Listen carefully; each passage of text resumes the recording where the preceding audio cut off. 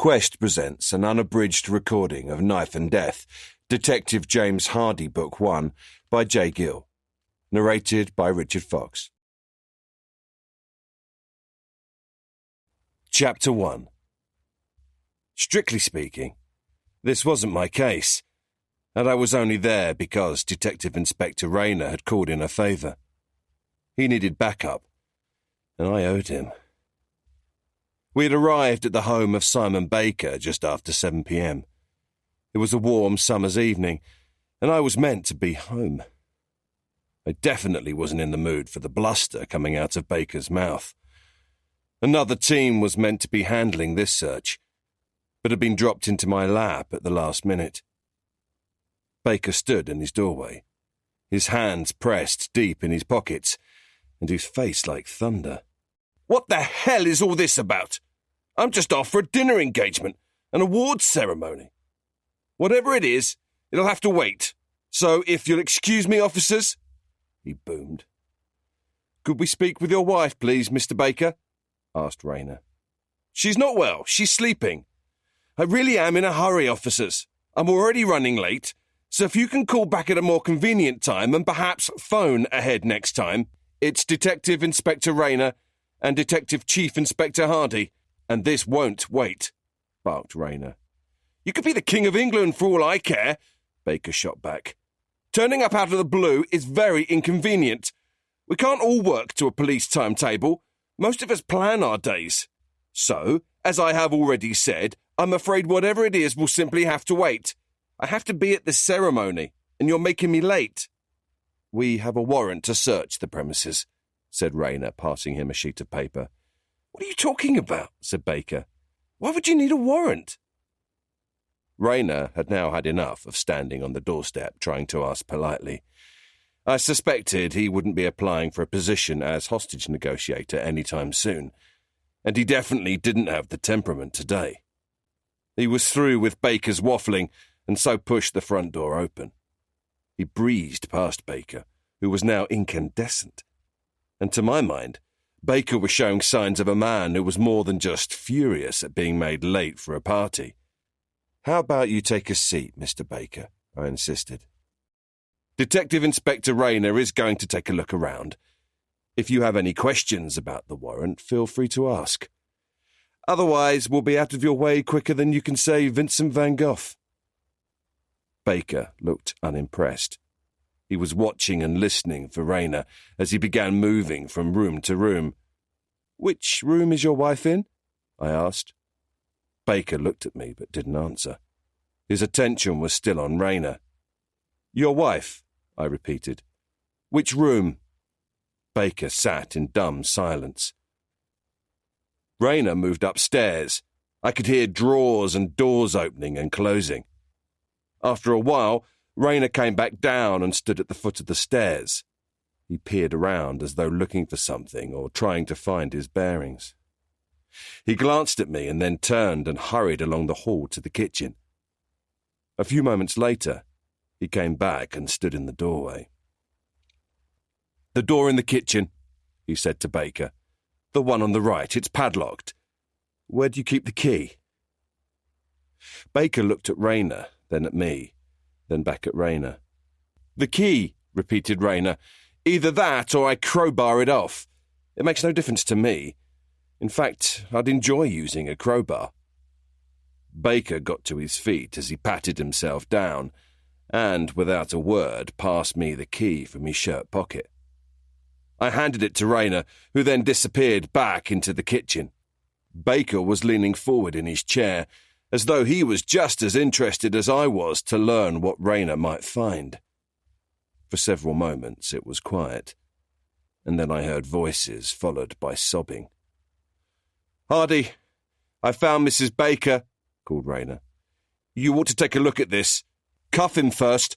We're going to want to take him with us for questioning." Baker jumped to his feet and ran for the front door. I moved quickly and, with a forceful push, redirected him so he hit the doorframe face first. He fell backwards and landed on his backside. I turned him over onto his stomach and, with my knee pressed firmly into his back, cuffed his hands behind him. I don't think you'll be making it to your party tonight, Mr. Baker. Still, I'm sure back at Scotland Yard they'll rustle up some canapes for you, if you ask nicely. Though I think we're all out of champagne. As much as I dislike sarcasm, I couldn't help myself. I hauled Baker to his feet, dragged him to the kitchen and sat him in a chair. "Through here," called Rayner. I went through the unlocked door and found Rayner comforting a woman who I guessed to be Mrs. Baker. I looked around the room, which was full of art. There were canvases everywhere. There was also a bed and a small table. An area had been partitioned off, and this contained a sink, shower, and toilet. Mrs. Baker looked pale, and though she was trembling, she'd stopped crying. Instead, she was sitting upright and was trying to be strong. "I won't let that man see me crying. You know it was my art that kept me going. My art, not his. Mine. I prayed every day and had faith that eventually the truth would come out," said Mrs. Baker. "What are you telling us?" asked Rayner. "I'm telling you my husband has kept me here." She gestured around the room. "He kept me a prisoner in my own home. If I didn't produce art for him, he would stop feeding me. He sometimes turned off the water for days so I couldn't drink. He beat me and threatened me. Said he would kill me and no one would ever know." "You're safe now," I said. "When you're ready, we're going to get you out of here. You need never worry about your husband again, I assure you." "Where is he?" said Mrs. Baker. "He's just outside in the kitchen. He's handcuffed, but don't worry. I'll take him away and you won't need to see him. Just give me a few—" Mrs. Baker interrupted me. "No. I want him to see me as I walk out of here. I want that talentless coward to see me. I want to look him in the eye." Rayner and I looked at each other. Rayner nodded in agreement. I went ahead and stood next to Baker. Rayner brought Mrs. Baker out through the door and into the kitchen. Baker kept his head down and said nothing. Mrs. Baker glared at him as she walked past. At the kitchen doorway, she turned and spat at him. "You're finished. The world is going to know the truth, that you took my art and passed it off as your own. You talentless, worthless nobody. I hope you rot in hell." Baker said nothing. He sat a little straighter in his seat, lifting his eyes only slightly to watch his wife attempting to leave the house with pride and dignity. "You know, none of this is what it seems, Chief Inspector," he said once his wife had left. "Really?" I said in disbelief. I was curious, almost despite myself, about what he could say that would change what was clear for all to see. She asked to be locked in there, so she could work, so she wouldn't be distracted. It was her idea. The sad thing is, I think she has been in there too long and become delusional. You see, she lived for the art. I begged her to come out and to enjoy life, to take some time off, but she's obsessed. It breaks my heart to see her like this. The woman I married is still in there somewhere, I know it, but she's buried deep inside a woman who has become obsessed with creating another and another and another piece of art. While you profited. I suppose that is how it could be perceived by the casual observer. To the casual observer, it appears that you as good as locked your wife in a room for years, that you told the world your wife was dead, that you passed off her work as your own, that her talent made you rich, that her talent made you a celebrated artist the world over. To the casual observer, I would say you look like a fraud. "What do you know of the art world?" Baker demanded huffily. "Not a lot, I suppose, but I do know that if what you say is true and your wife is ill, most husbands would have sought treatment, not a padlock." I'd heard enough from Mr. Baker for the time being. I lifted him out of the chair and led him to a waiting squad car. Chapter 2. 3 years later. River Thames, London, England. From their manner, you'd never guess the two men were driving to the river with the Albanian's dead girl in the back of their Mercedes C-Class. I've told her that's how I always make tea, milk and tea bag in a mug, then pour on the bloody boiling water, said Jimmy Kane. You know what Aggie said? Chris Perkins shook his head. He couldn't speak. He was laughing too hard. Nah, go on, tell me. She said I was uncouth. So I asked her, what does uncouth have to do with making a cup of bloody tea? Do you want a cup or not? The two men were laughing so hard they had tears in their eyes, and Jimmy had to concentrate to drive in a straight line. You know what? Said Jimmy. She then got all upset with me. Yeah, with me. You know how she gets all huffy and puffs out her lips, saying I was spoiling her Downton Abbey time. You better watch it, Jimmy. I reckon she'll have you dressed as one of those Downton butlers the way she's going. Sounds like your Aggie is getting herself sophisticated. I hear they call it Downtonitis. The two men cracked up again. Jimmy flicked on the indicator and parked up alongside the river. The two men put on their caps, lifted their collars and got out. Chris looked over the side of the bridge to the cold, black water of the Thames below. High tide, just like I told you, he said proudly. Jimmy opened the boot of the car, and the two men grabbed either end of the plastic sheeting the girl was wrapped in, then carried her to the wall, where they rested for a moment.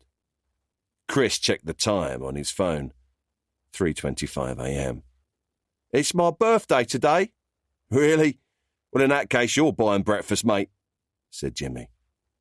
The two men rolled the body back and forth and started to sing, Happy birthday to you! Happy birthday to you! Happy birthday, dear, whoever you are. They rolled the body off the bridge and waited for the splash. Happy birthday to you! That done, they jumped back in the Mercedes and headed off through the early morning streets. So did your Aggie want a cup of tea in the end? Nah, in the end she decides she wants coffee. And get this, I got that wrong as well. I made regular coffee, but she now drinks decaf. I tell you, things are getting very complicated in my house. I love her to bits, don't get me wrong, but things are complicated. Sounds it, said Chris sympathetically. Just you wait. Your girl will have you running round in circles soon enough. You mark my words. Chapter 3. I was feeling proud, and at the same time, there were butterflies in my stomach. Like the rest of her orchestra group, my little Alice was on stage clutching her violin. Her music teacher was at the piano, and the performances were about to commence. Faith was sitting on my lap, her eyes wide open, taking it all in. She adored her big sister, and couldn't wait to see what was going to happen. Faith's little arm was up behind my neck, and her fingers were making circles in my hair. In her other hand, she was clutching Mr. Puppy, her comfort toy, who smelled ready for another trip to the land of soap and water. Mr. Puppy went with her everywhere and was looking pretty battered these days. But Faith didn't care. She was probably a little too old to still have him, but Mr. Puppy had comforted her through a lot of tough times and wasn't going anywhere for the foreseeable future. He was a part of the family. Faith squeezed Mr. Puppy and made sure he could see Alice up on the stage. Alice caught my eye from the stage, and we exchanged excited smiles. I gave her a wink, and she sat a little taller in her seat. She was a confident and pretty girl, looking more like her mother every day. I looked up and prayed their mother was with us tonight, and could see her two little angels. I miss you, honey. I looked at Monica, and she put her hand on mine. We both had tears in our eyes, and she knew what I was thinking. I missed my beautiful wife, Helena, who had been Monica's best friend. Thank you, I mouthed. Before I could continue, Faith began bouncing up and down excitedly and tugging at my hair with her little fingers. Daddy, it's starting. Daddy, look at Alice. The 3 rows of children got to their feet, and, tentatively, the first piece of music began. Alice was in the back row, and one of the tallest. I remembered when she was one of the little ones in the front row. Even then, she seemed to have a confidence beyond her years. The courage of all the children always surprised me. They showed no nerves and took in their stride the fact that they were playing to a hall full of parents, grandparents, siblings, friends, and teachers. Throughout the performance, the children took it in turns to play a solo or duet. Faith watched in wonderment as her big sister Alice's turn came, and she walked to the front to play her solo. She played the grade 2 piece that she'd been practicing for weeks. It sounded perfect to me, and I was ready to burst with pride and admiration. I felt like shouting out to the room, "Do you truly appreciate what she just did? Do you know what she's been through? Can you comprehend at all what she just did?" Instead, I filled up and gave Faith an extra big squeeze, and perhaps clapped a little louder than I should have. I didn't care. Performance over, and after a few announcements from the deputy head teacher, we said our goodbyes. Later than usual, we arrived home and sat down to Monica's homemade lasagna. "To Alice," I said, raising my glass of water, "whose performance tonight was perfect and who looked beautiful." "Yes, I noticed the new dress," I said, and nodded to Monica. "Spectacular," added Faith. "Spectacular," we all agreed. "I kind of messed it up a little in the middle, but it was okay," added Alice modestly. "Well, if that's true, then none of us noticed. We all loved it. I'm so proud of my girls. Well done, baby." Glasses of water raised, we toasted the evening and being together. The girls loved to hear the chink of glasses as we toasted around the table, and we used any excuse to do it. Later, I read stories to the girls and cuddled them. We talked for a while about schools and friends and Mummy. I cuddled them some more and tickled them a little. Usually, the girls shared a room. As a treat tonight, they were sleeping in my double bed. As usual when that happens, I'd sleep on the pull-out sofa bed, or more often than not, on my big old recliner chair. Although, if I do that and the girls catch me, I'm lovingly scolded. Monica slept in Faith's box room, which still had Winnie the Pooh curtains and wallpaper. My daughters had been pressing me for a while to change the rooms around and organise a more permanent room for her. In their childish imaginings, unaware of the bigger picture, it seemed only logical. After all, Monica effortlessly filled the role of surrogate mum. Monica slipped in to say goodnight to the girls as I poured myself a single malt and listened to the girls chatter. Life felt complicated, but I knew she was good for them. They needed a woman around, and at the moment Monica needed us. It sometimes felt that since Helena's death, I was getting more wrong than right. I often felt guilt for not being there for my girls. But they knew I had a job to do, and that job meant keeping people safe. And they were okay with that. A few months back, it felt like I was only just keeping my head above water. If it hadn't been for my girls, who knows? I might have been ready to give in and drown. Right now, though, things felt good. I might still be struggling with the balance of life and all the emotions, needs, and wants of a family. But life was returning. Occasionally, I still felt like I was being stretched in too many directions, and sometimes didn't know all the answers. But that was normal. I knew I couldn't give the girls everything they needed, but I knew I'd do all I could for them, unconditionally and without hesitation. Life hadn't been fair. Their precious mother had been snatched away from them, and God knows I wanted my wife back. But we were feeling strong again. We were close and all together and filled with love. Yes, I'd got things wrong, and yes, I'd made all kinds of mistakes during the darkest days, but nothing major. So, on days like this, when the house was filled with so much happiness, so much love and so much laughter, the way it used to be, I knew I must be getting it mostly right.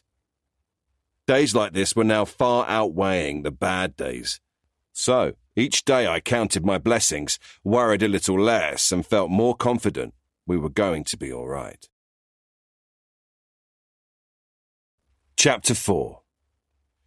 Ice skating was not a favourite activity of mine, but Alice and Faith loved it. Helena used to bring the girls and go out on the ice with them. Today it was me on the ice, and I'd wished I'd done it when the girls were small.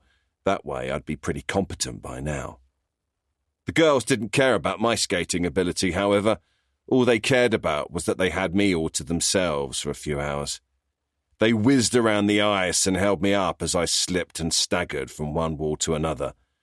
I looked over at Monica, who laughed and videoed me on her phone from the safety of the benches. "Looking good, Detective Inspector," she called, laughing. "Your turn to put on the skates," I called back. "Sorry, I can't hear you," she grinned at me. "Look, Monica, see what we can do," called Alice and Faith in unison. The girls took it in turns to do jumps and skate backwards and do all sorts of fancy stuff. I watched in exhausted admiration. I, on the other hand, concentrated all my energies on the not-so-simple task of hanging onto the wall and not landing on my backside. I watched how the girls adored Monica. Monica had been staying with us since before we lost Helena. Monica was Helena's best friend. They'd been like sisters from the day they met as toddlers in nursery school. So when Monica's new husband, Scott, had turned to drink and become violent, she had moved in with us. I still fondly remember how there hadn't been any real discussion between Helena and me. Helena had simply told me Monica needed our help and that she'd prepared a room for her. "Monica will be staying for a while. That's okay, isn't it?" she'd said, more telling me than asking. That was nearly 2 years ago. A few months later, Helena was dead. In the wrong place at the wrong time. She'd been the victim of an addict's need to feed his heroin habit. As she'd fought to keep him from snatching her handbag, he'd stabbed her. My beloved Helena had bled to death in the street, surrounded by good Samaritans, strangers, and onlookers. Monica was always a good friend. She was there for Alice and Faith when they needed her most. She adored them, and they adored her, welcoming her as a motherly figure, and the arrangement seemed to work for Monica while a divorce was being finalised. She didn't want to go back to her parents' home, which I understood. She wanted to stay in London, but couldn't have possibly afforded to rent on her own. The arrangement worked for me as well. She was a good listener, and we both enjoyed talking about our memories of Helena. Having Monica around kept Helena alive for me. After the skating, we all headed to a family restaurant that served high-quality burgers and milkshakes. All sorts of Americana adorned the walls. I couldn't help, once again, boring the girls by explaining who was in some of the photos. Elvis, James Dean, Clint Eastwood, Marlon Brando. They got me back by asking me questions about pop stars and their favourite groups. "Which pop group did Zayn Malik belong to then, Daddy?" Alice asked. Then Faith asked, "Name 3 songs from Frozen, Daddy. That's an easy one." Both girls giggled as I contorted my face, trying to think of the most famous one that everyone knows. Hang on. I've nearly got it. Let It Snow," I said finally. The girls booed and teased me. I held up my hands and admitted defeat. My phone rang. I instinctively knew who it was without looking. I took the call outside, where I paced up and down as Rayner went over the situation he was responding to. A woman had been found murdered, and there was a strong possibility that I was going to be back on another slow, painful investigation. We agreed he'd go to the scene. If it turned out to be something of the nature he anticipated, then he'd call me back. This call, he told me, was just a heads up. I finished the call and watched through the large glass windows as Monica distracted the girls. She looked over and smiled knowingly. Her expression said it all. "I've got this. If you need to go, then don't worry. The girls and I will be fine." As I watched my daughters drawing and laughing, I felt the feeling I often got before an investigation started. My limbs would grow heavy, and the energy would drain from my body. Yet I knew that when the investigation began and the pieces started coming together, my energy would return. I once imagined it as a tide of emotion coming down on me, weighing heavily on my mind as fear and apprehension descended.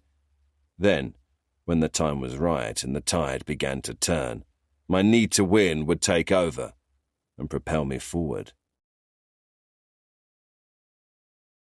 Chapter 5. I walked to the river's edge, which had been cordoned off by forensics. It was a beautiful summer morning, and, as the sun came up, I took a moment to look down and across the Thames to where I could see the Palace of Westminster and Elizabeth Tower, more commonly known by the name of its main bell, Big Ben. In front of me, tents and screens were in place. I felt the anxious knot in my stomach grow. Detective Inspector Rayner was talking to his forensics pathologist, Heidi Hamilton. "Look who it is," Rayner joked as he spotted me. "I know you're supposed to be resting, but I thought you'd want to see this. How are you feeling?" I was still recovering from a few injuries sustained while apprehending a lowlife who preyed on the elderly. "Bit bruised and sore, but I'll live," I said. "Next time I'll call for backup sooner, I promise." "You'd better," said Hamilton. "So what have we got?" I asked. Hamilton looked at her notes and began to unzip the body bag as we spoke. "Young woman, early 20s. Bruising around the neck indicates strangulation. Also multiple stab wounds to the abdomen. I counted at least 15. I looked at the young woman's face. It seemed familiar but difficult to place under the circumstances. My mind began racing, trying to place the face. Hamilton was still talking, but it was only background noise. I knew this young woman, I was sure of it. She was a sweet girl, foreign, Eastern European, perhaps Polish. I'd spoken to her only a couple of days ago. It finally fell into place. It was after Monica's evening class. Monica taught English, and the girl was a student of hers, and an enthusiastic one. She and Monica had formed a sort of friendship. They'd chatted a lot. Monica had introduced her to me after a class. We'd spoken on and off since then, usually when I was picking Monica up after a class, but only briefly. "Delina," I said finally. Rayner and Hamilton looked at me. "Are you okay?" said Hamilton. I put a hand out to steady myself. "Delina Berisha is her name. I know her. She's become a sort of friend to Monica. She's Eastern European. She attends one of Monica's evening classes." This case was suddenly close to home. How had she ended up like this? Was this a random attack? Had she been in the wrong place at the wrong time?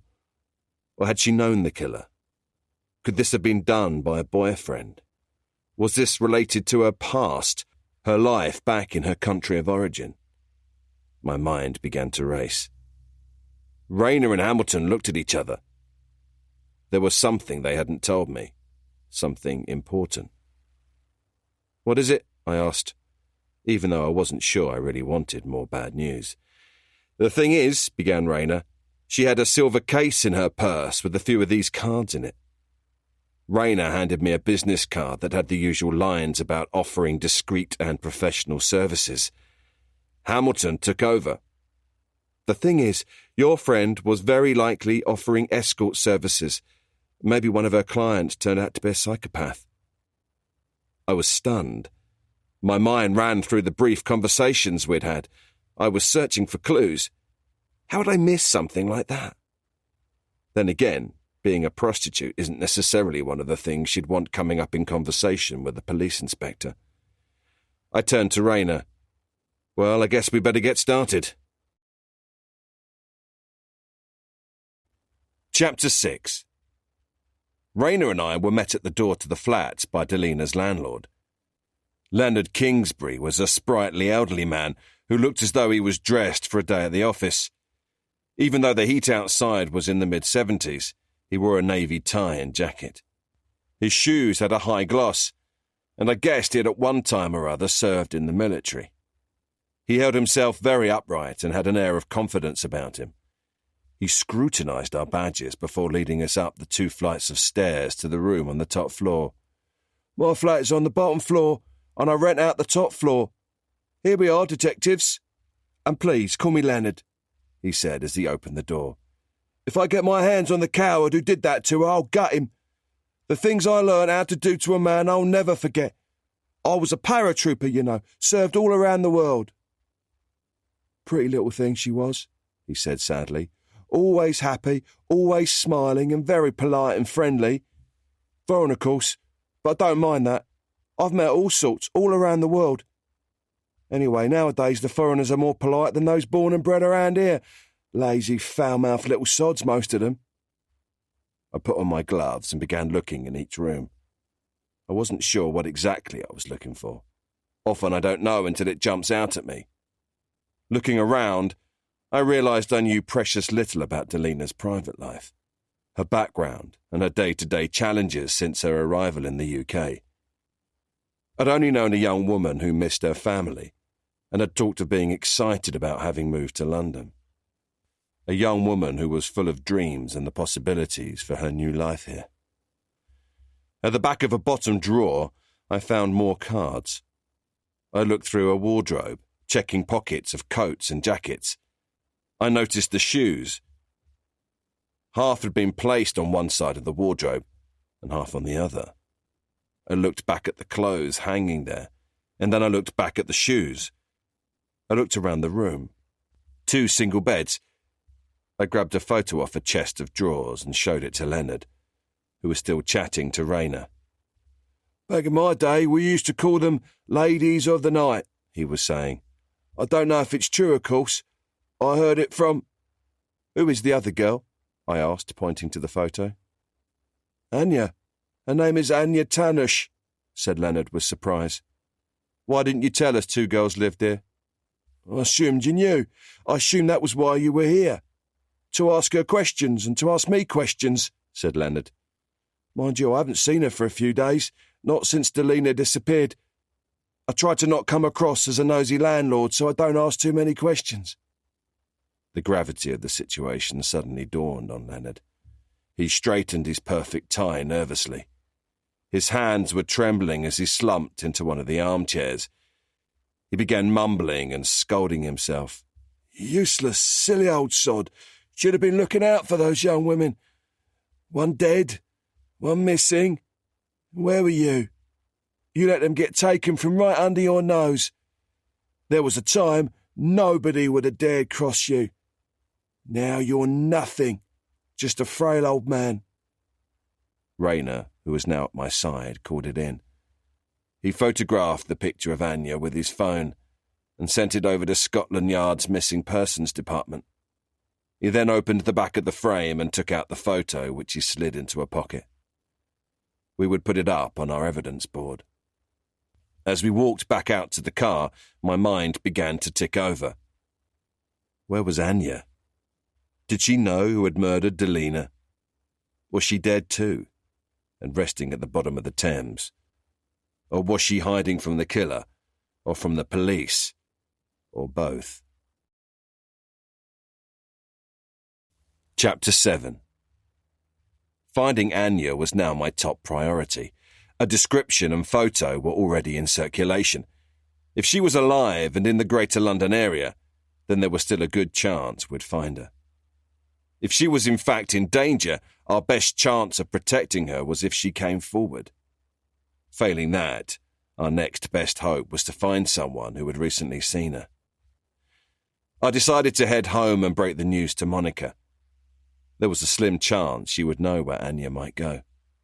Perhaps she knew some of Anya and Delina's friends or hangouts. In any event, I wanted to speak to Monica before Alice and Faith got home from school. I knew it wouldn't be long before Delina's name hit the news channels, and I didn't want her finding out that way. We were holding the name back for now, but eventually it would come out. I wasn't looking forward to the conversation, but felt Monica deserved to hear the news from me first. Monica was marking test papers for a class, and she could see from my face I was the bearer of bad news. I told her what I could, then we talked, and she cried, and I comforted her. It was a rough few hours. Monica told me she and Delina had talked a lot, and that on occasion she had mentioned a friend named Anya. She talked about the usual things, nothing out of the ordinary. I never got the feeling she was scared of anyone. We talked about food, family, friends, men, money, and our homesickness, said Monica. Delina was a bright young woman, quietly confident with a positive attitude. She came alone to the UK. She knew no one to begin with. She left her family and everything she knew to start a new life. That takes such courage. Then some monster does this to her, and she's gone. Just like that. Gone. Monica and I drove to Spring Castle School together to pick up Alice and Faith. We watched as they came running across the playground, and I felt my heart lighten as they came crashing into me for a hug. It's incredible how children can instantly change your mood with their love, energy and excitement. I picked them up from school as often as I could. It was as much a treat for me as it was for them when I was at the school gates when they came out. "Who wants to go and get an ice cream sundae?" I suggested. "Really?" Alice and Faith began jumping up and down excitedly and calling out the flavours and toppings they'd like. Monica hugged and kissed the girls and smiled for the first time in hours. Chapter 8. I was the only one still up when Rayner arrived just after 11. He put his files on the desk while I grabbed us both a cold beer from the fridge. We were in my home office, which was a converted garage adjoined to the house. Rayner and I needed to talk. There'd been a development in Delina's case, the worst kind of development. A second body had been found. This time a Thames River Police patrol boat had pulled the body out of the river. It was another young woman wrapped in plastic sheeting, the same way Delina had been found. Rayner knew what I was waiting to hear. "It's not her," he said. "It's not Anya." I'm not sure relieved is the right word, but I felt something similar. Anya might be our only link to the killer, and we needed her alive. Just the same, though, the body was still that of a young woman, still a daughter, still a sister, still somebody's loved one. A young woman whose life had been cut brutally short. She most likely had family who were worried about her, a mother and father who were desperate to hear her voice and hear she was okay.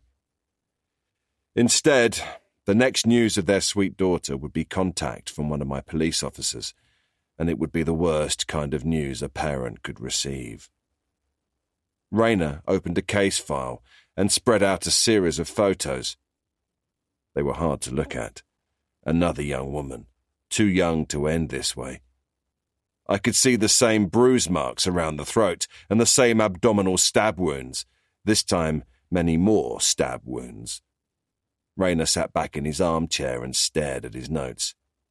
He looked exhausted. He took a sip of his beer. "Forensics will know more tomorrow, but what they can tell us right now is she's been dead a while, certainly a while longer than Delina. It seems she may have been dead a few days, and then her body was moved and put in the Thames. Do we have a name? No name. We have nothing. Unlike Delina, this young woman has nothing to indicate who she is. We've got to hope fingerprints or missing persons turn up something, or maybe her family will come forward." I could see from the photos in front of me that this young woman had a tattoo on her shoulder, a simple wolf design. We both looked at each other. The same thought process had gone through our heads at the same time. Identifying marks. I grabbed my phone and called Hamilton. Pick up, I muttered. "Delina definitely had a tattoo," said Rayner. I nodded in agreement. Hamilton answered, "It's a good job I'm a workaholic with no social life who enjoys being called late at night by tall, dark, single men. How can I help you, James?" "Sorry to call so late. Delina, the young woman." "Yes, I know the one." "Did she have a tattoo? I rember she had a tattoo. What did it look like?" The line went quiet. Presumably Hamilton was referring to her files. "Yes, she had a tattoo. Black and white. About 5 centimetres by 8 centimetres. On the back of her upper left shoulder. A tattoo of a wolf." This was either a hell of a coincidence, or Delina and this young woman knew each other. At the very least, they were connected, but exactly how was unclear at the moment. We had our first development, and that felt good. "I assume Rayner is with you," said Hamilton. I put my mobile on loudspeaker so Rayner could hear. "As you're both there, I will tell you now. The murder weapon used on the victim pulled from the Thames today is the same as the one used on your friend Delina. She had multiple stab wounds that were made with the same weapon, and she was also strangled in the same way. In fact, her throat was virtually crushed. In my opinion, whoever did this held the victim by the throat and at the same time stabbed her. He was over his victim. He was up close and personal when he did this. Whoever this man is, he is strong, and I'm sure I don't need to explain to you the sort of person you're dealing with here." I rang off and sat back in my chair, feeling drained. Reading between the lines, it was clear these two murders were related. Already we had a lot of evidence, but as yet I couldn't see the big picture. I felt sure that unless this killer was caught, he would do it again and again. Anyone capable of this kind of brutality enjoyed it, or at the very least felt compelled to do it. This man needed to feel power over his victims, and that kind of power is considered to be addictive. Rayner drained his bottle of beer and headed for the door. "We'll start again in the morning. Stay where you are. I can show myself out. And get some sleep. You'll think more clearly in the morning if you do." I looked at the clock. It was after 1 a.m. I made some coffee and began to read through the files again. Chapter 9. Papa sat at the back of his restaurant. 6 a.m. was his favourite time of day. Caesar's would open in a few hours, but right now it was closed and quiet. He could read his paper, smoke his cigar and think. The opportunity to think and reflect was something he cherished. Papa remembered that when he was a boy, he would often sit with his father at the kitchen table and talk. Papa knew only that his father had many visitors and was said to be a man of his word. He was also aware that his father was respected by other townsfolk and that his family was wealthier than anyone he knew. This made the immature boy both proud and at times boastful. He later learned his father was also feared and respected in equal measure, not only by his townsfolk, but also by many in neighbouring towns. Papa often got into fights with other boys, some his own age and some older and bigger. Tired of using his belt on his son for fighting, his father one day sat him down to talk. "I hear you've been fighting again," he said. Without waiting to hear his son's side of the story, he continued. "Your strength as a man comes from respect. Without respect, you are nothing. True respect can never come from a fist, a knife, or a gun. Only fear." With surprising speed and strength, his father grabbed his hand and looked his son in the eye. He then pressed a finger hard into the boy's chest. "Listen to me. True respect comes from power. True power comes from respect. Stop thinking with your heart and think with your head. Your heart makes you act from passion, fear, anger, lust. All come from your heart. These feelings will make you act on an emotional level, and your decisions will be irrational. Irrational decisions will land you in trouble." His father then pressed the same finger to the boy's forehead. "Better to use your head. Learn to think first. Give yourself time before reacting or making a decision. Just think for a moment of all the truly powerful men in history. First and foremost, they were thinkers, strategists. If you can think for others and can deliver for them the result they desire, you will be a respected and powerful man. But first, you must learn to think for yourself." His father took out his knife and stabbed it into the table in front of the boy. "I am not saying you will never need to fight. On the contrary, there are times when it is unavoidable. You will learn when those times are, and then when you do fight, you will be sure it is the right and only course of action. That is the last resort. Be sure also that, at all costs, you win that fight. Strike hard, strike fast, and strike with ruthlessness and finality. His father then removed his belt and punished the young papa that way for the last time. Chapter 10. Oral placed a strong black coffee on Papa's table and went back behind the bar, where he continued cleaning glasses. He held up each glass to the light, polished it, inspected it, and placed it neatly on the shelf. A loud rat-a-tat-tat cut through the silence in the restaurant. Oral walked over to the glass door, took a deep breath, and opened it. Vlad erupted into the room, looking out of place in the traditional surroundings. With his shoulder-length hair, dark glasses, and expensive suit, he looked like a rich city banker who had gotten lost and stumbled into the wrong bar.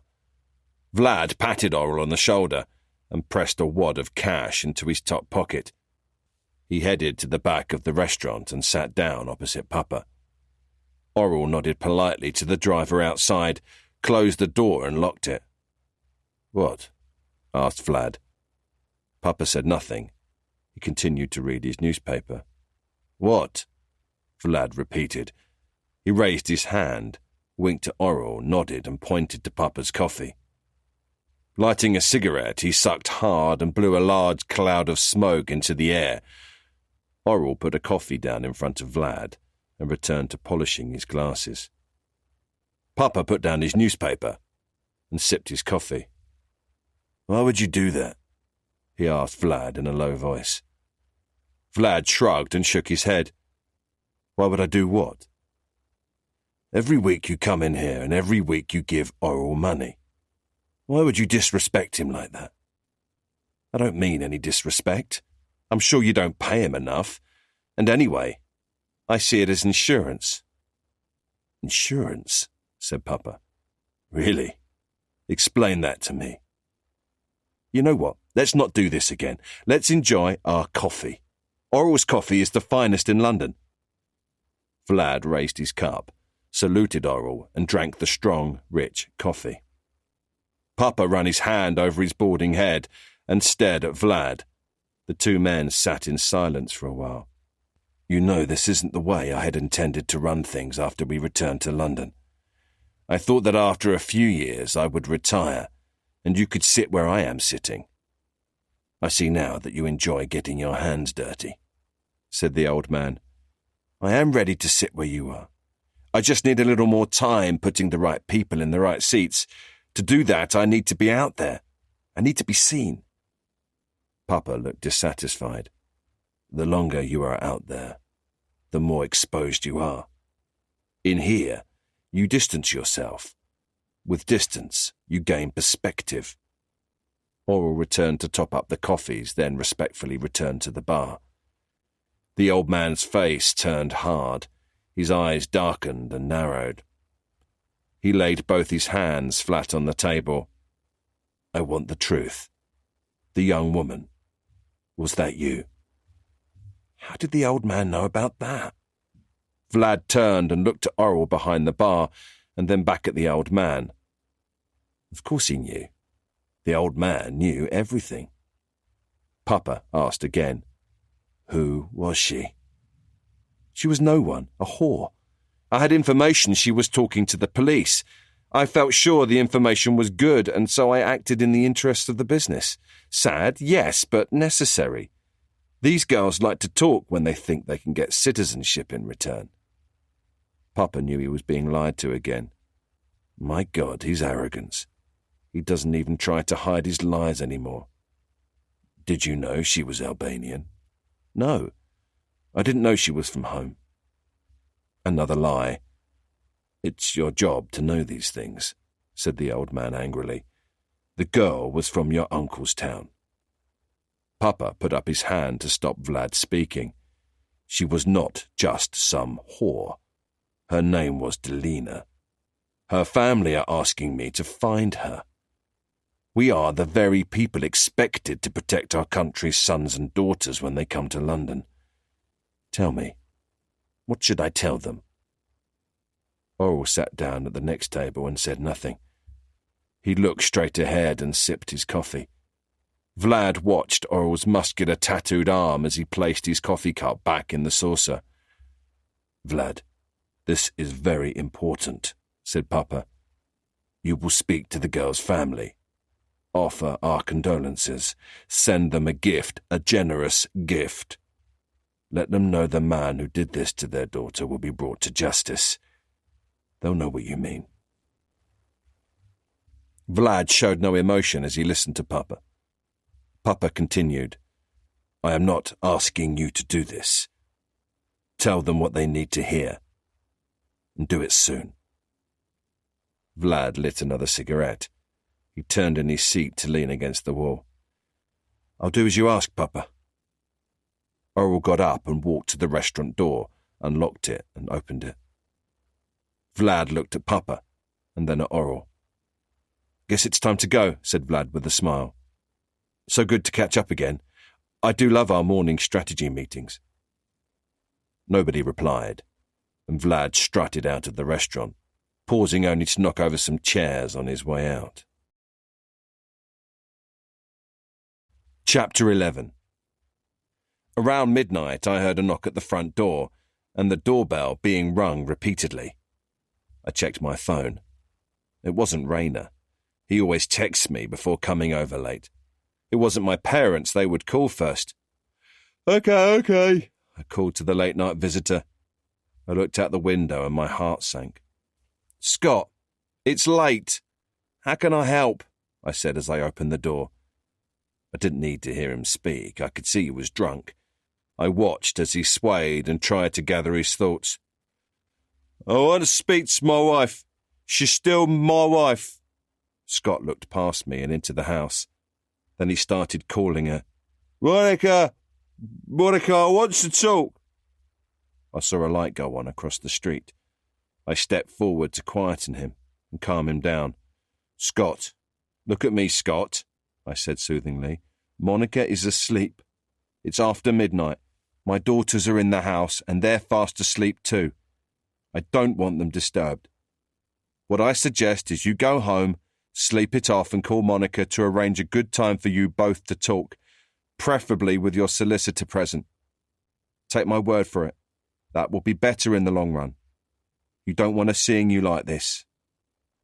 How about I call you a cab?" "Who the hell do you think you are? I know what you're up to. You're screwing my wife, aren't you? You think you're above the rest of us, don't you? Get out of my way. I want to talk to Monty now."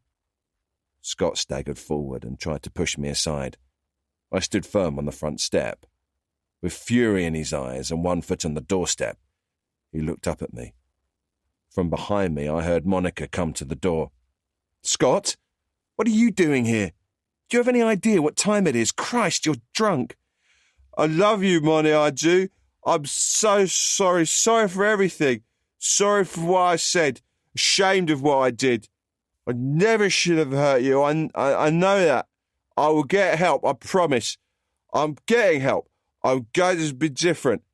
I want you back. I want to start again. Can we start again? I just want to hear that we can try again and I'll leave.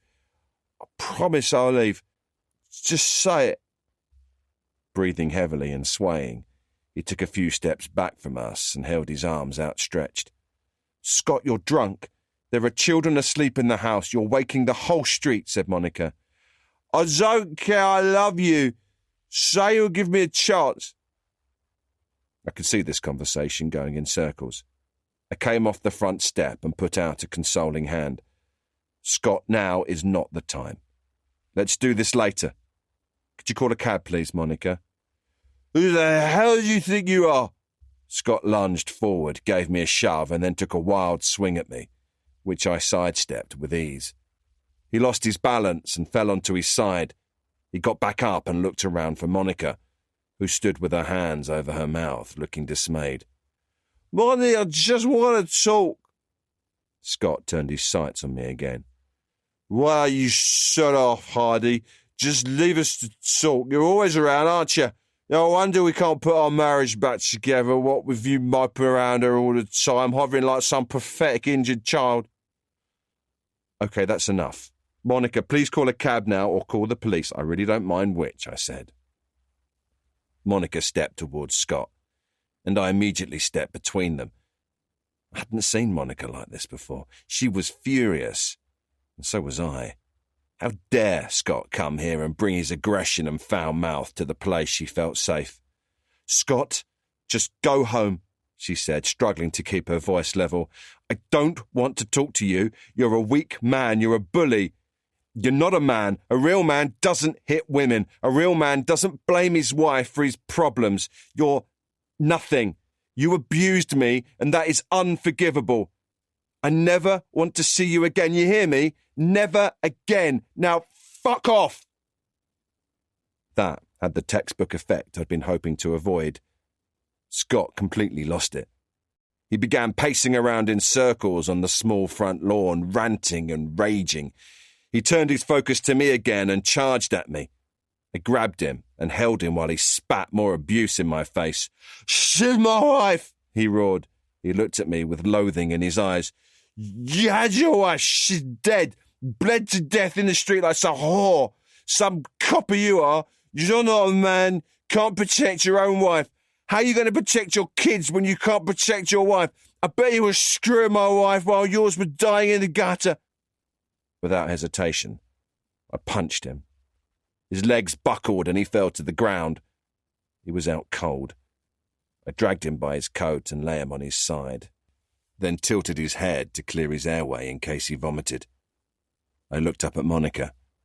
Without a word, she walked into the house and returned with my mobile phone and 2 coats.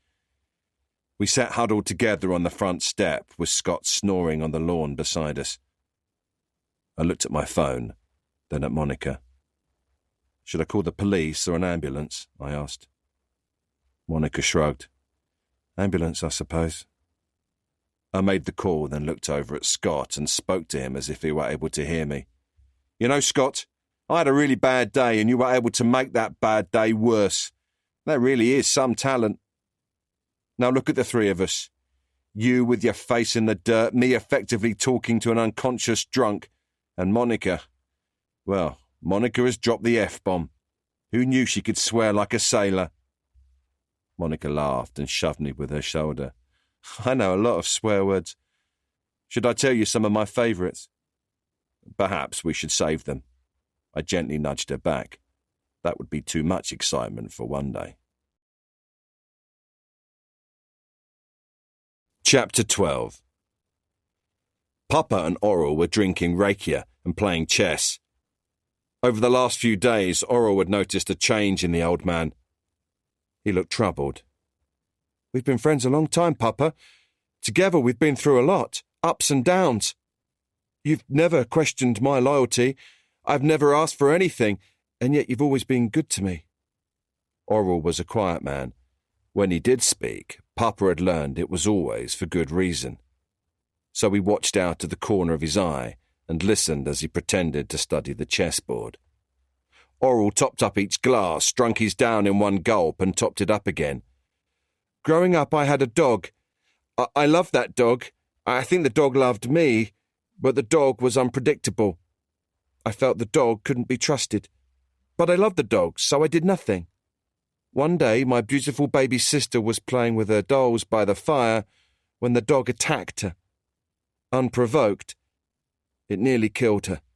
It grabbed her by the shoulder and thrashed her like she was nothing. She screamed and cried and there was blood, lots of blood. This only increased the dog's bloodlust. My father heard the cries and ran into the room and without hesitation grabbed a fire poker and drove it straight into the dog's skull. My sister survived, though she was scarred down her face, neck and shoulder for the rest of her life. She was scarred because I avoided doing what I knew had needed to be done. If I could have my time over again, I would not hesitate. I would cut that dog's throat the first time it looked at me the wrong way. Papa sat back in his chair amazed. The 2 men had known each other for over 50 years, and that was possibly the longest he'd ever heard Oral speak. "What a load of nonsense," said Papa. "You must be the worst storyteller I have ever heard. You never had a dog. You never even had a sister." Oral looked at the old man with shock on his face. Then the two men laughed, the sort of laughter that brings tears to the eyes. When they regained their composure, the two men lit cigars. "Thank you," said Papa. "Watch him. I need to be 100% sure it's him.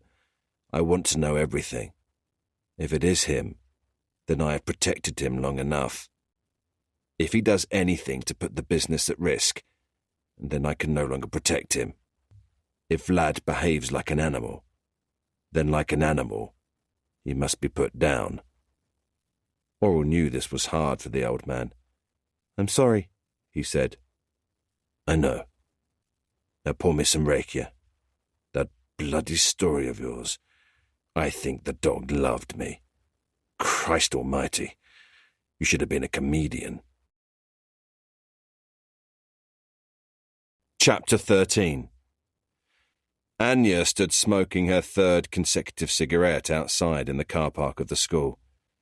She'd cut her hair short and was wearing sunglasses, but she doubted her new look would fool anyone who knew her.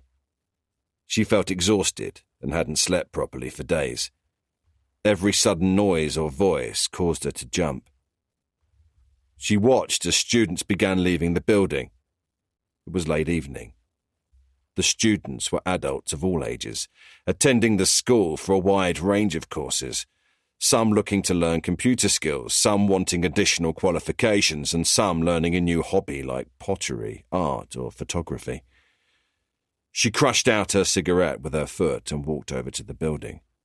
As she wove amongst the crowd, her eyes scanned the faces, looking for the teacher. She had met her once or twice. Her name was Miss Riley. Monica Riley. Delina had talked about her a lot, the way she always did when she learned something new or had a new idea. She would talk and talk and talk, excited and full of enthusiasm like a child. Anya continued to scan the faces of the crowd. She was worried now that she wouldn't recognize her. Then it crossed her mind that Miss Riley might still be in the classroom. She started up the steps of the school, and then in the sea of faces she recognized the one she was looking for. Miss Riley was walking towards her, talking to a student. Anya had to speak to her. Perhaps her husband, the detective, would help. Miss Riley looked up and recognized Anya straight away.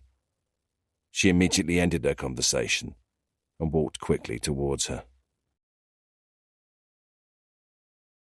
Chapter 14. The two women sat in Monica's little Ford Fiesta and talked. "We must go to the police," said Monica. "They're looking for you. Police officers all over London are looking for you. We thought you might have been, killed." Anya began to cry.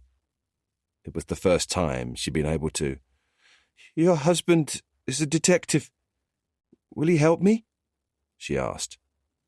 Monica put her arms around Anya. "James is a good friend," she said. "He's not my husband, we're friends. It's complicated, but none of that matters." She handed Anya a tissue. "Yes, of course he'll help you. You should come with me back to the house, you'll be safe. He'll be at home putting his children to bed right now. We can meet him there. You can shower, get a change of clothes, and have something to eat." Monica hugged Anya again. "You're going to be okay. James is a good man." Anya nodded and looked at her lap. The car park was empty of cars now. There was not a soul in sight. The night air was hot and full of the smell of cut grass. Monica started her car, turning on her headlights, and headed down the drive towards the road. She stopped at the entrance to check for oncoming traffic. Out of nowhere, a black Mercedes 4x4 appeared and pulled up in front of her little Fiesta. The two women watched in alarm as the doors of the Mercedes opened and two men jumped out and ran towards them. One of them wrenched Anya's door open, and she screamed as a large, muscular man grabbed her hair and arm and tried to drag her out. Without thinking, Monica threw the car into reverse and the Fiesta began lurching back up the driveway. Anya's attacker lost his footing. She grabbed his arm and bit down on it as hard as she could. The man cursed loudly, pulled back his arm and fell backwards onto the freshly cut lawn. His partner looked at him and laughed. "These two have got some fight," he said. "This should be fun." They both walked back to the Mercedes and, with little haste, followed the reversing Ford Fiesta up the driveway into the car park. They had no reason to rush.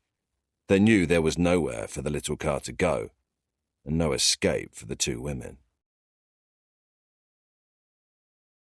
Chapter 15. Sometimes police work comes down to a little bit of luck. My father, once a detective himself, always told me we make our own luck. He also liked to tell me the luckiest detectives he'd worked with were usually those with the greatest levels of perseverance, and so it was today. I'd spent the day calling every detective and investigator I knew, and some I didn't, and eventually I got a lead. A vice detective I knew called Bartholomew Bellamy, everyone calls him Barty B, told me of a case he'd worked on a few years back. He'd been on a raid trying to bust a fast-growing prostitution racket in West London. Girls were being brought in from Eastern Europe and forced into sex work to pay off their debt to the traffickers. On this particular day, the plan was to raid 3 flats at the same time in different parts of London. The idea was that none of the flats would get tipped off about the raid, because they'd all be raided simultaneously. If I remember rightly, the flats were all above tanning and beauty shops. Anyway, we got the call, and my team entered our target from the front of the shop and headed up the stairs, said Barty B. When we reached the top of the stairs, we met no one, which was really odd. Initially, I thought we had the wrong place. Usually there are women running around and clients trying to get out the windows with their trousers around their ankles. I'm exaggerating, but you know what I mean. It usually gets chaotic for a while, but not that day. That day there was no one in the shop, no girls on the stairs hurling abuse. The place was quiet. It wasn't until the team started checking and clearing the rooms that we understood why. Barty B cleared his throat and continued. On a bed in one of the rooms, the bodies of 4 young women were piled one on top of another. It's hard for your mind to comprehend when you see something like that. All those young women had been stabbed over and over again. I don't mean stabbed just to kill them. I mean some of those young women had pieces of themselves hanging off, and some of the pieces were on the bed and some on the floor. I'd never seen anything like it before, and nothing like it since. There was blood everywhere. I mean a lot of blood. One of the guys said it was like a bomb had gone off in a butcher's shop, and I understood what he meant. At first, I was unsure how this horrific story related to me and my inquiry. Then he told me each girl had been strangled and stabbed multiple times in the abdomen. He told me it was though their necks had been put in a vice. Someone with a tremendously powerful grip had held each girl and crushed her throat while at the same time cutting and stabbing her. All 3 raids reported the same thing, said Barty B. In total, 11 girls were found murdered in the 3 flats. Why? Well, at the time, we assumed someone had become aware a raid was imminent and was covering his tracks in case any of the women decided to talk. Dead women don't talk. He then told me that, unsurprisingly, no witnesses had come forward. A wall of silence went up and they never got the guy they suspected of doing it. I was hooked. I sat with the phone pressed to my ear and my pen poised, waiting for the name. This had to be my guy. There were too many similarities.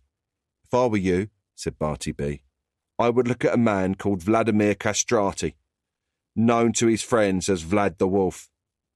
What else do you know about him? I asked. Not much, really. Your man Vlad is Albanian mafia, and, as you'd expect from any mafia boss type, he's a real nasty piece of work with a ruthless reputation. I won't go into details right now, but as far as we can make out, he's into everything. People trafficking, prostitution, drugs, money laundering. You know the kind of stuff. He's also right on the top of the food chain, so he's always got someone willing to provide an alibi. Failing that, witnesses simply vanish or, like these girls, wind up dead. So how do I get near him? I asked. To my surprise, Barty B laughed. You won't have too much trouble with that. I won't have too much trouble getting near him. What do you mean? Vlad is a real wannabe playboy. He loves an audience. I think he's a little confused about whether he's a gangster or a playboy. But whatever you do, don't for a second forget what he is. From what I've heard, he'll flip in a second from name-dropping to dropping you off a building." I could hear someone calling Barty B's name, so I knew he'd want to wind up the call. "Listen, Hardy," he said. "If you get anything on this animal, let me know. I can also tell you the detectives in Vice, serious crimes, fraud, flying squad, you name it, they'll all have their own reasons for wanting to see Vlad the Wolf taken down. So anything you need, just ask. Right, gotta go. Good luck, mate." With that, he hung up. I sat in my chair and drew a line under the name Vladimir the Wolf Castrati. Was he Delina's killer? I spent several more hours calling detectives back, pulling files and learning as much as I could about Vlad the Wolf. Chapter 16. The gallery had been closed an hour now. Simon Baker watched from across the street as Toby Fielding stood at the front door of the gallery and gazed out of the window, looking up and down Old Potter Street and checking his watch. 20 minutes late, Baker said to himself. I'll give it 10 minutes more to really piss him off, then I'll pay him his visit. 9 minutes and 50 seconds later, Baker crossed the road and appeared at the front door of the gallery just as Fielding began to pull down the blinds and close up. He opened the door and scowled at Baker. "I'm so sorry I'm late. Why do our trains never run on time?" "It's me, Richard Money," said Baker. "We have an appointment?" Fielding smiled politely. "No bother," he lied. "I was just catching up on paperwork. Very pleased to meet you, Mr. Money. Please, come in." "Thank goodness for paperwork," said Baker. "I really thought I might have missed my opportunity. Since I heard the canvas had become available, I've been unable to think of little else. If I'd lost it to another buyer, I would have been more distraught than you can ever imagine. You know how it is." "Well, of course you do. A man of your extensive experience." Baker was enjoying this already, more than he had anticipated he would. "This fool has no idea who I am," he thought. "I'm standing inches away from him, and he doesn't have a clue." "Can I get you a tea, coffee, a glass of wine, perhaps?" said Fielding. "A white wine, if you have it, would be perfect. Thank you. I really must apologise again for being late. It really is so very good of you to have waited." Baker took off his coat and placed his briefcase on Fielding's desk. He watched as Fielding disappeared into the back office to fetch the drinks. He was a little concerned that in his excitement he was overdoing his performance. He took a deep breath, then unclipped his briefcase in preparation. "So, what do you do? What's your line of business, Mr. Money?" called Fielding from the small office. "That is, if you don't mind my asking." "I'm semi-retired. For many years I had a successful business, exporting British luxury goods around the world. I had very little in the way of overheads and was able to build quite a nest egg. Then, 3 years ago, I was forced to reassess my life and change direction. Due to unforeseen circumstances, I had to... Well, let's just say I came to a crossroads and had to rethink my priorities. Fortunately, as I said, I had a little tucked away for a rainy day, which was just as well because, boy, oh boy, did it rain. But you know how it is. We brush ourselves off, pick ourselves up, and move on. One door closes, another opens, and all that. I now look at those experiences as being little more than chapters in my life story. Yes, life can throw us all sorts of unexpected challenges, can't it? But we move on." Fielding eyed Money's gold watch and expensive shoes. "You certainly seem to have bounced back from whatever your challenges were." He handed Baker a cold glass of white wine. "To challenges," he said, lifting his drink. "And to new chapters." "To new chapters," agreed Baker. Laughing inside, he watched Fielding sip his wine. "So, Mr. Money, shall we take a look at what you came all this way to see? I have it prepared in a private viewing room, which is just through here." Fielding led the way. He opened a door to a small private room off the main gallery.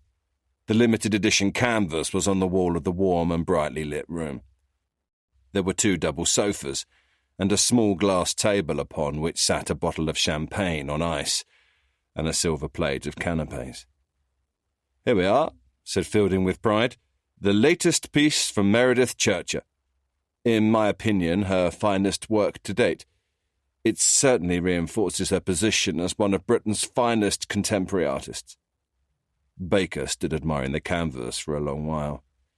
He put on a pair of glasses and stepped closer. He then took the glasses off and stepped back. He stood to the left of the canvas, then moved to the right. He said nothing for as long as he could stand it, savouring every blessed moment. He was having so much fun. "Is it genuine?" Baker said, deliberately mumbling. "I'm sorry, Mr. Money, I didn't quite catch that." "Is it genuine?" said Baker. "It's a simple enough question." "How do you mean, genuine? How can I tell this canvas is genuine? I don't mean to be rude, but for all I know, you may have knocked this up in your garage." Baker could feel the excitement rising within him. Fielding was unsure how to respond. He wasn't entirely sure he was hearing what he thought he was hearing.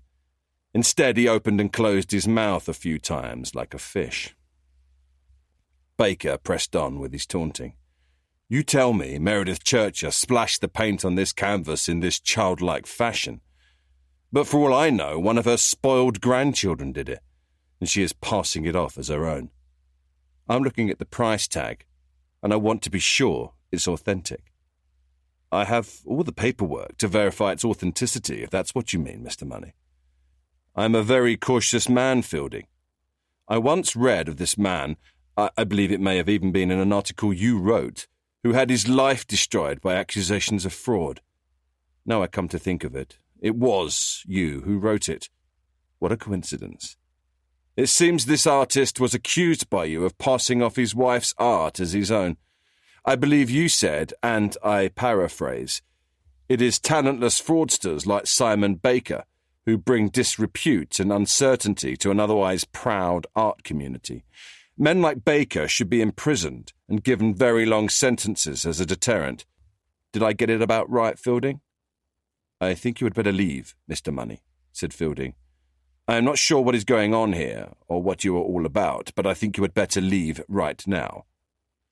Baker moved quickly to lock the door and remove the key, which he held up for show and then put into his pocket. Fielding stood paralysed with fear and could only stare at Baker while his mind raced with possibilities. After some time processing the situation, he now found his eyes beginning to fill with tears. "Who are you? What do you want?" Baker moved to his briefcase and opened it. "Have a think. Have a guess. Take a wild shot. Who do you think I really am? Have you been looking over your shoulder? You should have been. You're not Richard Money?" "Nope." "So you're not here to buy the painting?" "Nope." "Do I know you?" "Yep." Fielding looked hard at the face of the man in front of him. The answer was there somewhere. Did he want the answer? If he worked out the name, then what? Eventually, from a lost vault somewhere deep inside his brain, and after a lot of frantic processing, a name was served up. Simon Baker. Bingo! Right first time, that was fun. Fielding changed his approach now, and became chummy. "It's you, Simon Baker. So how have you been? Ha! The beard fooled me. You're looking good considering all that nonsense that went on. It's good to see you. So what's this all about? Some sort of prank, I suppose? Just you wait till I tell everyone I bumped into you. They won't believe me. It's so good to see you again. You had me really going there for a while.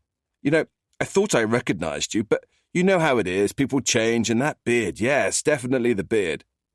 "Save it," Baker said coldly. "We weren't friends. We only ever met twice. That didn't stop you joining the pack when everyone was out for my blood, though, did it? Well, now I'm here for yours." "Look, I can explain," said Fielding hastily. "It was my editor, Guy Lyons. You know Guy. He asked me to write that article. Everyone was talking about you at the time, how you, well, you know, with what happened and the arrest and the court case and how they said you kept your wife prisoner and passed off her work as your own. We were all taken in. Everyone was talking about it, so Guy said he only wanted an article about what was happening with you. I never believed the stories coming out about you, of course. I just had to write an article on what I was told. Anyway, no harm done. Look at you now. You're doing all right. You should listen to yourself, Baker sneered. No harm done. Guy made me do it, blah, blah, blah. Don't worry. I will visit Guy as well, but all in good time. Today, I am visiting you. Baker opened his briefcase and took out a pair of eye protectors. He then put on some latex gloves. Next, he held up a cordless power drill, whizzed it a few times, and put it back in the briefcase. Next, he held up a taser, then a hammer, a screwdriver, and a pair of pliers. First things first, Fielding. Today you and I are going to create a very unique piece of art. It may not be to your taste, but I know I'm going to like it. Fielding stepped back, putting the two-seater sofa between himself and Baker. He began to beg. Then as Baker closed in, he screamed. Then he cried. And then he bled. All of which was exactly what Baker had hoped for and imagined for so long. Chapter 17. I called to check everything was okay at home. Mum was babysitting tonight while Monica taught her evening class. When she answered, she sounded concerned. I'm sure it's nothing to worry about, James, she said, but Monica's not back yet. Perhaps she went for a drink after class, with colleagues or some of the students, I said. I was trying not to sound concerned myself and was racking my brain, trying to remember whether she'd told me she was going out after class. She always calls if she's going to be late, always, said Mum. She went quiet for a moment and then said, I didn't like to try her mobile like some worried old woman, but I wish I had. I think you should. Will you call her for me? Monica's mobile went straight to voicemail. I left her a message and called Mum back. She sounded very anxious now, so I made a suggestion that I thought might calm her nerves. I didn't get an answer on Monica's mobile, so what I'll do is head over to the school to see if she's still there. She's probably just talking to friends. You know how she likes to talk. If she's not there, I'll go to the King's Head pub just down the road from the school. That's where they usually go if they have a drink afterward.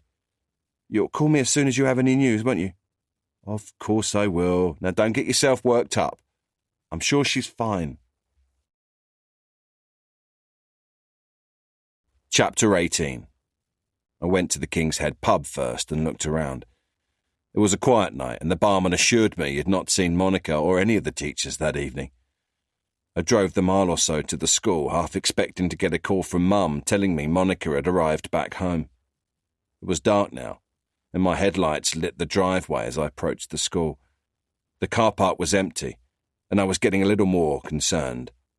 I sat in the car and decided to call some of Monica's girlfriends. They all told the same story. None of them had seen or heard from Monica, as it was her teaching night. I was turning the car and starting to head out of the car park when I saw tyre tracks across the playing field, close to one of the teaching blocks. I pulled over close to the grass and grabbed my maglite torch from the glove box. I stepped out, clicked the torch on, shone the light on the tracks, and followed the tracks. They ran the length of the school building. As the torch lit the side of it, I noticed the wall was scratched and chipped as though something heavy had run up against it and scraped along it. Further on, and at the corner of the building, I noticed blue paint and then glass from vehicle lights. I began to move faster and then I began to run. I quickly passed the end of the school building and came to some tennis courts. Still shining the torch on the tyre tracks, I followed them up and around the tennis courts. And then, through the darkness, I caught sight of Monica's blue Ford Fiesta. I could see the doors were open, and the car looked empty. My heart was beating out of my chest as I ran at full speed over to the abandoned vehicle. I couldn't see Monica. I began to panic, cursing under my breath as I frantically searched the car. What had happened? I ran around the back of the car, and there on the grass was Monica. She was on her knees, trying to get to her feet. I sat her down and checked her over. I was thankful there seemed to be no serious injuries. Her face and blouse were bloodied from a cut to her head, and her blouse was torn. She looked pale, so very pale. I was scared of what might have happened to her. So many thoughts ran through my mind. She told me about the two men and Anya. They weren't interested in me. They wanted Anya. We both fought. They were so strong. They took her. There was nothing I could... I tried to fight, but one of them hit me. She touched the cut over her eye. That was the last thing I remember. Then you arrived. I held her close and then got her to her feet and helped her to her car. I got into the driver's seat and drove her to the car park at the front of the school, where we got into my car, and I drove her to the hospital. She didn't want to go. She wanted to go home, but I insisted she get checked over. I called Mum, and she stayed to look after Alice and Faith that night. I stayed at Monica's side while she got checked, and the following morning, after assurances from doctors she sustained no serious injuries, she was allowed to go home. Chapter 19. The room was white and sterile in appearance. There were 2 fold-up chairs and a microphone stand with a microphone. The microphone went nowhere. It was simply for appearance, but they both knew that. Vlad had explained that he was only interested in real talent, and in this room, 1-to-1, he would know instantly whether or not Clara was the real deal. If she was, then not even the sky was the limit. He'd make her a global superstar. He had both the money and the connections. Vlad had been very attentive while he listened to her sing. She could tell he was impressed. Why wouldn't he be? Her mum, dad, grandparents, friends, and the rest of her extended family had told her many times since she was about 4 years old that she was amazing and that she had a gift. By the time she was 18, they were saying it was shocking she hadn't been snapped up by a record label. By the time she was 21, she'd had a top 10 hit as part of a girl band. But the band had folded when the lead singer got caught up in a sex and drugs scandal with a rapper named Rip 'Em Up. Back when they were flying high in the music charts, she and the other girls in the group had secretly called him Flipping Muppet. That was back when they thought the dream would never end. The record label had blamed them for being dropped on poor sales. They also suggested it was to do with the minor incident in which a small quantity of cocaine was found in one member's hand luggage before a flight out of Canada. That was, of course, complete rubbish. Drugs were handed to them freely at the time and considered almost a perk. The truth was, all record labels were struggling, and piracy was to blame. Illegal downloads were killing the music industry and, until a new business model was found, even the most talented artists were being dropped. She still remembered them saying during the final tearful meeting, "This isn't the end of the road for you girls. You're so talented. This will all blow over, and we'll be in touch. Think of it as a time to recharge your batteries. This isn't about you. It's about the changing face of the music industry." Well, screw them, she'd thought. She was a fighter. What most people didn't know was that every successful singer is first and foremost a successful business person, and Clara intended to become just that. She never heard from them again, and that was fine. She was over it. Eventually they'd be begging to take her back, and when they did, she'd dictate the terms of the contract. She'd be the one with the power. In her heart, she knew one way or another she'd be front-page news again. Her time was now, she could feel it. Today was just a business transaction, nothing more. And for this type of transaction, she wouldn't need cash. So many artists these days were breaking into the music industry independently, and she knew she had as much talent as any of them. She couldn't remember, though, who had told her this guy Vlad was well connected. He was certainly wealthy, which meant he was successful. All these Russian types were rich, oligarchs, most of them. The house was huge. He'd given her a tour, and he'd been a real gentleman. He'd dressed well and smelled gorgeous. Her priority now was to make sure she was top of his to-do list, and if that meant she had to do him, then she was comfortable with that. Soft music played through speakers in the ceiling, and she swayed seductively to the beat. She knew she was hot. She worked out every day. She hardly ever ate carbs, and she drank more water than a fish. After a few moments, Clara moved in to close the deal. She ran her fingers through Vlad's hair and began to unbutton his shirt. She wasn't a big fan of tattoos, but she'd make an exception on this occasion. Just as well, this guy was a walking gallery. She slipped her hand inside his shirt and ran her nails over Vlad's hard chest. Someone else works out, she thought. She unfastened her dress and let it fall to the floor. She gave him her best and most innocent smile, one that said, "Whoops, look what just happened. Now what shall we do?" She read somewhere that most famous women had to kiss a few toads to get to the top. Fortunately, this guy was hardly a toad, and her mantra these days was, "Whatever it takes." Vlad got to his feet so she could unfasten his belt. She could see he was ready. They kissed, and he lifted her with ease. She wrapped her legs around him as he gently lowered her to the floor. He's strong, she thought. Now he was over her, kissing her neck, caressing her breasts and stomach. She unzipped his trousers and pushed them down. His hand moved from her thighs to her hips, then her face, and then to her neck. Clara tried to lift her head to kiss him again, but he held her down by her throat. That's okay, she thought. He likes to be in charge. Then he was squeezing. Gently at first, then gradually harder. At first, she smiled. Then she was confused, then concerned. She opened her eyes and looked at him. There was no mistaking his intention. His eyes no longer sparkled. Now they reminded her of the cold, black, dead eyes of a shark. Clara tried to move, but it was a dead weight on her. Tears welled in her eyes. She struggled to breathe. Panic overwhelmed her as the stupidity of her situation dawned on her with crystal clarity. No one knew she was there. He'd deliberately asked her to be discreet and to tell nobody.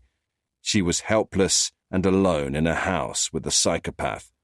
She kicked and clawed and scratched, but that had no effect on him. He hardly noticed.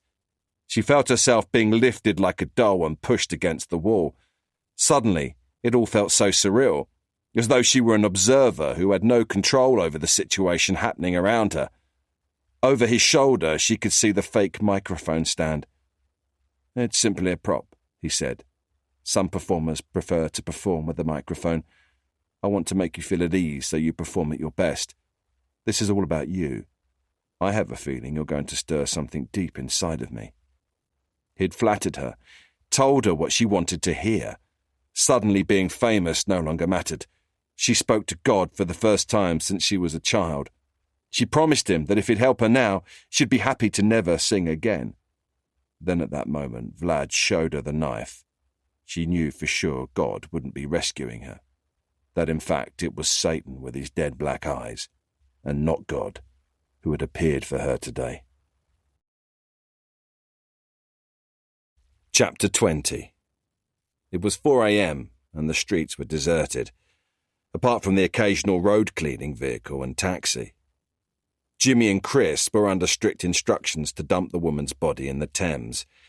It seemed a strange thing to do, as the previous bodies had been found really quickly. They knew better ways to dispose of a corpse. After all, that was their speciality, and the reason they were in such demand all over the UK and Europe. Still, he'd insisted, and he was paying for their premium rate service, so they just did as they were told. She's staying with her mother at the moment, said Jimmy. You're Aggie, said Chris. Yes. Said she had to have a little time to herself, said Jimmy solemnly. Time to yourself, I said to her. I'm out all bloody day, and sometimes I'm gone for days on end. Time to yourself? How much more time to yourself do you need, you stupid cow? Perhaps that was a little strong, mate. Yeah, it was. I was annoyed, you understand? Course I do, said Chris. And rightly so, with everything you do for her. You don't think your Aggie is, well, you know. Nah, there's no one else. It crossed my mind, though, so I followed her, and for a bit I watched the mother-in-law's house as well. Plus I went for all her stuff back home. I found nothing to indicate, you know. So what are you thinking?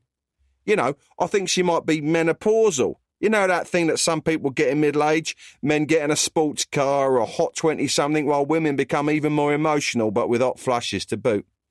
You reckon it could be that? I'm no psychologist, but all the signs are there. More irrational than normal. Snappy, crying a lot, comfort eating, banging on about romance and surprises and holidays and affection, talking to her mum for hours on end. not wanting to go out as much. In fact, I can't remember the last time we went to the pub together. And, not wanting to... But you know what I mean. Blimey, really? Well, if you don't mind me saying, she has put a bit of weight on recently. Still very attractive, don't get me wrong, but maybe a little softer around the edges. There you go, see? You've noticed the signs as well, said Jimmy. The two men were silent for a while as they contemplated their considerable body of evidence, neither of them really sure what to say next. You'll figure it out, Jimmy. You and Aggie are so good together, said Chris. He hadn't seen his mate like this before and wanted to help. Yet, at the same time, he felt ill-equipped and more than a little awkward.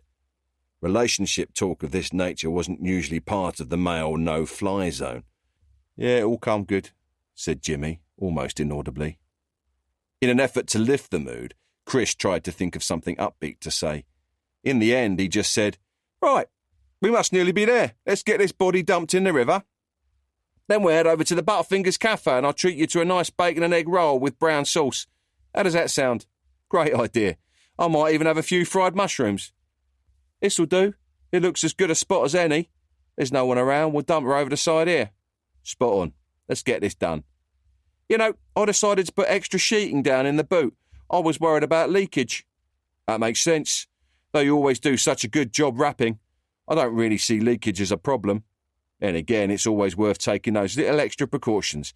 It's what makes the difference between amateurs and professionals. Of course it is. Prisons are full of amateurs who cut corners. It must be hell waking every day in a cell and knowing you're there because you got sloppy. Talking of which, I think it might be time to move on. Make this our last drop for this Russian. I'm not sure Vlad the Wolf is the full picnic. I mean, why use us when he has his own men and all he wants is the river drop? It just doesn't stack up. I was thinking the same thing. This is the sort of thing we left behind years ago. Yeah, the money is good, but any idiot can drop a body in a river, and these days the risks are way too high. We could end up on bloody YouTube. That's settled then. I mean, we've got all the equipment for making bodies vanish, incinerators, liquidizers, acid tanks, chippers and shredders. Yet here we are, outside, freezing our nuts off on an unsociable hour, about to do an old-school body drop.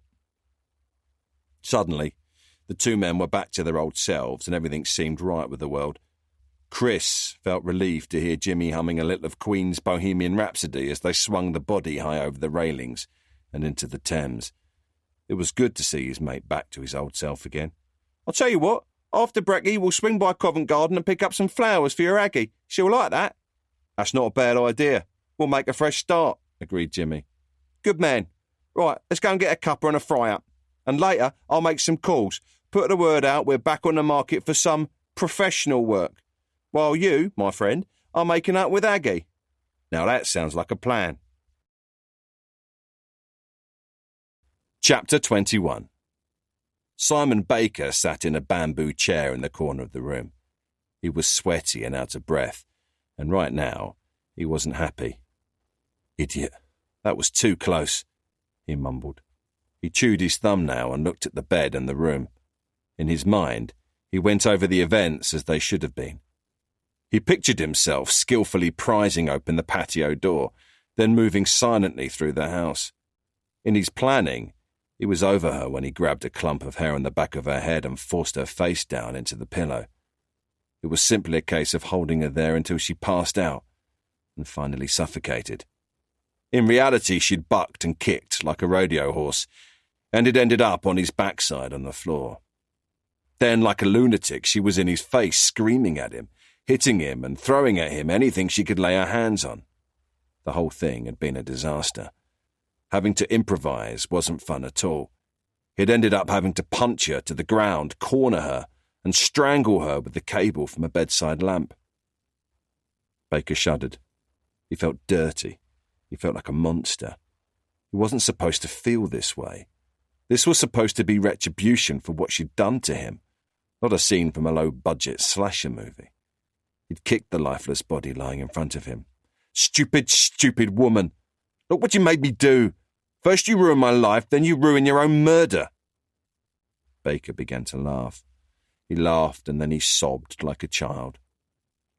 After a few minutes, he wiped his nose on his arm, sniffed and cleared his throat. I should have drugged you. That would have made things simpler. I specifically chose not to do that because I was going to tell you who I was while you suffocated. You spoiled that. Now, of course, you're dead and you don't even know why." Baker got to his feet and started dragging Catherine through the house to the bathroom. He turned on the taps and checked the temperature. Odd, he thought. No need to check the temperature. Not like she's going to complain. But it seems the right thing to do. Should have dragged her for sure. It definitely would have made things easier. No distressful fighting. How would I have explained it if I'd ended up with a black eye or scratched face? Look at your neck now, and your face, all bruised and blotchy. It's not how I pictured this scene, not at all how I pictured you. Baker stepped over Catherine. "Excuse me a moment, I just need to get a few things." Baker went to his rucksack in the kitchen, and, while he was there, he flicked on the kettle and put a tea bag and milk in a cup ready for later. He grabbed a Tupperware box from his rucksack and went to Catherine's wardrobe and then to her chest of drawers. Aha! Baker turned off the bath taps and pulled back the shower curtain. He then decided it would be better to remove the shower curtain completely. He grabbed Catherine's wrists and pulled her completely into the bathroom, then turned her so she was alongside the bath. He was about to lift her when he decided he should take some photographs. "Won't be a minute, I just need to grab the camera." A few minutes later, he returned with a tripod, a Nikon camera and his rucksack. After taking a few shots from various angles and feeling disappointed with the lighting, he gave up. Instead, he decided it was time to create his scene. Worried about hurting his back, Baker decided to do the move in 3 stages. First, he started by lifting Catherine to a sitting position on the edge of the bath. Second, he lifted her arms and wrapped his own arms around her body in an attempt to lower her into the bath water. But he was unable to hold her there and was pulled into the bath as she slumped backwards into the tub. Bath water spilled over the sides and out across the bathroom floor. Baker took some towels from the heated towel rail. "Don't want any accidents, do we?" He got down on his hands and knees and began furiously mopping. "Right, that's that. Now let's top up the bath and then we're almost done. Wasn't so bad, was it?" Picking up the silk scarf he'd found in Catherine's drawer, he gently tied it around her neck. He stood back to look. Satisfied, he opened the Tupperware box. "Look at this." He showed the lifeless body the contents of the box. "Rose petals just for you." He sprinkled the rose petals on the water around Catherine, and then placed one on each eye and a few in her hair. "For when the police officers arrive. We want you to look amazing." He stood back and looked at what he'd created. "Catherine, you look beautiful, just like Ophelia. It's better than you deserve, if I'm being perfectly honest. You were a real bitch. You and the others have only got yourselves to blame. You're the reason I am doing this. I was perfectly happy, but sadly you decided to be a bitch, and here we find ourselves." Baker caught his reflection in the mirror and saw his wagging finger. "Anyway, now I'm happy, just in a new way. And now it's time for a shower and to freshen up a bit. You don't mind if I use the ensuite, do you?" "Okay, thank you. I think also I'll have a nice hot cup of tea." Baker stood in the hallway for a moment, trying to decide whether to leave the bathroom door open or shut it. He decided on shut. Back in the kitchen, he flicked on the kettle to re-boil the water to make his tea. While the tea brewed, he walked about the house trying to decide on a suitable memento. "I'm going to take a shower. I just decided I'd have my tea first. And no, I'm not looking for a trophy," he shouted to Catherine. "I'm not some sort of serial killer cliché who needs to collect locks of his victim's hair, or pieces of jewellery or underwear or a finger. I'm not sick. I don't have voices in my head telling me what to do, you know. All this is merely transactional. Everything you made me do is payback. You screw up my life, I screw up yours. The difference being you mess with me, you don't get to mess again. Ever. The memento? It's for a friend. Baker lifted the tea bag out of the cup and dropped it in the bin. He began opening cupboards. Have you got any biscuits, Catherine? I've got the nibbles. In a cupboard over the sink, he found a tin tucked away at the back behind gravy granules, stock cubes, herbs and spices. The picture on the front of the tin was of the Virgin Mary holding the baby Jesus. He lifted it out and looked at it for a moment. Are you religious, Catherine? Inside were family photographs. Little Catherine. Catherine as a baby and as a child. Pictures of her as a little girl holding a baby. Probably a sister or brother. He saw a small Catherine sitting on her dad's shoulders by the beach. Toddler Catherine eating ice cream with a little brother and their mum. Another of little Catherine learning to ride her bike, a bike with streamers hanging from the handlebars. At the bottom of the tin, he saw a silver chain. He lifted out a St. Christopher necklace and held it up in front of him. He watched it swing from side to side. The patron saint of travellers, thought Baker. I suppose we're all on journeys of one sort or another, and none of us know when or how they'll end. Baker closed the lid and sighed. He put the tin in his rucksack. He drank half his tea and poured the rest away. He no longer had the taste for it. He showered in silence. He dressed slowly, then collected his rucksack and looked around the house one last time. He stood for a long while looking at the bathroom door. He chose not to speak to her again, or to go back in. Closing the front door behind him, he left the house and didn't look back. Chapter 22. It was dark out when Baker arrived home. He was exhausted. It had been a long and emotionally draining day. He also ached, he was bruised, and he felt like he'd pulled a muscle in his shoulder. Yet he still had plenty to do, and it was likely to be another late night. A little louder than necessary, he shut the front door behind him. He hung up his overcoat, took off his outdoor shoes, and put on his Wallace and Gromit slippers. They looked like they'd been chewed again, he thought irritably. Bloody rat dog. He shrugged it off. Not even Beckham was going to spoil this day. Baker looked in the hall mirror and smiled. He tightened and straightened his tie, then brushed his hair. The smile lessened. He could hear her, the rasping and wheezing. He waited in silence, motionless. A different sort of smile came across his face. Just a little fun. No harm done. Come on, any second now. Simon! That you, my love? Yes, Mother. I'm just putting on those Marks and Spencer slippers you got me for my birthday. They're lovely and cosy. That's good, sweetheart. Baker stood motionless, waiting, holding back the laughter. Here it comes. 5, 4, 3, 2, 1. Simon, sweetheart, did you manage to pick up my cigarettes? Suppressed laughter sprayed from Baker's lips. He covered his mouth with his hands. Instead of replying, he rooted around the pockets of his coat and found what he was looking for. Baker looked at his reflection. He waited again, smiling.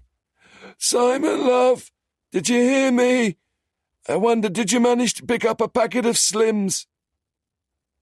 Baker paused just a moment longer, and then, with a hand behind his back and a big smile on his face, walked casually into the sitting room. Good evening, Mother. I've got you something better, something you'll enjoy much more than a packet of cigarettes. What do you mean? Disappointment spread across the old woman's creased and powdered face. Don't play your silly games, Simon. I'm really not in the mood. It's been a long day, and Beckham is just not himself. She patted Beckham, who was panting heavily. His large pug eyes glared at Baker. Simon stepped close to his mother.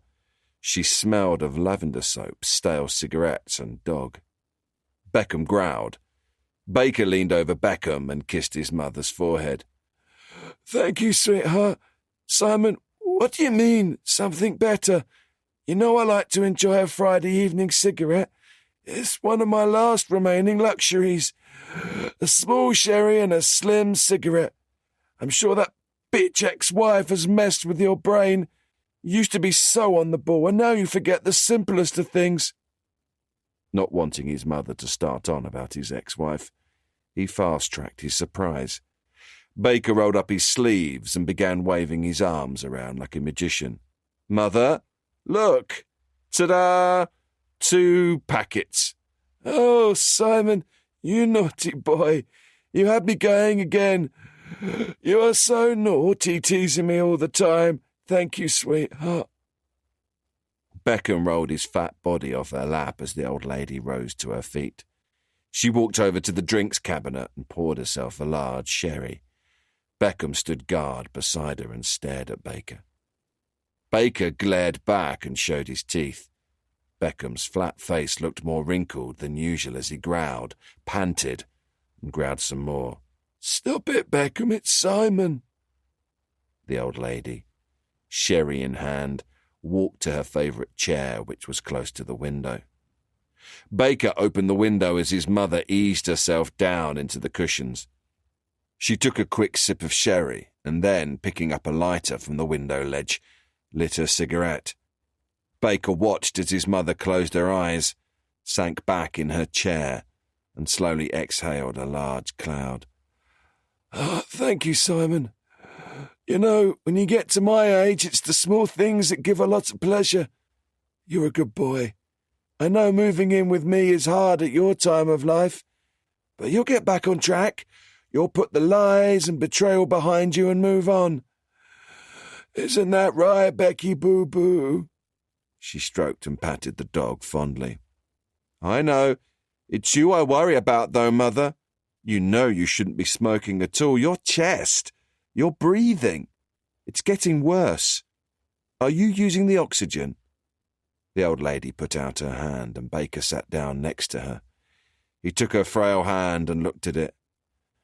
"I know, sweetheart. You're a good boy. I do use the oxygen, but the mask, it frightens Beckham. He gets upset and doesn't stop barking until I take it off. I don't like to worry him." She looked down adoringly at the pug, who was using his big glossy eyes to encourage more stroking and tickling.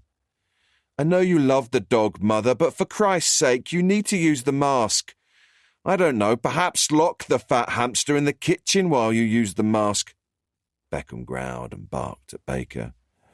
"Please don't raise your voice, sweetheart. Beckham isn't himself today." The old woman gave Beckham a few kisses. "He's very sensitive to change. You know he never used to bark and growl at you." Beckham circled a few times on her lap and then settled, his eyes fastened on Baker. The old lady began stroking him again, then lit a second slim. "Okay, if you're not going to listen to me, then I have things to do. Now, before I start, can I get you anything? Some dinner, perhaps?" "But you've only just got in. You'll make yourself ill if you don't take some time to relax. I know you're in a hurry to get your life back in order after what happened, but don't hurry on my account. I enjoy having you around. This big old house can get very lonely." Baker ignored her and repeated his question. "Dinner? Would you like some? I think we have some nice cheese, but if you'd like something hot, we have some ping food in the freezer. I can microwave something for you when I do mine if you want." The old woman looked out of the window at the darkness. "Mother, some food. I think there is a shepherd's pie, a lasagna, and maybe a biryani. I'll do some peas as well." "Thank you, darling, but Mrs. Benson visited earlier with a chicken casserole. We ate together. Poor woman is beside herself with worry. You remember her eldest boy, Gareth? Well, he's been posted to Afghanistan. I always thought he was gay, but it turns out he's doing well in the army. They probably drummed that nonsense out of him. Mind you, in my day, plenty of officers were gay. If the army found out, they just sent you off to Africa or some remote post. Out of sight, out of mind. I suppose things just move on. Everyone is so very liberal-minded these days. Every time I turn on the television, it's men kissing men and girls kissing girls. If it is a man and a woman, well, they're all about safe words and tying each other up all over the place. God help the next generation. They'll end up having to take a degree course before knowing what they want to do in the bedroom. Thank you, Mother. Glad to hear you and Mrs. Benson had a nice time. I'll grab some dinner and help you to your room around 10. But I want you to start taking better care of yourself. I might not be around forever. He instantly regretted saying the last part. Baker got up to make a hasty retreat before his mother began worrying. I had time to move on to her next favourite subject, illegal immigrants. What do you mean? Are you leaving? I hope you haven't gotten yourself mixed up with another tart already. For Christ's sake, Simon, don't you ever learn? Your life is in tatters, your reputation in pieces, every penny you worked so hard for taken by that woman or spent on liars, and you're gallivanting about, ready to jump in bed with the next floozy looking to take you for every penny you have, which, I might add, is most likely to be your inheritance the way my health is deteriorating. 6 months they give me, 6 months. And here I am worrying about the reputation of this family, a family name with a proud history. You should be spending every second of the day restoring our family name, not running around with your trousers around your ankles. I thought I brought you up to have more sense than that. Your father, God rest his soul, and I spent a fortune on your education. We were too soft on you. We should have made you go into law or become a doctor. Instead, we indulged you and tried to accept that you were an artistic boy and not so academic. Perhaps your father was right. Perhaps I did spoil you. Perhaps I should have made you follow him into law. That law firm would be yours now. You'd want for nothing. Where do you go all day anyway? Not that we need it, but I don't see any money coming in. So, you're not working? Mother began gasping for air. Beckham jumped from her lap and looked on with a mixture of curiosity and concern. Baker collected the oxygen from behind the drinks cabinet and gently slid the mask over his mother's face. She looked at him wide-eyed. Breathe, slowly, calmly. Breathe, said Baker reassuringly. A tear rolled down the old woman's face, and Baker stroked her back and kissed her. Mother, listen. We've been over this. I am not going anywhere. I am here for you. And same as before when you've questioned me, I am not about to run off with a tart, nor have I suddenly become gay like Gareth. I haven't become a religious nut or a terrorist or a paedophile. I also haven't joined the Labour Party and did vote yes to Brexit just like you asked. His mother smiled and laughed through the mask. Baker continued while the old woman couldn't talk back. I will restore the family reputation. As it happens, I'm working on ensuring my name is remembered for a very long time. You must trust me on that. And just as you and Father taught me, I will also ensure those who betrayed me pay a heavy price, and that they are made aware that we Bakers have long memories and an even longer reach. I have been too trusting in the past and too forgiving. Now I am looking out for me and for you and for family. And even for Beckham here. Baker reached out and stroked Beckham. Mother lifted the mask. Good boy. Remember you have Baker blood in your veins.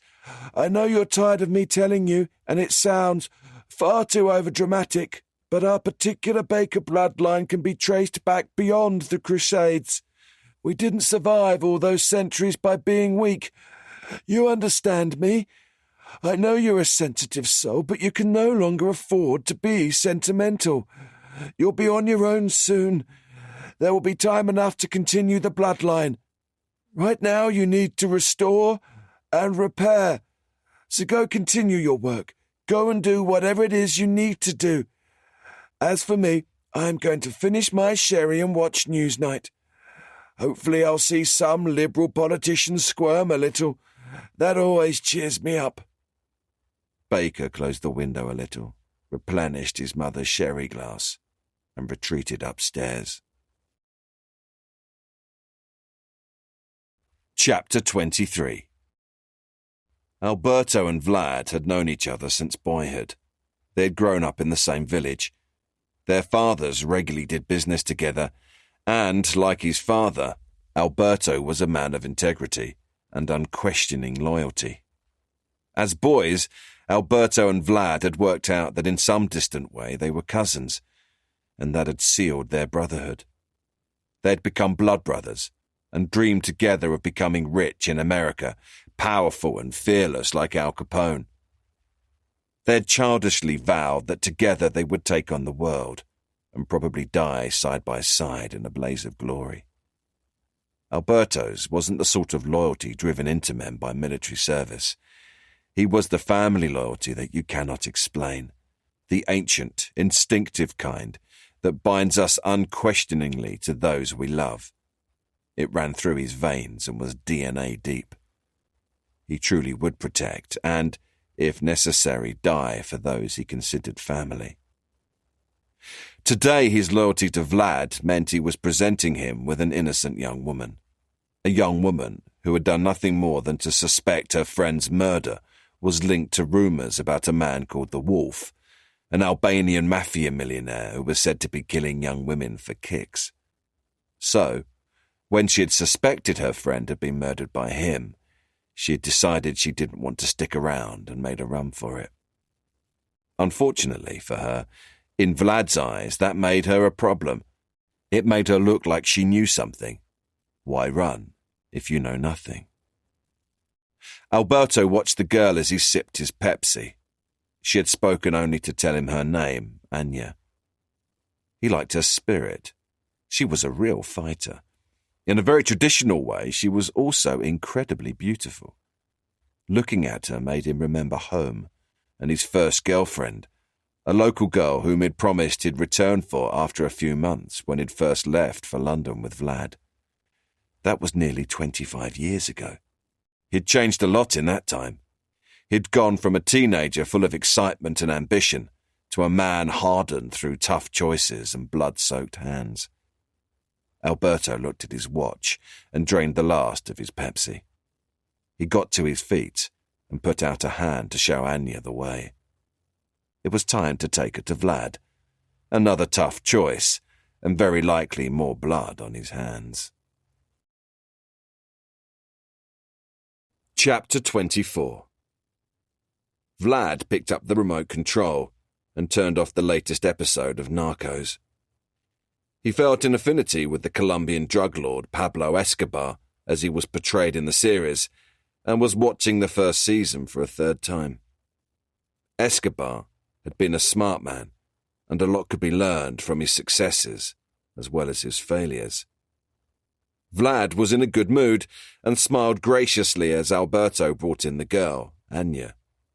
He studied her as she stepped hesitantly into the room. Come in. I won't bite, I promise," he said. "Thank you, Alberto. Anya and I will be fine now. I will call you if we need anything." He smiled and gestured for Alberto to leave. Alberto gave Anya a firm prod to encourage her into the room, and then departed, closing the large carved oak doors behind him. "Please, sit down," said Vlad, gesturing to a chair. "I am sorry about Alberto.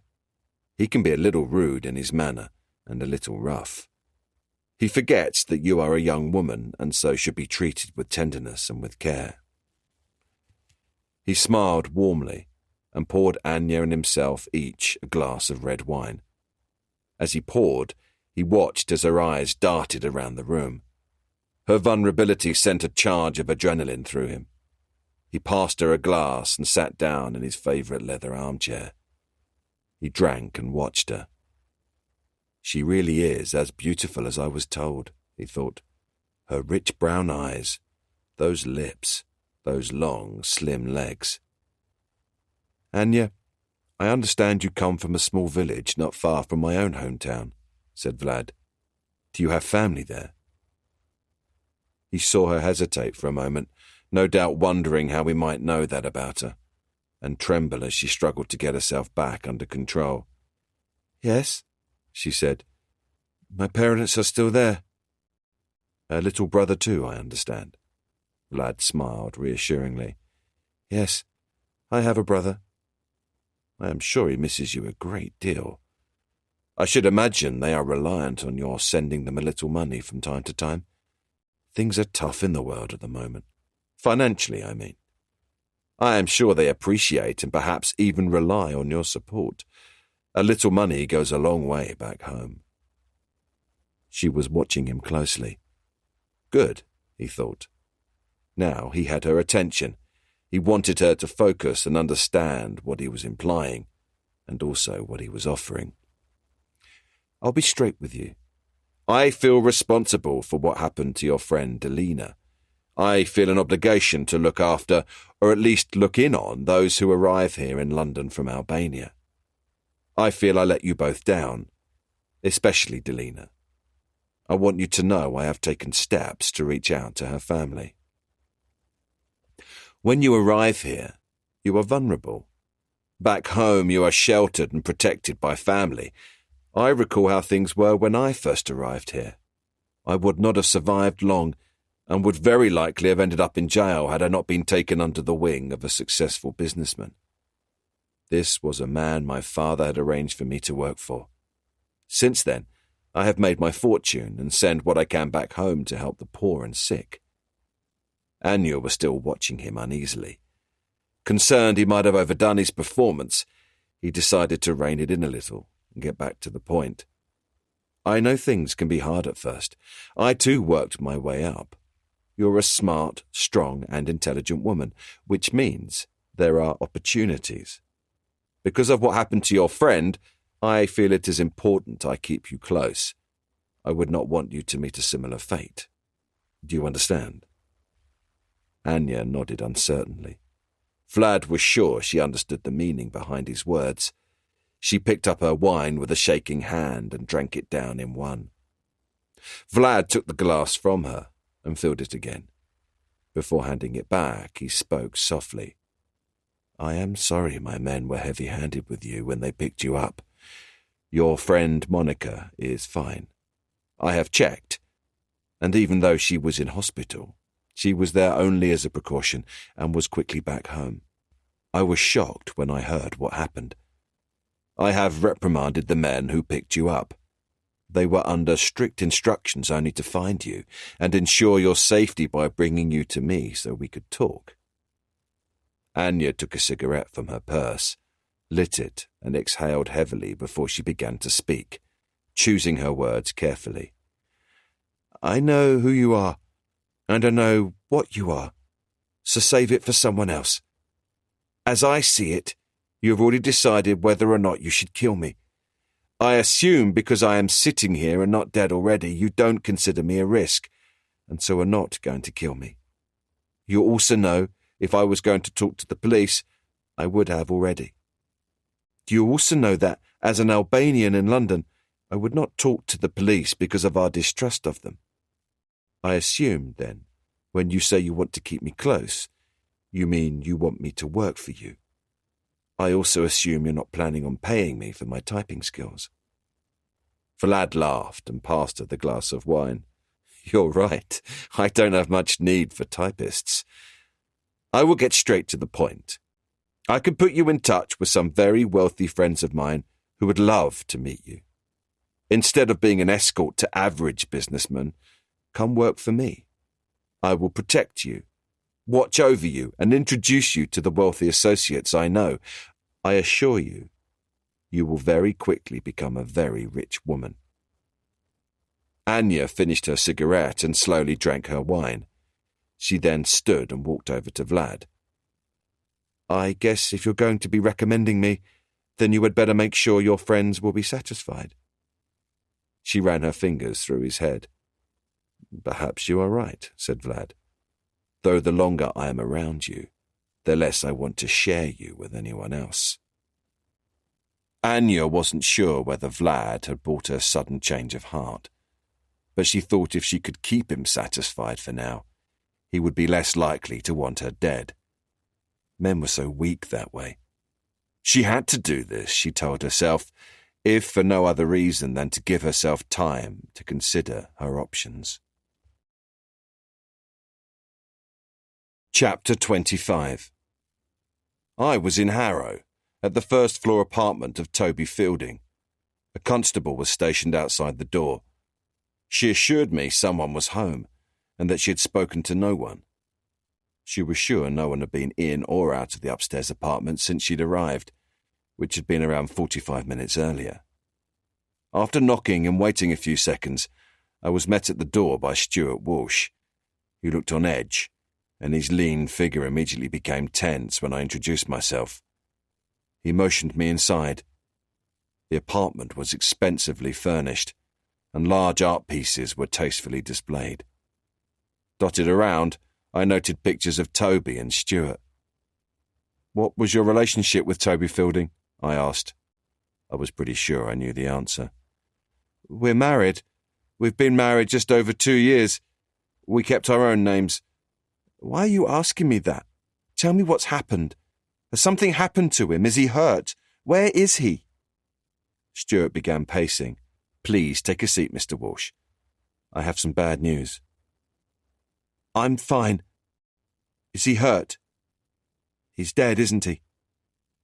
"I knew something was wrong when he didn't come home last night. I went to the gallery, but it was locked up. I called our friends. Nothing. It was just so unlike him not to call me if he was going to be late." "We discovered his body at his gallery. We're treating his death as suspicious," I said, not wanting to go into any detail. "I know this is difficult, but can you think of any reason anyone would want to harm him?" This was part of the job no police officer liked. I'd visited loved ones with bad news more times than I ought to have, and I could recall every single one of the families and all the reactions. People responded in different ways and at different times, but they all experienced similar emotions: shock and denial, incomprehension, distress, despair, anger, helplessness, acceptance. Walsh dabbed away the tears rolling down his face. "Toby was a gentleman," he said hoarsely. "Kind, loving, compassionate." "It's possible he knew his killer," I said. "There was no forced entry into the gallery, so perhaps his killer was a client or a friend." "All his appointments go in his work diary at the gallery. As for our friends, I can give you a list. Someone might know something." I checked his diary. His last appointment was with a Mr. Richard Money. Do you recognise that name? "No." Walsh looked as if he wanted to say something but was holding back. "This is going to sound stupid, but he did say he thought he was being followed. He told me he thought a man was following him. We just laughed about it. You should be so lucky," I said at the time. "When was this?" "A few weeks ago, I suppose." "What did this man look like?" "He didn't say. I don't know for sure whether he actually saw anyone. I think it was more of a feeling, really. We never took it seriously. Now I wish we had." Walsh got up and went to his bedroom. "I just remembered something," he called over his shoulder. A few moments later he returned and handed me a card. "We got this through the letterbox a few months ago. Toby said we should destroy it, but I decided to keep it. It's nothing, I'm sure. I've had hate mail before. Growing up it was obvious I was gay, so I've had to deal with all kinds of abuse. For Toby it was different, though. This was the first time he'd received anything of this kind. You know, he left his wife and children for me. He sees his children again now, but..." Walsh broke off mid-sentence and broke down again. "Toby's children," he said. "There's a detective with them right now. They're being looked after." I opened the card and read it to myself. "So glad to see you're happy. You don't deserve to be. I'll make sure you suffer. Keep looking over your shoulder. One day, I'll be there, and it'll be the last thing you see. When did you get this? 6 months ago, maybe? Did you report it? Really? And what exactly would you lot have done? Said Walsh bitterly. In reality, Walsh was probably right, and now wasn't the time. Walsh curled up on his armchair while he waited for his family to arrive. I looked around the apartment for anything that might give me an insight into what had driven someone to so brutally murder Toby Fielding. Could his murder have been random? Was it a hate crime? Or, as with most murders, was it someone he knew? A family member, perhaps? And why was the murderer so filled with hate? Chapter 26. Baker shut his study door with his foot and placed a selection of crackers and cheeses, a bottle of red wine and a glass down on his desk. His mother could no longer manage the stairs, and the whole floor was his. Baker powered up his laptop and began flicking through pictures and video. He was pleased. The colours looked vivid, and most of the pictures were sharp. His phone had picked up the sound well, better than he had hoped. Phone and laptop synced, he began uploading the images. While they uploaded, he signed into the members' site. This was going to be good. By now, other members must have thought he was either all talk or dead or arrested. They were going to be surprised when he not only signed in again after so long, but also had something to contribute. With the images loaded onto his laptop, he opened Photoshop and began editing the pictures, brightening, sharpening, and tweaking the contrast and saturation until he was satisfied. Baker talked to himself as he worked. "Catherine, you look so beautiful. I think I'll soften you a little. There. Perfect. Of all my work, you are by far the best. Toby was just a bloody mess, no finesse. You, on the other hand, are exquisite. They are going to love you." He got up and ran a finger over his books. He pulled out a copy of The Great Gatsby. He turned it over, lifted the back cover, and, with a scalpel, cut around a USB stick into the pages. He pushed the USB stick into the little divot. It fitted perfectly. He removed the USB, then transferred the images and video onto it and set it back in the space he'd cut at the back of the book. He put the book into a jiffy bag and addressed it with a marker pen. He checked twice he had the address correct. Next, he took the tin from his rucksack and took out the St. Christopher necklace, which he slipped inside the envelope. Finally, he wrote 2 quick notes. The first read, "A gift as promised. I call this Ophelia. All went pretty much to plan. Thank you once again for your help and advice. Kind regards, SB. P.S. Next already scheduled."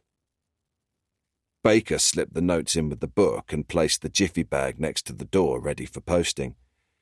For the next few hours he chatted online with fellow members. It was good to catch up. He waited as long as he could before posting a few images, and then finally a short video. He ate crackers and cheese and sipped wine while he waited for feedback. He didn't need to wait long. Within just a few minutes, the comments began pouring in. He felt a real sense of pride and accomplishment as he began receiving praise. At Drax, congrats.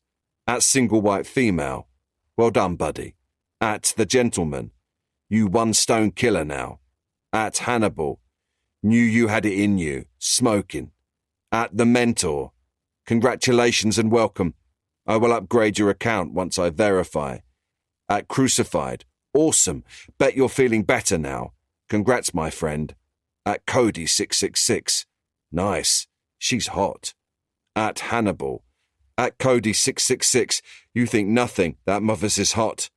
At Cody666, F you at Hannibal, least I've got a pair. At Hannibal, what? At Saucy Horse, well done, bet you have a real taste for it now. At Think Happy Thoughts, top work, see you in hell, ha ha. At Hannibal, screw you at Cody666. At Admin, at Hannibal, at Cody666, please remain courteous and professional, or you'll be asked to leave and blocked from membership. At Hannibal, I apologise. At Cody666, sorry.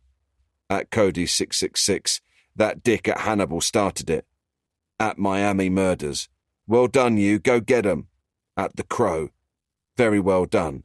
At Priest, welcome to the elite. The praise kept coming, and certain members, the usual suspects, scrapped it out like wild dogs. Baker finished off the wine and yawned and stretched. He was still aching. But all in all, it'd been a pretty perfect day. Tonight, he would sleep like a baby. Before going to bed, Baker went to his rucksack and took out the tin of photographs. He looked around the room and then placed the tin on his bookshelf. Finally, he opened a desk drawer and pulled out his list. He crossed through Catherine's name and put a tick next to the name beneath hers. Chapter 27. When the phone rang in the early hours, there was a better-than-average chance someone was dead. I sat up in bed and fumbled the phone to my ear. It was the station sergeant. Seemed there'd been a tip-off. Someone was keen to show off their work. It was rare, but it happened. I wrote down the details before I was even fully awake. I felt dazed. The body count had just jumped again. I threw in some clothes, brushed my teeth, and headed out to the car. I was on my way to a bungalow an hour or so outside London. A little off my usual patch, but the gallery murder and bungalow murder must be linked in some way if the tip-off call was delivered in the same way. When I arrived, I was introduced to the Thames Valley serious crime officers who had taken control of the murder crime scene. Their investigation was already well underway. Press were just setting up and were looking to find out whether this was newsworthy. I spotted some familiar faces. A cameraman from ITV was there. As soon as he spotted me, I knew word would spread this was a murder investigation, and a big deal. I entered the house and was introduced to Detective Inspector Stowell. Our paths had crossed a few times and would discuss cases and suspects over the phone on several occasions, but never really got to know each other. Considering the circumstances, he seemed in a buoyant mood and was keen to share what he knew so far. Housekeeper's name is Mrs. Ann Partridge. Around 6 a.m. she found the body of her employer's daughter. She'd come to prepare the house for the return of Mr. and Mrs. Wells, who are returning from a week in Portugal. Has worked for the family for about 9 years. She was pretty hysterical when we got here. Dead woman's name is Catherine Wells. She's 33, lives here with her parents. This is the home of the parents. Parents are Diane and Terry Wells. Mr. Wells is a builder who made a fortune renovating and selling properties. Mrs. Wells was a science teacher for 30 years. Both are retired now, lucky them. Mr. and Mrs. Wells have a place in Portugal. They go there regularly, usually at least once a month. Nice, I thought. Catherine stayed behind, Stow went on, which she often does, according to the housekeeper. That gives them all some space once in a while. We're waiting to speak to Mr. and Mrs. Wells to find out whether Catherine couldn't afford to move out of the family home or whether she lives here for another reason, like a relationship breakup. Mrs. Partridge always topped up the fridge and generally made sure they had a few essentials before they arrived back. She let herself into the house as usual and did her thing. She presumed Catherine was still in bed, so she carried on with a quick tidy-up and check of the rooms, and that's when she found her dead in the bath.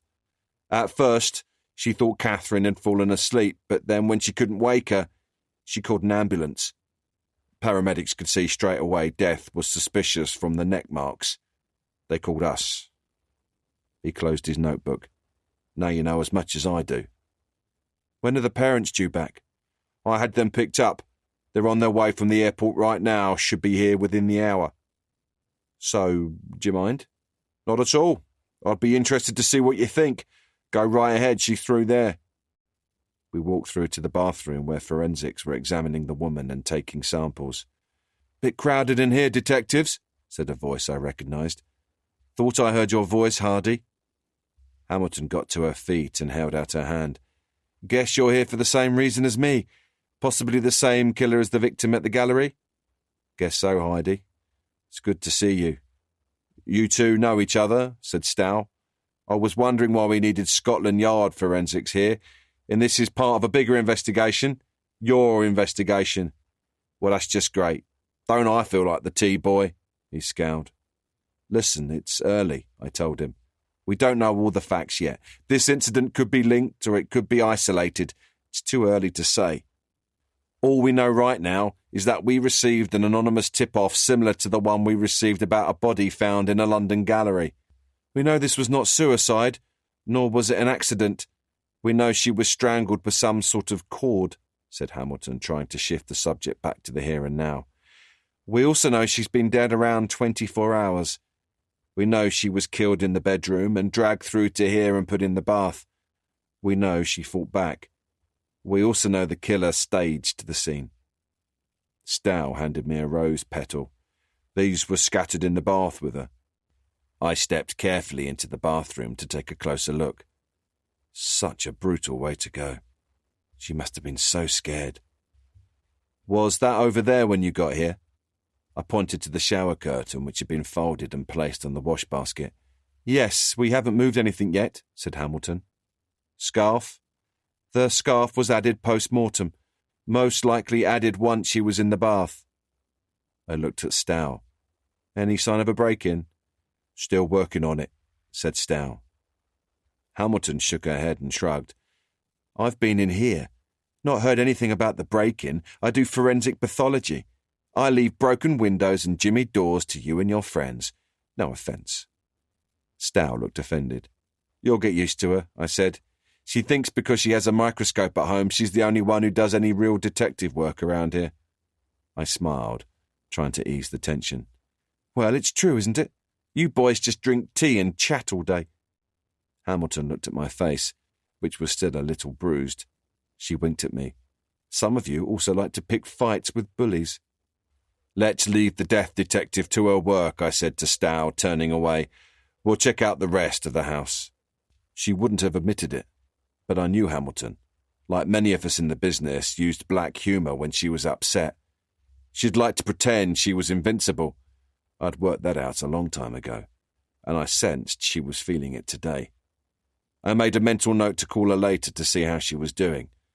I'd see if she needed some company. Perhaps we could finally go for that drink I'd been promising her. Be a supportive ear for her. She'd been there enough times for me in the past. It was the least I could do. I worked my way through the house slowly and methodically. About 20 minutes later, I heard the parents arrive.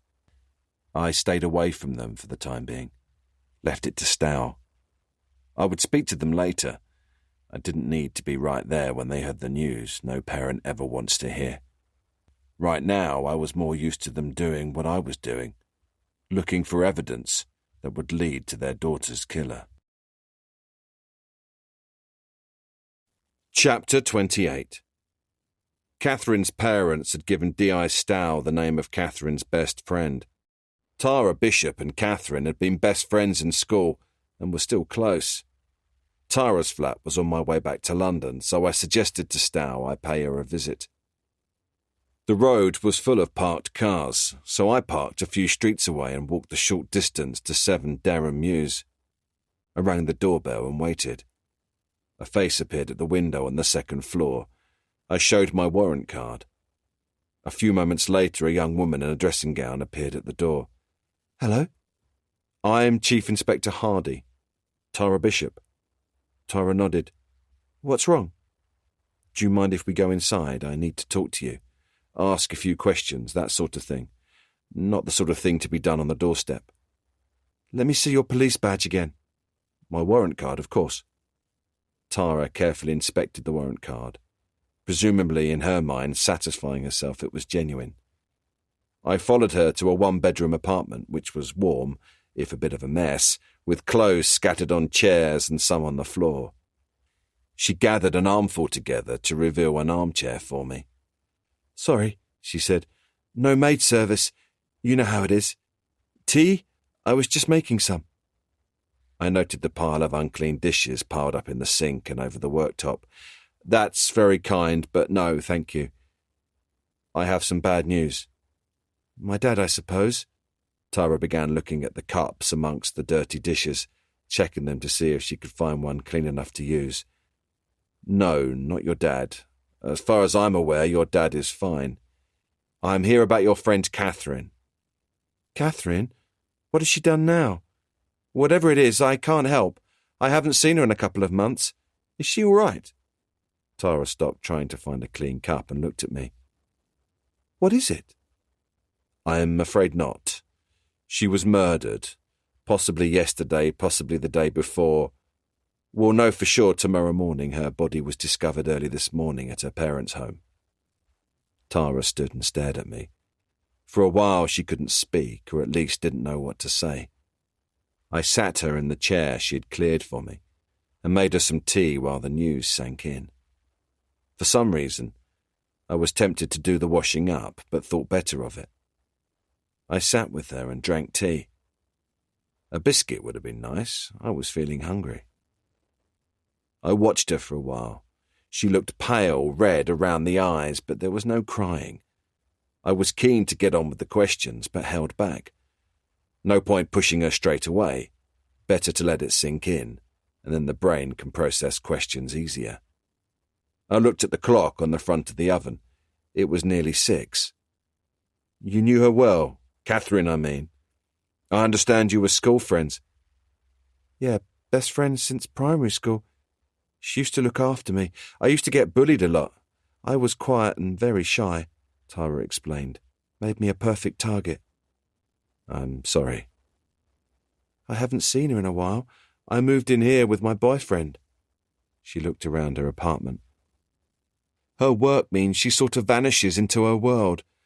And for a while she sort of falls off the radar for a bit. Then after a few months she sort of pops up again and we catch up. Then a few months later it starts all over again. What work did she do? Journalist. She was always clever. I lost count of the number of times I wished I could be like her. For who? Who did she work for? Nobody and everybody. She does her own investigative journalism. Said she was freelance. Just like school, she likes to report on bullies and help the little guy. She's always been a fighter. She exposes all sorts of stuff. Corrupt politicians, dodgy coppers, perverts, drug dealers. She's done stuff on how much the armed forces spend on renewing missiles, NHS wastefulness, charity scams. She's fearless. If she hears about someone who's corrupt or has got away with something that Catherine feels she can report on, then she does a video and posts it online. She's got so many followers, millions of followers all around the world. Look. Tara called up one of Catherine's videos on her phone and showed me. Right there in front of me was the girl I'd seen lifeless in the bath. Now alive, vibrant and full of indignation. Do you know what she was working on recently? No. Like I said, I haven't seen her for a few months. Since before the summer, I think. Last I heard, she was hanging out with some club owner. She was trying to find out how freely drugs were available in clubs. She did whatever it took to get the information, if you know what I mean. What did she do for money? Parents looked after her. They're loaded. She also made money from her videos somehow. I'm not really sure how. She sold her stories to national papers occasionally. You know, I don't know, I'm just guessing. She told me she'd use whatever it took to, get in with the right people. Her dad's money herself, blackmail if she had to. I once went to a party with her when we were 15. Professional footballers, one of the big clubs.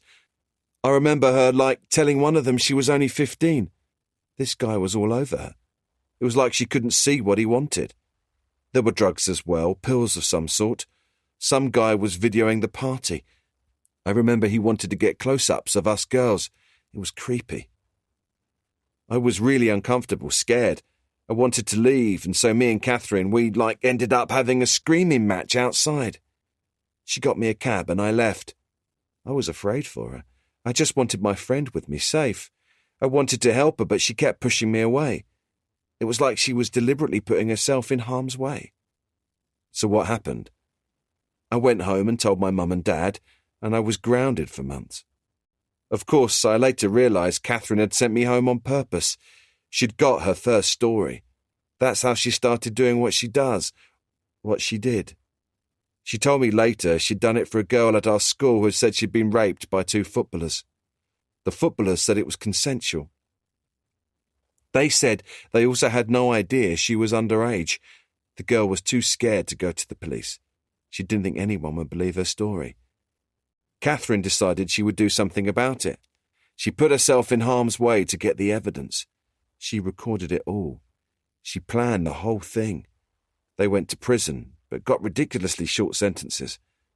But their football careers were over. She also made sure anyone who offered them a job got press clippings in the Post. She was a hero. And my best friend. I left Tara's feeling depressed and exhausted. It seemed to me someone like Catherine would have an endless list of enemies. What would drive someone so young to put herself in harm's way like that? There are plenty of ways to expose corruption and miscarriages of justice. Doing what she did, she must have known it was only a matter of time before someone caught up with her. Chapter 29. It was late and I was driving home. I was trying to spend as much time as I could at home, but my workload right now was taking big chunks out of each day. I was thinking how every investigation so quickly becomes personal when my phone rang for what felt like the 100th time that day. I recognized the number. It was the mayor's office. I was tempted to ignore it, but decided to brave it out, so I reluctantly pressed the answer button on the steering wheel. Caroline Kemp from the mayor's office. I have the mayor on the line for you. We had a new mayor, and Caroline Kemp wasn't a name I recognized. I presumed she was his PA. Broadly speaking, I got on well with the mayor's office. Though I stayed as far away from politics as possible, I recognized things worked best when there was an amicable relationship. The Mayor of London was an elected politician, and as each politician came and went, they wanted to leave their mark. As long as that mark wasn't me being left out to dry, that was pretty easy going. I'm driving at the moment, Caroline, I said, but I'm happy to speak to the mayor, thank you. Inspector Hardy, said a man's voice. This is Nick Glover. It's good to finally speak to you, though if I'm honest, I was hoping it would be under different circumstances. I've heard so many great things about you. You're something of a legend. I could already sense the political overtones. Likewise. How can I help, Mayor? I wasn't in the mood for dancing around. I wouldn't be getting this call unless Mayor Glover had an agenda, and I had a feeling my interests weren't of paramount importance to him at this particular moment. Look, the thing is, started the Mayor, tourism, as you know, is vital to the economy of London, and to the whole of the UK for that matter. Well, I've just been informed another dead body directly associated with the investigation you're on has been found. So I suppose what I'm saying is that national and international lead stories about London serial killers on the loose do not benefit the capital. I also have it on good authority that a Hollywood film crew has suddenly pulled out of filming in the capital and moved their location to Amsterdam. Do you have any idea how much work it has taken our ministers to make London desirable for filming? This crew pulled out, apparently, because the director's new wife was nervous about bringing their new baby into the country while we have a killer on the loose. A bigger concern is how much damage will be done once that story circulates around Hollywood. There's a growing sense of paranoia surrounding these murders. I interrupted without thinking. Perhaps you should mention the inconvenience to all the families of the victims. I don't need a smart mouth, Inspector. I need results. I need to know you're on top of this. I know you've been successful in the past. Maybe you had a lucky streak. Or maybe you have other priorities now. I don't know, and I don't care. What I need is someone who can deliver results. And right now, I'm not seeing any. So, first, I want to know that you are the right man for the job. And second, I want assurance that you are on top of this thing. I need this. London needs this resolved and resolved quickly. I tried to stay calm, but with little success. Our new mayor wasn't out to make friends today. He was on a damage control mission. I thought it impossible, I said before I could stop myself, but you're perhaps more of a bloody idiot than our previous mayor. I'm sorry our serial killer hasn't considered the implications for the UK economy before embarking on his killing spree. I'll be sure to take it up with him when the time comes. I'll include it on his list of crimes, shall I? Now, Mr. Glover, unless you can convince the killer to hand himself in during your next TV soundbite, then I'll continue to investigate how I see fit. That means doing my duty for the benefit of the victims and the victim's family. I will bring this killer in, and I will ensure the families see this man behind bars for a very long time. I will do all I can to keep citizens safe. What I can't do is second-guess what the killer will do next, and what I won't do is take shortcuts that put more lives at risk. So, unless you have valuable information that might lead to an arrest, I suggest you leave me alone to do my job. If you have a problem with me or with any of that, I suggest you speak to my boss. Do you have the number for the chief? I was getting increasingly angry, so I pulled the car over and parked. There was silence for a moment. I could hear a slight cough, whispering, and a clearing of a throat on an otherwise quiet line. It then dawned on me that over the noise of driving, I hadn't been able to tell I was on a conference call with any number of people. I had little doubt that Chief Superintendent Webster was part of the meeting. Not that it made any difference. At that moment, I didn't care. What I'd said was the truth and how I felt. The Prime Minister could have been part of the conference call, and I wouldn't have changed a word. I put myself under enough pressure thanks to the facts, evidence and possibilities floating inside my head every minute of the day without this moron's political agenda thrown into the mix. Finally, the Mayor spoke again. That won't be necessary. I'll expect an update from Chief Superintendent Webster as soon as there are any more developments. In the meantime, do get this situation under control, and I mean sooner rather than later. Thank you for your time this evening, Inspector. I wasn't sure what else was said in that room after we rang off, and I didn't care. I was just glad I was being left alone to get on with it. Chapter 30. There was no denying Catherine had made him question whether what he was doing was right. For the first time, he'd felt shaken and disturbed by his course of action. She had gotten to him. Emotions had crept up on him like a dark shadow, and it had undeniably shocked him. Remorse was something he had not expected to feel. After all, he was the victim in all this, even if he was the only one to see it. Distance and time had helped. It had given him back his perspective, and he could once more see his justification in continuing. He had also considered the loneliness of other great men who had stood by their convictions, when all around them lesser men trembled with uncertainty. Baker sat in his car and looked up at the house. I see your children, Detective Chief Inspector Hardy. I see your girlfriend. I don't see you. Where are you this evening? He was sketching. He'd drawn a superhero complete with cape, utility belt, and a huge H on the chest. The superhero was holding a woman in his muscular arms, his cape blowing in the wind. The woman was lifeless. Water dripped and rose petals fell from her to be caught and scattered in the same breeze that lifted the hero's cape. Across the top of the page, in comic book-style lettering, he'd printed, Hardyman, Scotland Yard's crime crusader, man or myth. Then across the bottom he'd written, coming to a cinema near you soon. In the background, Baker drew a shadowy, masked villain with bulging muscles and a grimacing face. The villain brandished a blood-soaked blade and held aloft a severed head. He stood atop a mountain of skulls. Baker looked up as a car pulled up. It was Hardy arriving home. Baker began speaking to himself in an old-fashioned police constable voice, like he'd seen in black and white movies. Evening all, he intoned. What's all this then? Where do you live? 999 Lettsby Avenue. Baker watched as Hardy was met at the front door by his excited daughters. The detective chief inspector scooped the girls up in his arms, kissed them and carried them into the house. Sleep tight, Hardyman. You're going to need your superior Scotland Yard sleuthing senses. Baker tore the drawing from the pad, signed it, folded it, and slipped it into a clear plastic bag. He sealed the bag and got out of the car. Pulling a cap down to disguise his face, He walked over and lifted the windscreen wiper of Hardy's car. He placed the bag drawing underneath. There we go, my friend. I'm applying a little extra pressure.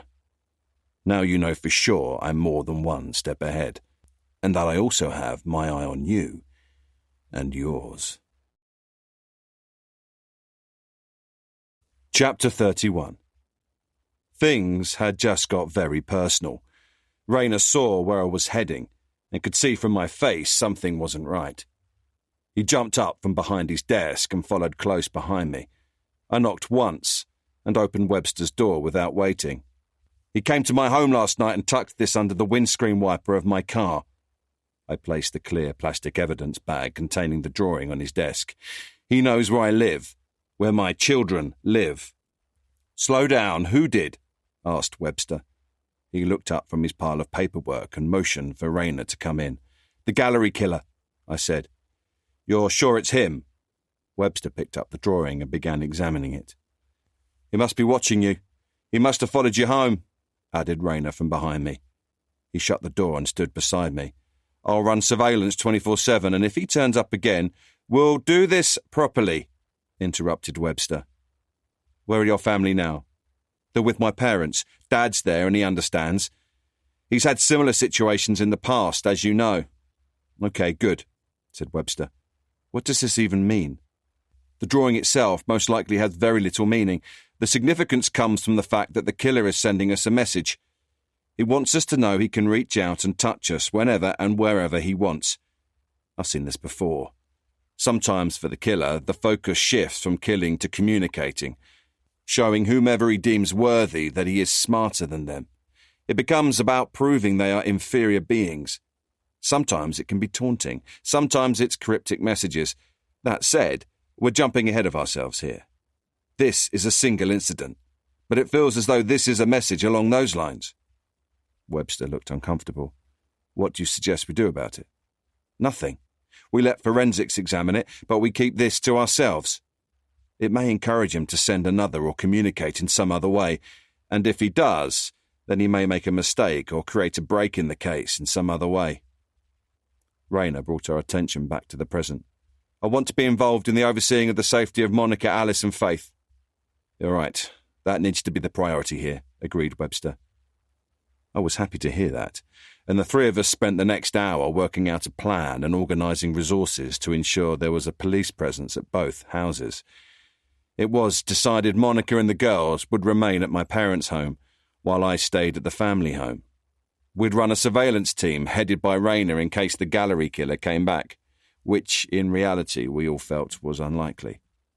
My instincts told me this was nothing more than the gallery killer showing me his superiority, and that he could reach out at me and my loved ones whenever he chose to.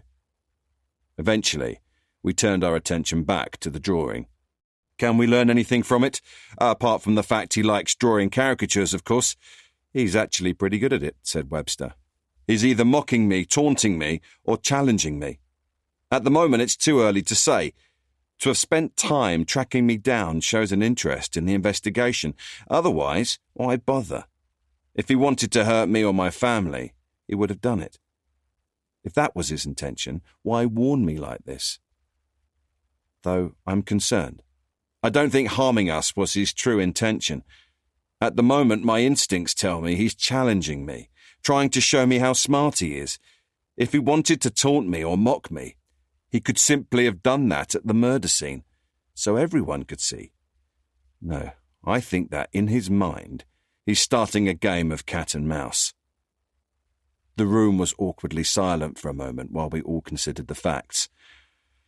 I'll get this down to the Prince Lab and forensic team to see if anything turns up, I said finally. Is there anything else you need, Hardy? Said Webster. I need space and time, that's all. Sorry about the mayor. I'll keep him off your back as long as I can. He's new in the job and has found himself under pressure from Downing Street. He'll calm down, or something else big will come along and he'll find himself wrapped up in that. You know how it goes. I nodded appreciatively. Rayner looked my way and wondered what he'd missed, but he knew better than to ask and find himself unnecessarily drawn into police politics. Webster didn't waste any time. He dispatched officers to my house and my parents' place. I requested more be posted at my parents' home since all I needed was surveillance. I saw no point in using the limited manpower guarding my home, which would mostly be empty while I worked. It was Alice, Faith, Monica and my parents I wanted to protect. As soon as I was out of the office, I got on the phone and called in a favour from a buddy of my brother. Frank Brown was ex-British Army, Intelligence Corps. He and my brother had been at school together and had joined the Royal Marines at the same time. My brother was still serving when Frank had decided to leave after a bad fall during a nighttime training exercise. He set up a company in the private sector. He was now in demand, installing state-of-the-art security systems and supplying highly trained and disciplined security guards and bodyguards to the rich and famous. By the end of the day, Frank had personally surveyed both homes and his team had installed security systems, run penetration tests and supplied location tracking devices. Frank even offered manpower in the form of an ex-SAS service team, which for the time being I declined. Once the team had gone, I went over to Mum and Dad's. Mum was in her kitchen baking with Alice and Faith, trying to portray a sense of life going on as normal. Raina was in the kitchen too, and, much to the delight of the girls, had become their royal taster. After one last cookie and another theatrical poisoning to amuse the girls, he winked at me and prepared to make his escape. He turned to Alice and Faith. "Time to go see my Jenny. She'll be wondering where I am, and I don't want her forgetting my name now, do I?" Raina hugged the girls and gave Mum a kiss, and I walked him out. "It's going to be fine," said Raina. "I've got a bad feeling about this one," I said once we were out of earshot. "I just don't understand it. I must be missing something. Why bother coming at me? Why take that chance? It's like poking a hornet's nest. You don't do it unless you're crazy." Chapter 32. I found Monica in the upstairs bathroom. I could see she was upset, although she was pretending she wasn't. We talked for a while, and I explained everything was under control and that we were probably now the safest family after the royal family in London. "Will you teach me to shoot a gun?" she said out of the blue. I knew where she was coming from, but all the same her request took me by surprise. She was perched on the edge of the bathtub, and I took her hand. "You don't need a gun," I assured her. "We have officers outside and a state-of-the-art security system. You have all that, so you don't need a gun. I or Raina or a fellow officer will be around to do the school run." I was concerned Monica's life was becoming overly complicated, so I took the opportunity to say a few things that had been on my mind for a while. To a certain degree, Helena knew what she was getting when she married me. She knew the type of work I do. I was very clear about that. "What are you saying, James? I don't understand." "You found yourself mixed up in my life, in part because you needed a refuge from Scott, which was fine. Just like Helena was, I'm here to support you 100%. But now it seems that refuge might not look so safe. You're mixed up in all my problems, and it wasn't what you bargained for. We love having you with us. The children adore you and love you, and I honestly wonder how I would have coped without you. You've been so generous and kind. You've done more than you ever needed to or should have. Since losing Helena, it has worked well for us both. It's just, I don't want you feeling you have to stay. I also don't want you to feel that I'm taking advantage of your kindness." Monica sat looking at me, an inscrutable expression on her face, but said nothing. I pressed on. "What I'm saying is I understand if you wanted to get as far away from all this as you can. I'd figure something out. I know my parents would help out with the girls. Maybe you'd feel happier staying with one of your girlfriends or even back with your parents, somewhere less complicated." My voice trailed off and I waited to see what she would say. "Are you asking me to leave?"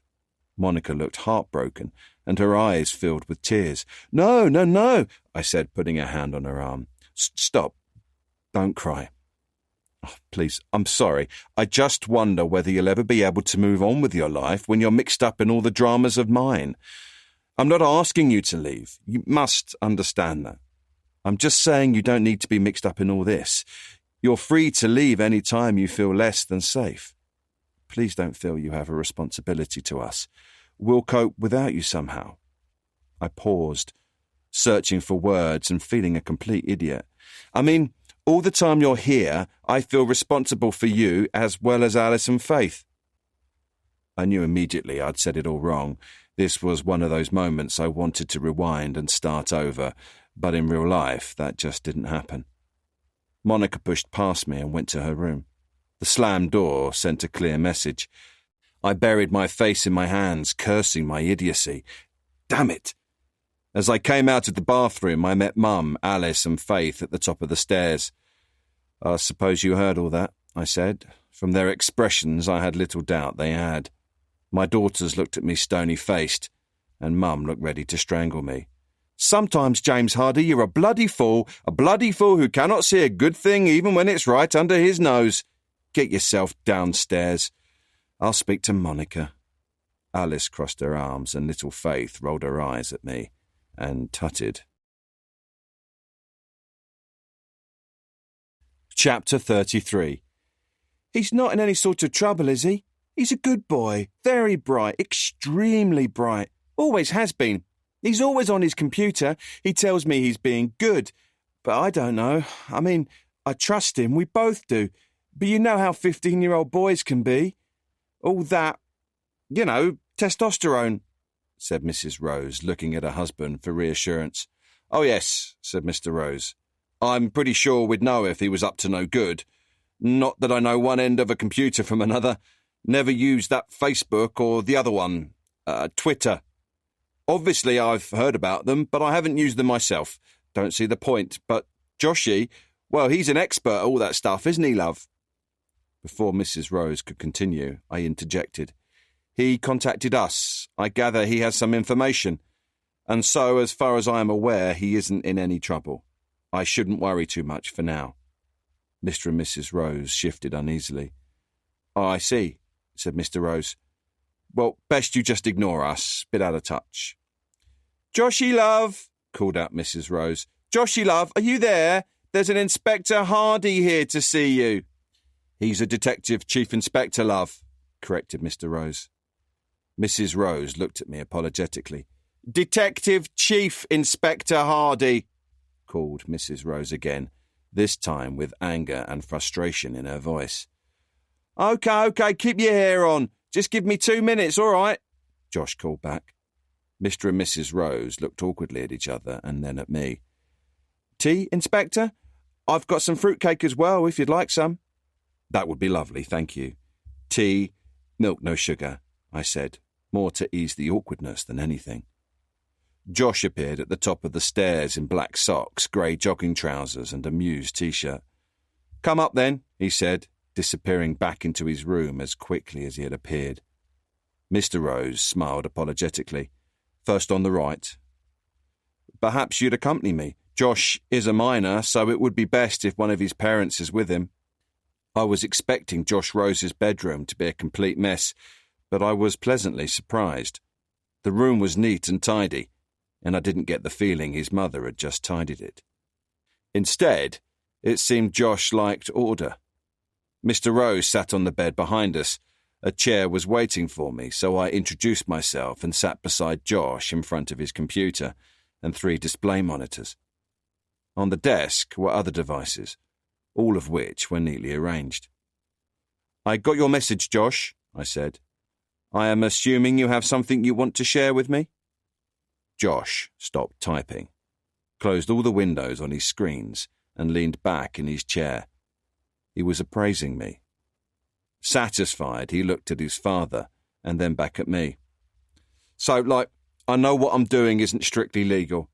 I'm also aware that Scotland Yard can't trace what I'm doing or where I've been," he started. "For the love of God," said Mr. Rose, "you told your mother and me that you weren't doing anything illegal. You haven't hacked into the Pentagon or the FBI, have you? You haven't joined that Nigel Farage at WikiLeaks, have you?" "Shut up, Dad. You sound like an idiot. Farage has nothing to do with WikiLeaks." Mr. Rose grumbled, folded his arms and crossed his legs, then uncrossed his legs and sat there with a worried expression on his face, probably fretting about what was going to come out of his son's mouth next. Ignore him, Josh told me.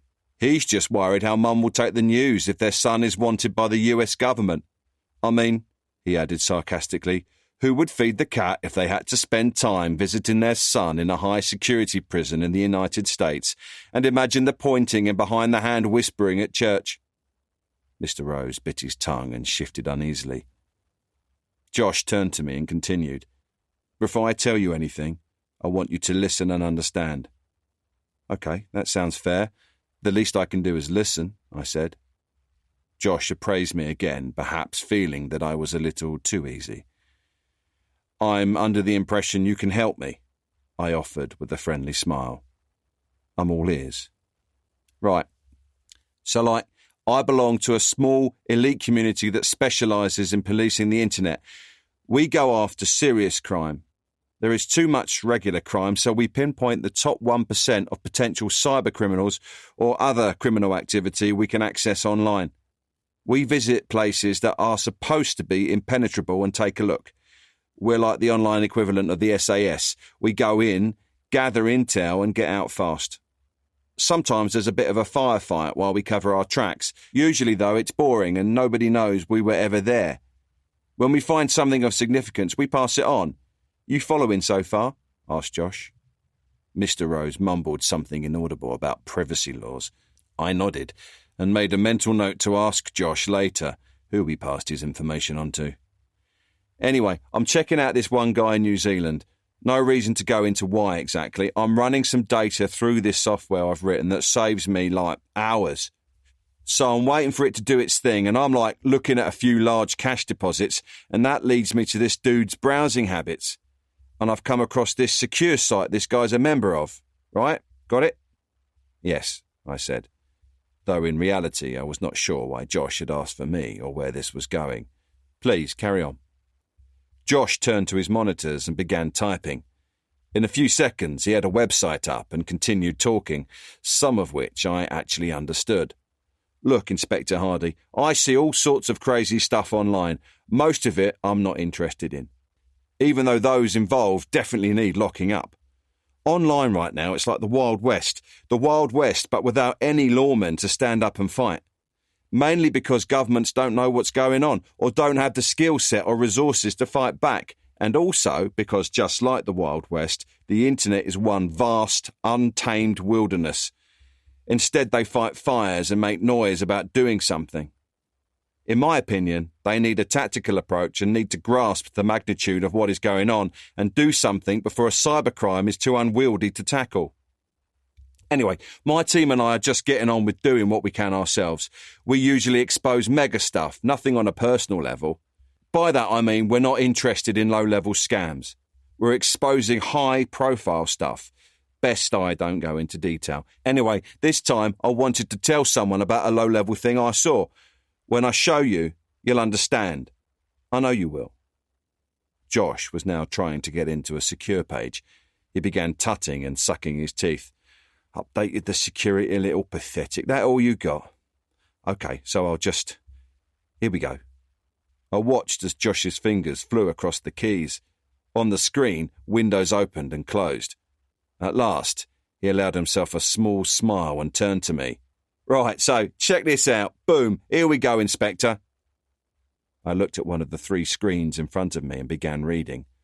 Josh was all smiles and really animated, rocking back and forth in his chair while sipping from a can of Dr. Pepper. What you have here, Inspector Hardy, is what I believe is an online community of stone-cold killers. Look here. Josh pointed to a line of text on the screen. This dude is bragging. All looks genuine to me. Well, I wouldn't be wasting your time if it didn't. There were pictures, videos, posts, comments, and even reviews, all apparently related to murders. Whether these were old cases or even genuine, I couldn't tell. Then Josh opened up a window that changed everything. He slid the window over to the screen nearest me. And this is why I asked for you, he said. In front of me was a series of pictures of Toby Fielding, a montage showing him first tied to a chair, and then a sequence of images showing the gradual progress of him being tortured, until finally his lifeless body lay contorted and blooded. Josh pointed to a final image. and looked at me with a huge grin. I groaned audibly as I realised the very last picture was of me talking to Rayner right before he and I entered the gallery on Old Potter Street. Chapter 34. Vlad eyed the fat man. He always disliked him, but he tolerated him because it was good for business.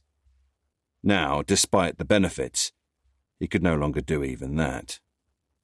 His demands, his negotiations, the way he filled a chair, the way he stuffed his fat face, his constant sweating, his stupid German accent. Most of all, he despised the way the fat man demanded Albanian women. Vlad realised this was nothing to do with the fat man's taste in women. He doubted he really had a preference at all. No, Vlad had come to realise it was purely the fat man's way of disrespecting him. Demanding and using girls from Vlad's own birthplace was purely symbolic. It was the fat man's way of saying, "I'll take what I like and there is nothing you can do about it." Vlad felt himself blaze with fury, but he kept it in check. He often imagined gutting the fat man, the way he'd seen his father gut a pig when he was a boy. Hung from the ceiling by his ankles, throat and belly sliced open with the intestines removed. Blood gushing and then draining into a bucket. That day couldn't come soon enough. With an effort, Vlad pulled his mind back to the room. Behind the glass wall, the doors opened and the women filed in one by one and began to line up in front of them.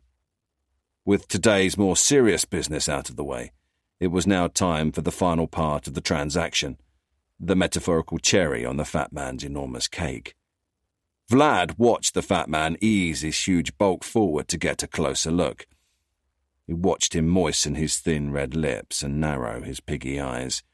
Each girl carried a number. The fat man read some stapled pages, which contained a brief description of each girl.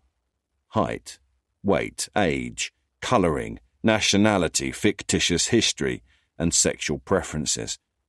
One of Vlad's managers had filled out the descriptions, which were full of creative writing to make the women seem a little more exotic. The fat man compared each woman with the notes.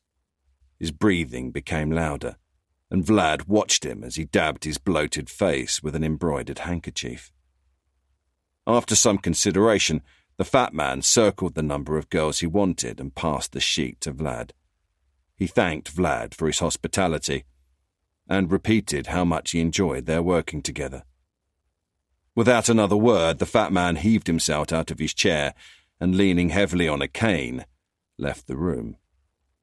Once outside the room, the fat man was greeted by his aide and bodyguard, Hans Vogt. Vlad tossed the papers across the room and poured himself a large whiskey. Alberto entered the room and stood beside his boss. "Everything okay with the German?" he asked. "I never want to do business with that."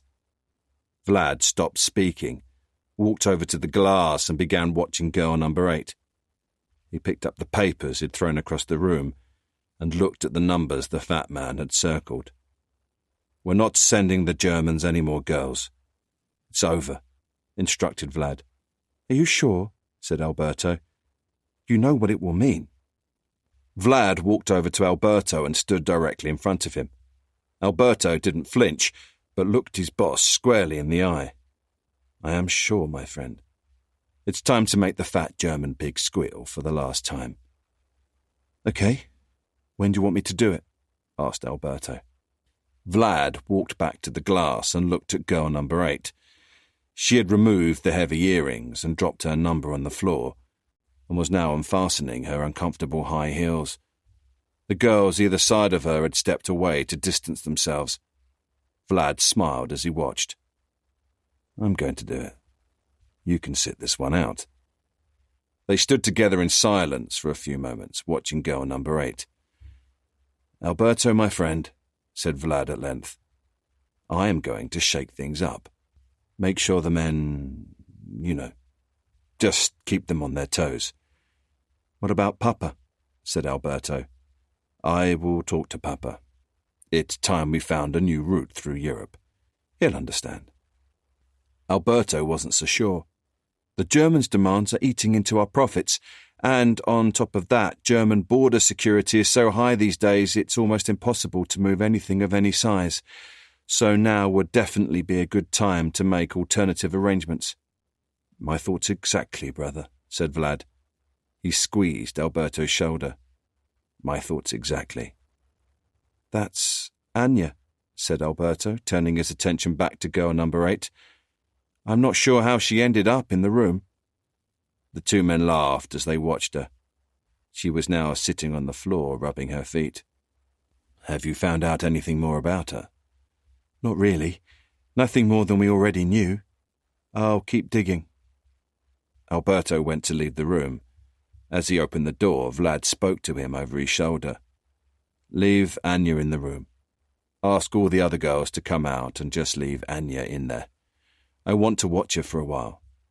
She makes me laugh. Vlad poured himself a drink and pulled his chair closer to the glass. He smiled as the girls were pulled out of the room, and Anya was forced to remain behind. She began protesting, swearing and hitting and kicking the door, and then she turned her attention to the one-way mirror wall and whacked it over and over with the heel of her shoe. Let me out, she yelled at the mirror. I know you're there. Let me out of here now. Fearless when she wants to be, thought Vlad. He sipped his whiskey and wondered what to do with her. Chapter 35. Oral watched Papa sitting on his favourite bench near the small patch of green opposite the restaurant. The old man was doing nothing more than people-watching and enjoying a warm summer day. In a month or two, a bitter north wind would arrive and the warmth of summer would be gone. Papa threw a few pieces of bread for the squirrel he'd named Boris. Somehow Boris seemed a fitting name for the little chap. Oral sat down next to the old man and watched as he talked to the squirrel and threw bread. He recognises you. I think you have a friend, said Oral. No. He only recognises that I offer free food. He's an opportunist. Papa threw the last of the bread and the squirrel took it. Then, as quickly as he had arrived, he was gone. What news? Asked Papa. Oral looked around the park before speaking. I heard the meeting went well. Our German friend is happy. A shipment will arrive as usual in a few weeks. Good. That's good. Klaus says he hopes that you and he will catch up the next time he is in London. He says it has been far too long. He would like to thank you in person. He suggests dinner. I hope you politely made my excuses. Yes, I thanked him and explained you have handed all business affairs to Vlad, that you are retired, and that I would pass on his kind offer. Good. Thank you, said Papa. He sat silently for a few minutes, enjoying the warmth of the sun on his face. Finally, his eyes still closed, he asked, What else? Oral sighed and paused before finally answering. Another girl. He watched the old man's hands flinch imperceptibly. I'm sorry, he said. Are you positive it was him? Asked Papa. Yes. It happened the same way as the others. Oral squeezed the old man's arm fondly. I'm sorry, Papa, truly. He gave Papa's arm a final squeeze, then got to his feet and left the old man alone. Only Papa could instigate what had to be done. And so he could now only wait for Papa's word. In reality, there was no decision left to be made. It was now just a matter of when and how it should be done. Chapter 36. Vlad parked a few streets away and walked the short distance to the Carrington Grand Hotel. He sang softly to himself as he smoked and walked. He felt good. Anya made him happy, and finally he was going to do something about Klaus the fat German. He'd heard some music on the radio in the car on the way to the hotel, and he'd hummed the tune that was still swimming in his head. He wasn't sure what the words were, but he liked the melody. He went around the back of the Carrington Grand, where he'd arranged to be let in by a waiter who knew who Vlad was and knew not to refuse. As he rounded the corner, the waiter was standing by the door smoking. He was talking to a big man who was also smoking. Vlad instantly recognized the big man as Hans Vogt, Klaus's bodyguard. Vogt turned as he approached, and at first he looked confused, as though he was seeing a face that was out of context. By the time Vogt registered whose face it was, then answered the question of why Vlad might be at the rear of the Carrington Grand Hotel at such an hour, it was too late. Vogt hadn't even the time to reach into his jacket for his weapon before a bullet struck his chest, followed by another to his head. Boom, boom. Down you go. Vlad winked at the young waiter, put a finger to his lips, and then ran it across his throat. The young, wide-eyed waiter nodded emphatically and held out a keycard. Vlad breezed past him and moved quickly through the hotel. He was excited. He was buzzing now. He took the stairs 2 at a time and hurried along the corridor looking for the room. Seeing the room number on the door, he paused to savour the moment before slipping in the keycard. Click, click. Vlad was in, and what he saw was better than he'd hoped for. To his left, a woman sat at the table bent over a line of cocaine. She laughed excitedly, clearly off her head and thinking this was part of the evening's entertainment. Vlad closed the door behind him and shot the woman once in the back and then once in the head. She slumped forward onto the table. A skinny young black man and Klaus were on the bed. The skinny black man was straddling Klaus with his back to the door. He turned his head to look over his shoulder. Vlad put 2 bullets in the young man and watched as he collapsed face first onto Klaus's chest. Vlad walked over to the bed with a wide smile on his face. The fat man's arrogance had evaporated. He struggled to a sitting position, shoving the black man's body off him with difficulty. "Guten Abend, Klaus," said Vlad in a low voice. "I'm here to formally end our business association." Klaus gave him a look of utter contempt. "Are you crazy?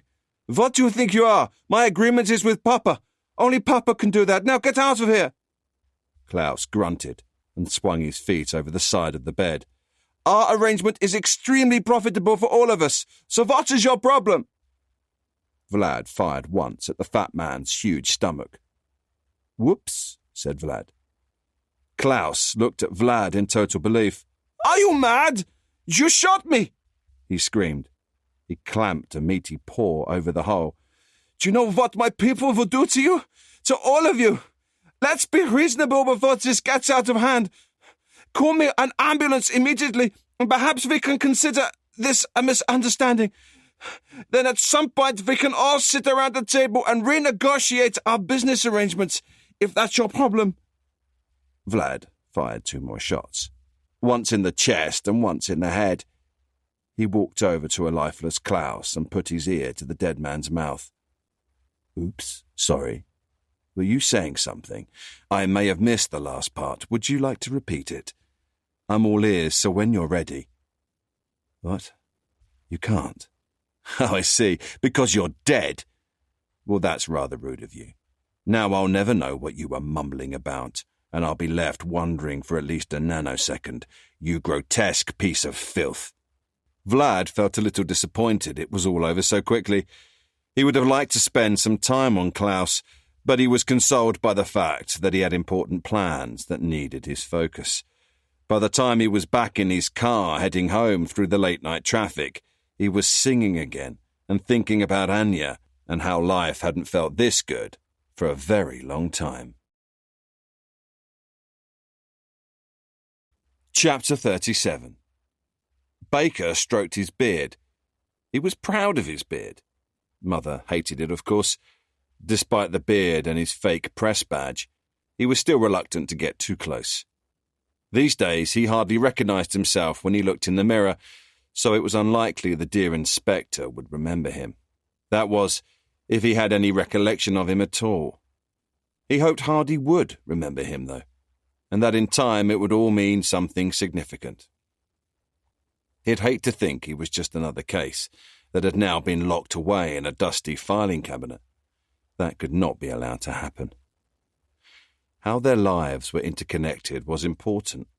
The chief inspector had been busy during the preceding years, undoubtedly dealing with a lot of cases, so, if need be, Baker would generously remind him of their first encounter. A lot of time had passed, and a lot had changed for the both of them. Back when they'd first met, Baker had been unprepared and unaware the police were observing him. In retrospect, that had been sloppy and foolish. Today, though, he would reacquaint himself with the man trying to catch him. Know thine enemy, he thought to himself. Observing his adversary was something he should have done at the outset. After all, this was all new territory. All of this was constantly evolving. He decided that understanding Hardy would be a big part of his own success, and if he ever came to write a book explaining his side of the story and why he had embarked on his reign of vengeance, then knowing as much as he could about the lead detective in the investigation would definitely offer his audience a more rounded and satisfying account. Of course, understanding how Hardy's mind worked would make it easier to impress him, and hopefully even surprise him. That would be fun. He stroked his beard again and turned his attention back to the activity unfolding in front of him. Watching the inspector in the dark on a busy street or with a telephoto lens from a safe distance was one thing, but watching him just meters away and in broad daylight was very much another. Thus Baker had decided that today it was safer to follow Hardy to a crime scene not of his own making. A man standing next to him told him that the victim was a young woman, probably a prostitute, probably one of those Eastern European girls, he'd murmured, tutting. The man went on to say in some detail how he'd heard the girl had been left semi-naked and dumped behind the supermarket, apparently stabbed repeatedly by a maniac. More than likely abused sexually. The man lowered his voice conspiratorially at the word, for hours as well. Baker was intrigued by how well informed the man was and was tempted to ask how he knew all he did. He thought better of it, however. Instead, he nodded, thanked the man for his insights, and slowly moved away. Interesting as it all was, Baker's priority was to learn about Inspector Hardy, and not the dead girl. He took up a post on the other side of the crime scene, at a discreet distance, and turned his attention back to Hardy. He found it fascinating to see how Hardy behaved, his mannerisms, the way he held himself with such an easy air of authority. He's tall and athletic, Baker noted. He looks young, possibly early 40s, certainly well respected.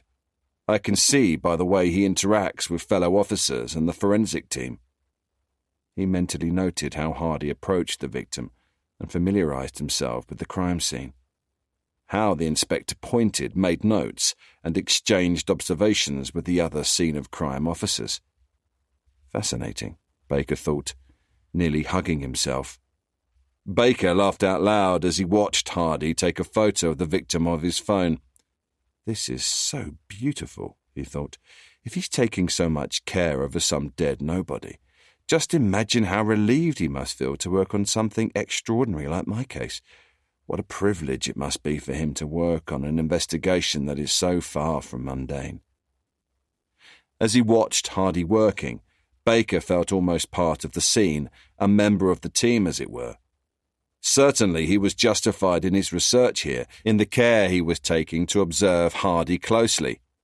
This would ensure the inspector was portrayed as accurately as possible when he began to write. Seeing the inspector at work today, he knew that Hardy's investigation would give his case some real gravitas when the truth finally came out. They would both certainly be remembered, both Hardy and himself. Baker knew what he was doing would be considered historic. He himself might divide public opinion, of course. That was inevitable in the case of any historic figure. But a large number would understand and know what he had done was understandable under the circumstances. Perhaps in time Hardy too would realise that the investigation into the gallery killer was a gift, and that both he and Baker were forever bound by it. Not unlike Inspector Reed and Jack the Ripper, Ted Bundy and Detective Keppel. Those killers were different from him, of course. Their murders had served no obvious purpose and had clearly been the products of diseased minds. He, Baker, on the other hand, had clear motivation. Wrongly convicted men deserved justice. He was startled out of his reverie when a shiny black 4x4 pulled up in front of him, completely blocking his view. Some rich bitch, probably. Annoyed, Baker tapped on the window and waved his arms angrily to indicate the driver should move along. A tinted window slowly lowered to reveal the driver. Baker immediately regretted his decision. This wasn't some rich bitch. Instead, a nasty-looking man stared unblinkingly at him, tattoos on his hands and up his neck. The man smiled and revealed his bad teeth. A second window lowered at the back of the vehicle. This man had similar tattoos and his eyes looked black. Black, like a shark's eyes. Baker could see the man was going to say something. Please don't speak, he thought uneasily. Just move along. Hey, little man. What are you looking at? Said Shark Eyes. Baker hesitated. He sounded and looked like Russian mafia. Trust me to tap on the wrong window. Nothing, said Baker apologetically. I think someone has been killed, a woman. That is so sad. Shark Eyes rubbed his cheek with a gun.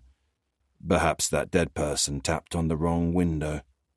When you don't know who's inside, it is a very dangerous thing to do.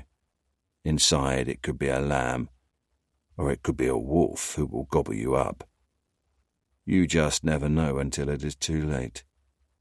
Run along, little man, or you might get eaten alive. Baker turned and started walking. Behind him, he could hear the men laughing as the vehicle accelerated away. He felt sick.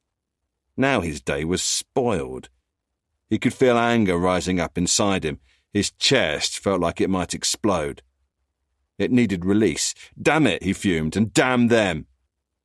His anger had been simmering, and now this confrontation had caused it to boil over. He thrust his hands into his pockets and clenched his fists. Someone needed to pay, now, immediately. He ran down the list in his mind. He picked a name at random and at once felt the anger simmer down, only slightly, as though someone had adjusted a flame. He looked back across the street at the inspector and saw he was on his phone. Baker pressed on through the busy London streets. There was work to be done. Chapter 38. I arrived at the autopsy of Toby Fielding more than a little late. Heidi Hamilton had finished with the body, and to some degree I was relieved. She was engrossed in writing her final reports for the day. I liked Hamilton, and had worked with her for years. I remembered her as a student, and now she was one of Scotland Yard's finest forensic pathologists. She'd been given the nickname Death Detective, which I know annoyed her. It struck her as being ghoulish. She was all about the science, the care for the deceased, and uncovering the truth of why they'd ended up in front of her. In that way, we had something in common. As I approached, I apologised for missing the appointment. If she was bothered, she didn't say anything.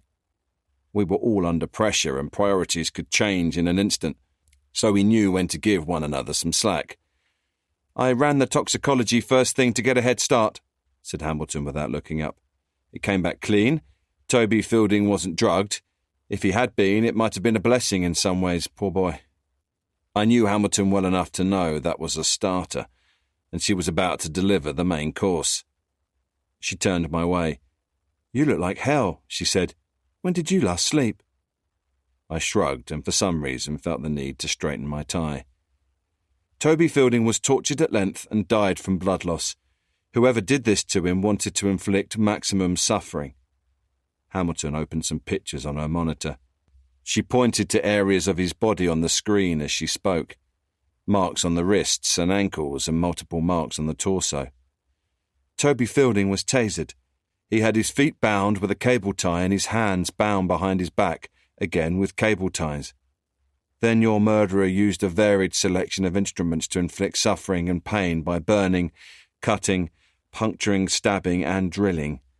So far, I've counted at least 13 different instruments used, which include different sized screwdrivers, a scalpel, 3 different knives, including a kitchen knife and a serrated edged knife, and an electrical drill. He also has multiple rib fractures and broken bones, which were most likely sustained from repeated hammer blows. You get the idea. I'll list them in the report when I finish analysing them. In short, it looks like you found yourself another hardcore stone-cold killer. I really don't know how you manage it. Oh, I'm just lucky that way, I guess. Neither of us smiled. Cause of death? At this point, I would say traumatic pneumothorax. His lung collapsed from one of the puncture wounds, but there was so much trauma and blood loss that any number of factors contributed. This guy really went to town, I thought.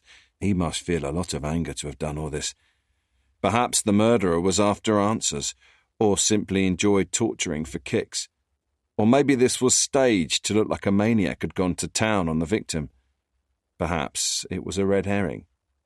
Working back-to-back murder cases now, I had my work cut out. I had already had more than my share of moments where I felt at breaking point, and I knew there were more to come. No matter how much I tried to distance myself from a given case, I eventually came back to doubting my ability to deliver answers.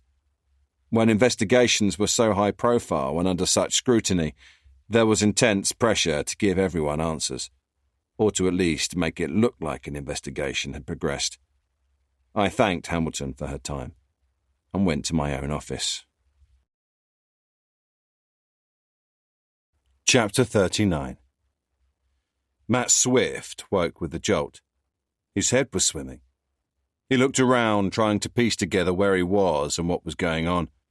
Adrenaline flooded his body as an intense fear came over him, which quickly cleared his head. He was in his bedroom. He'd been stripped of his clothes and tied to the bed. He could hear someone moving in one of the other rooms. Maybe it's Patsy, he thought desperately. He looked at the clock on the side table. Sunday. No, she's still away. He could hear humming. It's a man. The kettle clicked on, and Swift heard the tinkle as a spoon went into a cup. He pulled at the ropes. The bed creaked. The humming stopped. He heard footsteps. A bearded man in glasses appeared at the door. "What's going on? Who are you?" yelled Swift. "Hello, Sleeping Beauty. We'll get to why I am here in good time, Matthew. Now I'm making tea. I would offer you a cup, but I see you're a bit tied up at the moment." The bearded man laughed at his little joke. Then, unable to hide his unease, he said, "Oh dear, let me cover that." He took a shirt from the wardrobe and threw it over Swift's private parts. "There, that's better. I don't want to see all that right before I drink my tea. Now, you were saying? What is this? Who are you?" "Me? Oh, I'm one of your sensational tabloid stories come back to haunt you. I'm here to tell you that you do have a responsibility to get your facts right. A front-page scoop destroyed my life. No amount of apologising can alter that. I've been visiting some of those responsible. You may have read about some of them in your newspapers. Now, I don't want to go over the details of what happened during my encounters, but between you and me, let's just say by the end they were pretty cut up about it all." He smiled again. "Gosh, another pun. Sorry, one moment. It sounds like the kettle has finished boiling. Excuse me while I see to it. I always like to use boiling water on the tea bag." The bearded man left and went back to the kitchen. A few seconds later, he reappeared and grabbed a briefcase from a chair just inside the bedroom door. He made a clanking sound, and Matthew's eyes widened as he stared at it. "This," said the bearded man, raising the case slightly, "just a few tools for our little adventure together. Don't worry, I've cleaned off the blood and muscle tissue from the last time. We don't want germs, do we? Right, won't be long. Just going to drink my tea. Then we can get on with organising the horror show for when your darling Patsy returns from her conference on Monday night." The bearded man left and shut the bedroom door behind him. Swift closed his eyes. He focused on staying calm. Don't panic. He tensed his muscles and began to pull on the ropes. He pulled on all of them together and then each one in turn, and then finally focused on just one. He wrapped his hand around the rope tied to his right wrist and pulled with everything he had. The post began to move. He pulled again and again in short bursts. Beside the bed, the phone rang and startled him. He froze and listened to the message being left on the answer phone. "Matty, where are you, man? We're all at the bar. Footy is starting. You better not be hung over. The Jackster is coming over. He'll pick you up in about 10 minutes. You really are a muppet. See you in a bit, mate." Swift stared at the door, which he expected to burst open at any second. He frantically began pulling at the rope with renewed energy. The bedpost creaked some more and then cracked. The bed jolted as the legs slid out. Matt began to scream and shout for help. He could hear movement outside the door. A chair fell over. A cupboard closed. Then the front door opened and slammed shut. Silence. Matt stopped pulling for a moment and held his breath. Has he gone? He thought. Is it over? Chapter 40. Matt Swift was treated for shock, then quickly given the all clear. He was a lucky man, if luck was the right word to use after his ordeal. His brush with death, because he was a journalist, didn't appear to dampen his enthusiasm to dish up his own story now to his fellow journalists. He relished the limelight and knew the score. There was only going to be a small window of opportunity for him to cash in.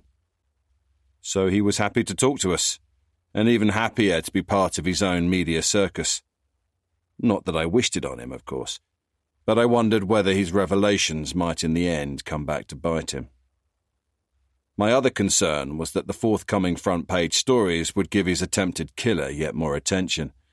"He had glasses and a beard, but it was him," insisted Swift as he slid the photo back across the table to me. "The man in your apartment was this man, Simon Baker," I repeated. "Yes, definitely, I recognised him, and he told me as much himself. And it makes sense. I wrote front-page stories on him when he was arrested for keeping his wife as a slave in an underground dungeon." I raised my eyebrows at that, but said nothing. "He now wants payback. He told me that too. You need to arrest him now." Suddenly the gravity of the situation seemed to dawn on him, and his voice rose. "Why isn't he already locked up? I need to speak to Patsy again. I need to make sure she's safe." "Officers are with her. She's fine. It's unfortunate you can't remember how you came to be tied to the bed by Simon Baker, if indeed it was Simon Baker." "I told you I went to sleep around midnight alone. There was no outrageous party, no drugs, no alcohol binging, Inspector Hardy. I woke up tied to the bed. He must have drugged me somehow. Otherwise I would have woken up, right?" Traces of a sedative had been found in Swift's blood, but I didn't need to mention that to him at this point. Best to keep some information back.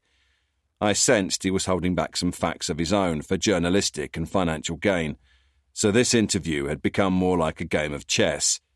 Difficult to help someone who doesn't want to help themselves. Swift looked restless. "We're nearly done for now, Mr. Swift. So how do you suppose he got into your apartment?" "Look, I know where you're going with this, and for the last time, I don't know. Maybe he came through a window.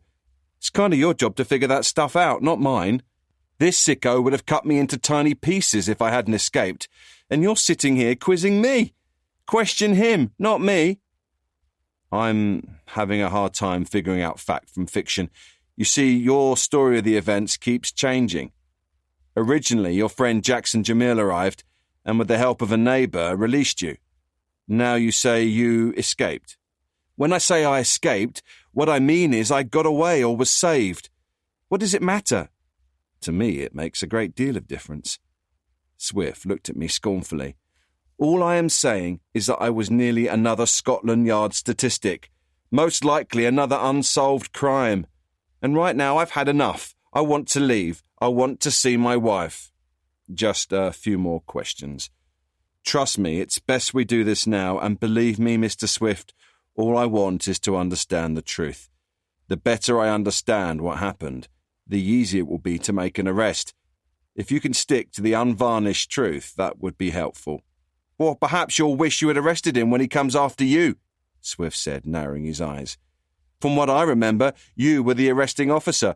It was you and Inspector Rayner who rescued Mrs. Baker from the rat-infested dungeon." I ignored the dungeon remark again, but the rest of Swift's remark had hit home. The fact I had been the arresting officer had crossed my mind.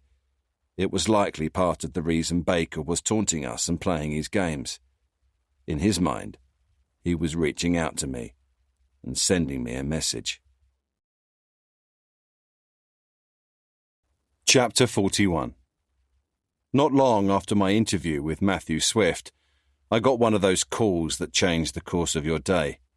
I called Hamilton in forensics and told her I needed to reschedule our meeting, then headed to the Carrington Grand Hotel just off Bayswater Road, where multiple murders had taken place sometime in the early hours of the morning. I was met in the corridor by a young detective sergeant called Sarah Dark. "What can you tell me?" I asked. "There are 3 in the room and 1 outside," she said. "All shot. Each one has at least 1 body and 1 headshot. So it looks professional, at least." "I know what you mean. The deaths don't look to be spontaneous or a random act." She smiled. "You're doing great," I said. I could remember being in her shoes, and I could remember how it felt when, in an effort not to say the wrong thing, you could end up not finding the right thing to say. "I was just on my way to begin questioning guests," said Dark. "I've had the hotel manager giving me hell, but I think we see eye to eye now. I explained this was a murder investigation and that I would be discreet, but if he didn't allow me to do my job, I'd have no choice but to close the hotel indefinitely." That brought a smile to my face. I guessed she'd let him have it. "Good. Also make sure he gives you all the CCTV footage, both inside and out." Rayner was already in the room, gloved up and looking for anything that might lead us to the identities of the victims and their killer. "Well, this party could have gone better," said Rayner. He pointed to a young woman who had been laid out on the floor and a skinny young man half hanging off the bed. I walked to the bed and looked at him. Shot in the middle of his back and in the side of his head. "I went through his stuff," said Rayner. "He's French, here in London studying medicine. Perhaps this was a sideline to make some quick cash." "According to the hotel receptionist, the woman is a prostitute," said Dark. "She's a regular, very popular. Check out her tattoo. Not sure what it means right now. Maybe it's a coincidence." We looked at each other. Rayner knows my feelings on things being a coincidence or an accident. I knelt down and looked more closely at the girl. On her shoulder was a wolf tattoo, the same as Delina's. Then Rayner turned his attention to the third victim, a large man. "This is a long-term guest of the hotel. His name is Klaus Seidel. Stays here every 6 months or so, has the same room every visit. The body outside the door, another male, is Hans Vogt, and we're told by the receptionist again that he was Mr. Seidel's driver and personal aide. His room is next door." I nodded, and Rayner continued. "They are both German citizens. They always arrive together and leave together. Same routine for at least the last 5 years. That's how long the receptionist has worked here, and she remembers them as guests that whole time." Rayner and I spent the rest of the day at the hotel. I examined both rooms and talked to the hotel staff. The CCTV had been shut off during the investigation, and the hotel manager promised a full investigation into why that had happened. I told him Detective Sergeant Dark would assist, but I didn't hold out much hope of any great revelation. Whoever had turned off the CCTV was either a member of staff, or the shooter, or both. Pursuing that line of inquiry would have meant a lot of work for me, with very little likelihood of a result.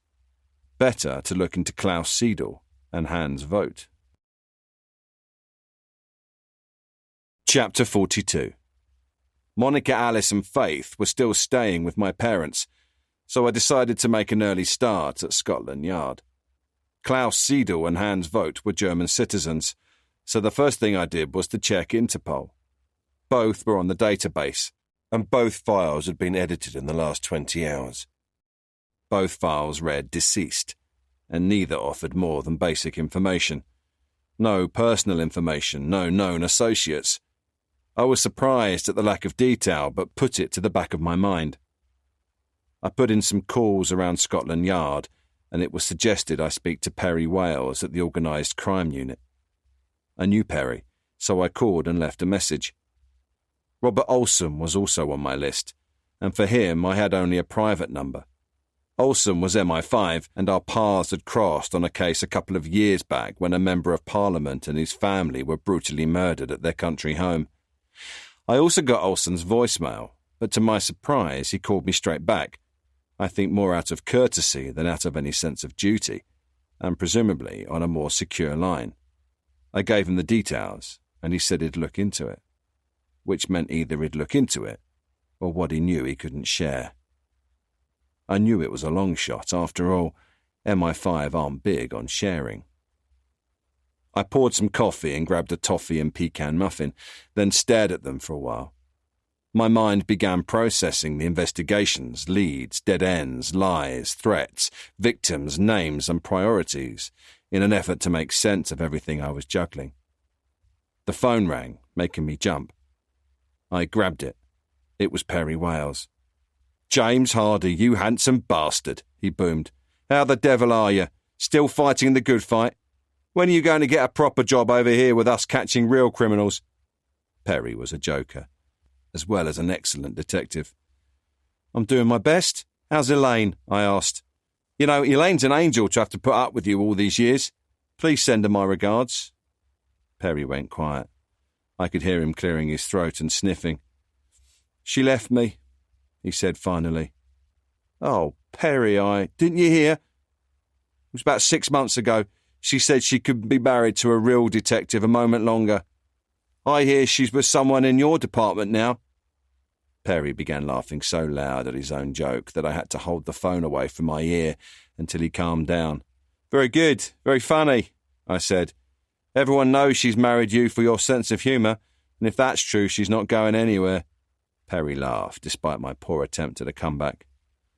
"I had you, my friend, hook, line and sinker," he said. "Now what do you need?" I told him about the 4 bodies at the Carrington Grand Hotel, and that I believed the murders were a professional hit, that I was interested in the 2 German nationals and their known associates. I held back on giving him too much detail about the rest of the investigation, as I specifically wanted him to focus on Klaus and Hans. Perry listened carefully and asked for 48 hours, as he was already working on something big with the flying squad. I was drumming my fingers on the desk, considering my next move, when I got a call from Hamilton. She told me she might have some news for me. Chapter 43. I loved how excited Hamilton sounded. It was like she'd just won the lottery. "The bullets went off for analysis, and we got a hit on the NABIS database," she explained. "I still have lots to do on my side of things, but I knew you'd want to hear what we found on the ballistics side right away." "Definitely. Anything you've got, I'd love to hear it," I said. The National Ballistics Intelligence Service's database was a really big deal, and this was just one more great example of how their work helped investigations move forward and could ultimately lead to convictions. The NABIS team gathers firearms information. They collect, analyse and compare guns, shells and bullets from crime scenes or from seizures. If it's weapons-related, it all goes into the database, where UK police forces can run comparisons. It's a bit like the fingerprint database, but for anything firearms-related. The NABIS team confirmed the handgun used at the Carrington Grand Hotel killings was a .22, almost definitely a Walther .22 with a silencer. "The same weapon was used to kill a man called Tyrone West 8 months ago," said Hamilton. "That is fantastic news. I owe you big time," I said. "I won't hold my breath. You say that every time, James Hardy." "I know. Look, as soon as this is over, I'll buy you a drink. I promise." "Dinner?" "Well, okay, dinner and a nice bottle of wine," I laughed. "It's a date." "Well, let's just call it dinner and a nice bottle of wine." "You can call it that. I'm calling it a date with James Hardy." "You never cease to surprise me. You're a very complex woman, Heidi Hamilton." "You have no idea, Mr. Hardy, but I can assure you you'd enjoy finding out how complex I am. Now, get back to work, Hardy. The sooner you solve this investigation, the sooner you can start paying off some of your debt to me with dinner and wine. Chapter 44. It felt like I might be getting somewhere at last on Delina's investigation. I read through the files on the Tyrone West murder and decided to contact the lead detective on the case, a fraud squad detective called Laura Chambers. I got put through to her boss, who told me he'd get her to call me. Right now, he told me, she was working surveillance and couldn't be contacted. It was around 9 that night when she called. We arranged to meet at an Indian restaurant called the Old Bengal in Beaconsfield Old Town at 10:30. She told me I was buying. The Old Bengal was a modern-looking restaurant inside what had once been a traditional English house. The front steps were lit using pale blue spotlights. Inside, the glass and lighting gave the place a contemporary feel. Smartly dressed, attentive waiters ensured I was quickly seated and offered a Cobra beer. A few minutes later, the same attention was given to Chambers when she arrived and was shown to our table. She ordered a glass of red wine and leaned her elbows on the table. Chambers was dressed in a tight-fitting t-shirt, jeans and casual shoes. Her sandy-coloured hair was tied back, and she looked tired. "James Hardy, I've heard a lot of good things about you. First-class murder detective. The go-to man when it comes to serial killers. Smart, tenacious, tall and good-looking," she finished. "Not sure about that," I said. "Don't be modest. I hate that." "It's what I heard. Some of it must be true," she retorted with a wry smile. Her glass of wine arrived and she took a grateful sip. "I could not do what you do. Psychopaths, day after day, listening to their excuses and witnessing what's going on in their sick and twisted heads. Mutilated bodies, missing persons, tortured kids. I don't know how you do it." "Well, she certainly knows how to speak her mind." "The victims and potential victims," I said. "I do it for them and their families. It's how I'm able to do it. It's the only real reason there is to do it. Someone needs to stop the killer. It takes its toll, though, and this work was never my first choice when I joined the Met. But then, when does life ever turn out the way we thought it would?" Chambers looked embarrassed. "I'm sorry. Ignore my mouth. I'm just letting off. I've been stuck in a box doing a surveillance double shift. I'm tired and not thinking. All I really want is a shower and sleep. Can we start over? The chief said I should speak to you. He said it was important." "Nothing to start over," I said. "I appreciate you giving up your time."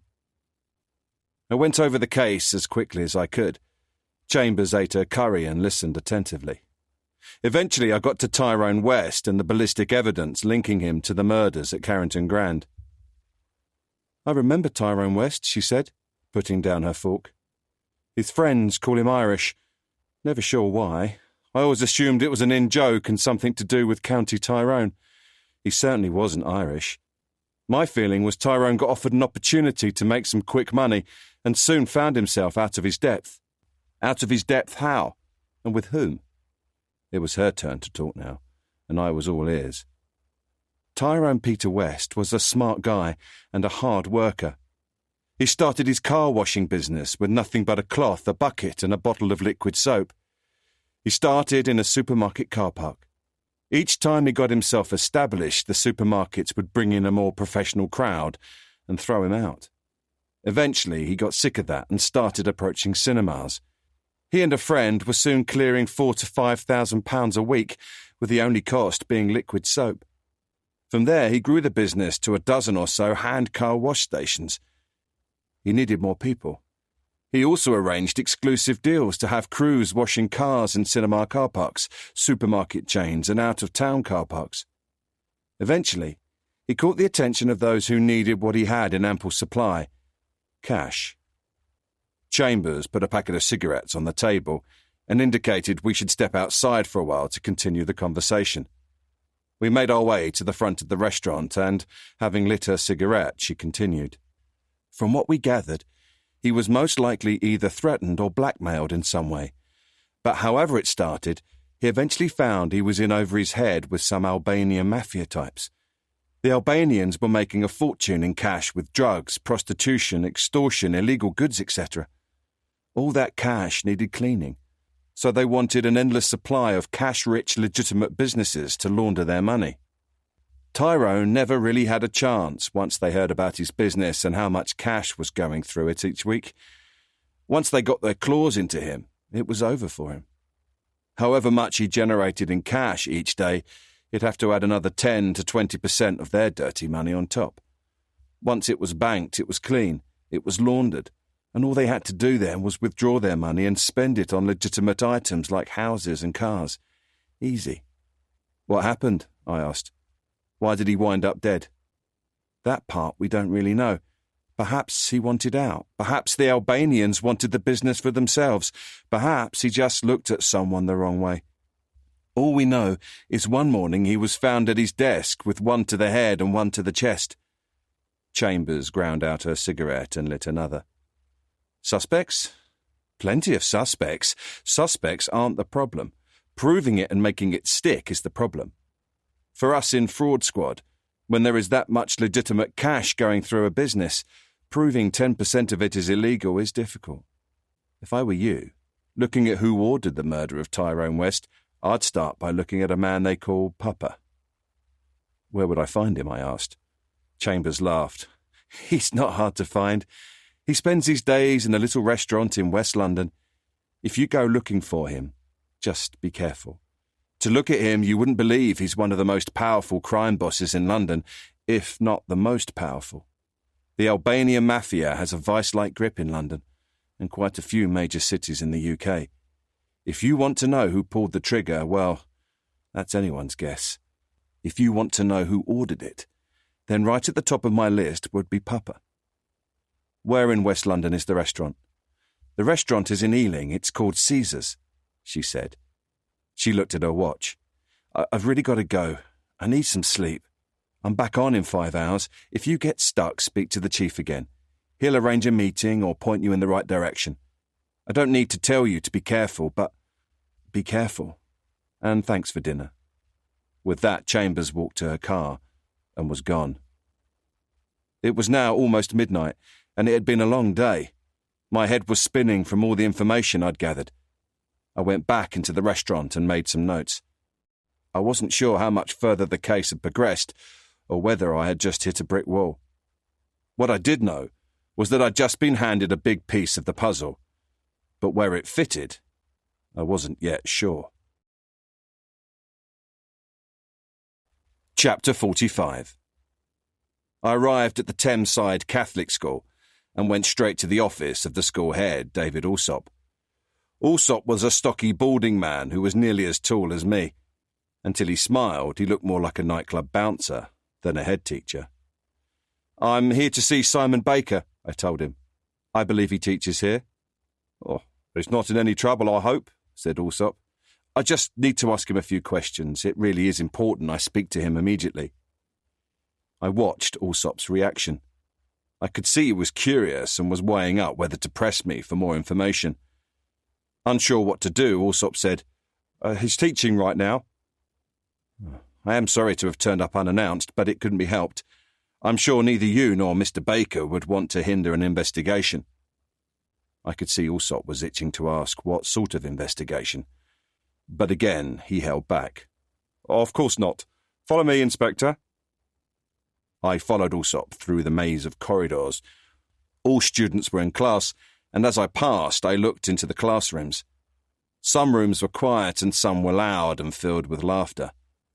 We climbed 2 flights of stairs and headed to the end of another long corridor, then took a right and stopped. I discreetly stood back out of sight as Alsop knocked twice and opened the door to the classroom. Good morning, children. Good morning, Mr. Alsop, the children replied in unison. Sorry to disturb you, but could we have a quick word, please, Mr. Baker? Of course, I heard a voice say. Right, class, I'm stepping out for a moment. While I am out, I ask that you take this time to continue your Monet project work, which, can I remind you, is required for the end of term. The classroom erupted into noise as the children began to open bags and talk excitedly. Baker stepped into the corridor and, without speaking, looked at Alsop and then at me. He looked calm and relaxed. His expression never changed, even when I was introduced. Sorry to bother you in the middle of class. I know we like to avoid that, said Alsop, looking at me. But this is Detective Chief Inspector Hardy, and he tells me he needs your urgent assistance. I thought perhaps the two of you could use the music room. It's empty at the moment. It'll give you a little privacy. If you need me, Inspector, I'll be back in my office. I followed Baker in silence to the music room. He pulled out a couple of chairs and placed them in the middle of the room. I felt like I was at a parent and teacher meeting. Baker smiled weakly as he saw me notice the small silver cross on his lapel. "So, how can I help you, Inspector?" asked Baker softly. "I'm sure it's nothing. I almost feel a little embarrassed to be bothering you while you're teaching, but something has come up in the course of my investigation, a part of which is in relation to yourself. As with all investigations, time is a crucial factor, and so I like to avoid delay. I'm sure you understand." I could sense the elephant in the room, so I just came out with it. "You may remember me as the original arresting officer, along with Inspector Rayner. I just want to inform you I am here about a separate incident that occurred recently which, to my knowledge, has nothing to do with your prior conviction." Baker crossed his thin legs and clasped his spidery hands on his knee. "That's right. I hardly recognised you, but I thought your face was familiar. Isn't it funny how the mind works at blocking out dark memories?" Baker looked different to how I remembered him. His arrogance was gone. He looked tired. He looked a sad man now. It was as though he'd been broken and beaten, but was somehow fighting on. His glasses, beard, and cheap clothes threw me off a little. But underneath, I saw the man I remembered. Baker looked at his watch. "What brings you here today, Inspector? And in case you're wondering, Alsop knows about what happened to me. He and the others have helped me understand how my mistakes led me to be thrown to the lions. This is a very nurturing environment. Together with God's guidance, I am now on the right path, and God willing, my mistakes are behind me." Baker closed his eyes for a long moment and breathed slowly. He appeared to be meditating. "It turns out I am good at teaching," he went on. "I get to give, and what I receive back is rewarding. When I'm teaching, it's hard to believe I am the same person that I was back then. Life is so different now. I feel blessed to have been given a second chance." Baker spread out his long, thin arms. "I'm surrounded by enthusiastic students, and all the staff here have been so supportive. Finding work wasn't easy after what happened, but when I was at my lowest point, I was found. God found me." Baker slowly shook his head. "It's okay, Detective. I don't expect you to understand." I couldn't put my finger on it, but I sensed he had been expecting me.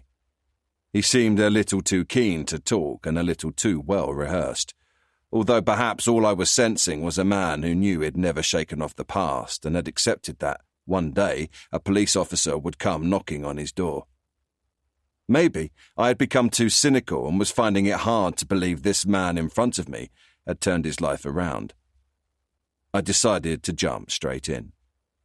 "A man fitting your description was seen at the home of Mr. Matt Swift." "I was there," said Baker without hesitation, "the day before yesterday around 9 o'clock Friday evening."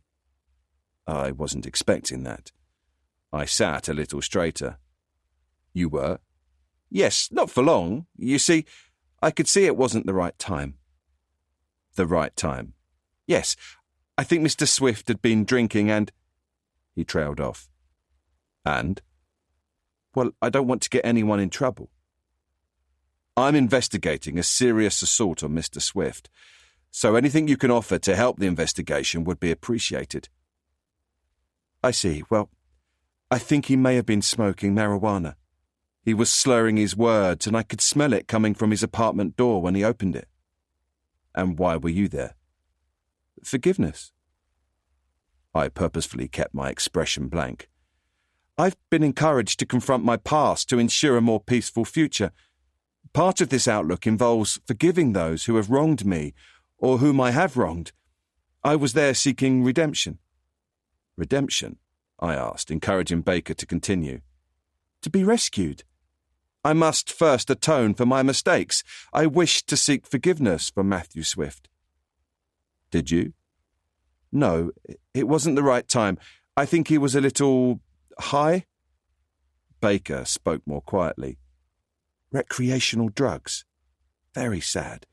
He was hallucinating. He was talking to me and trying to catch butterflies with his hands." "Did you enter the apartment?" "Yes.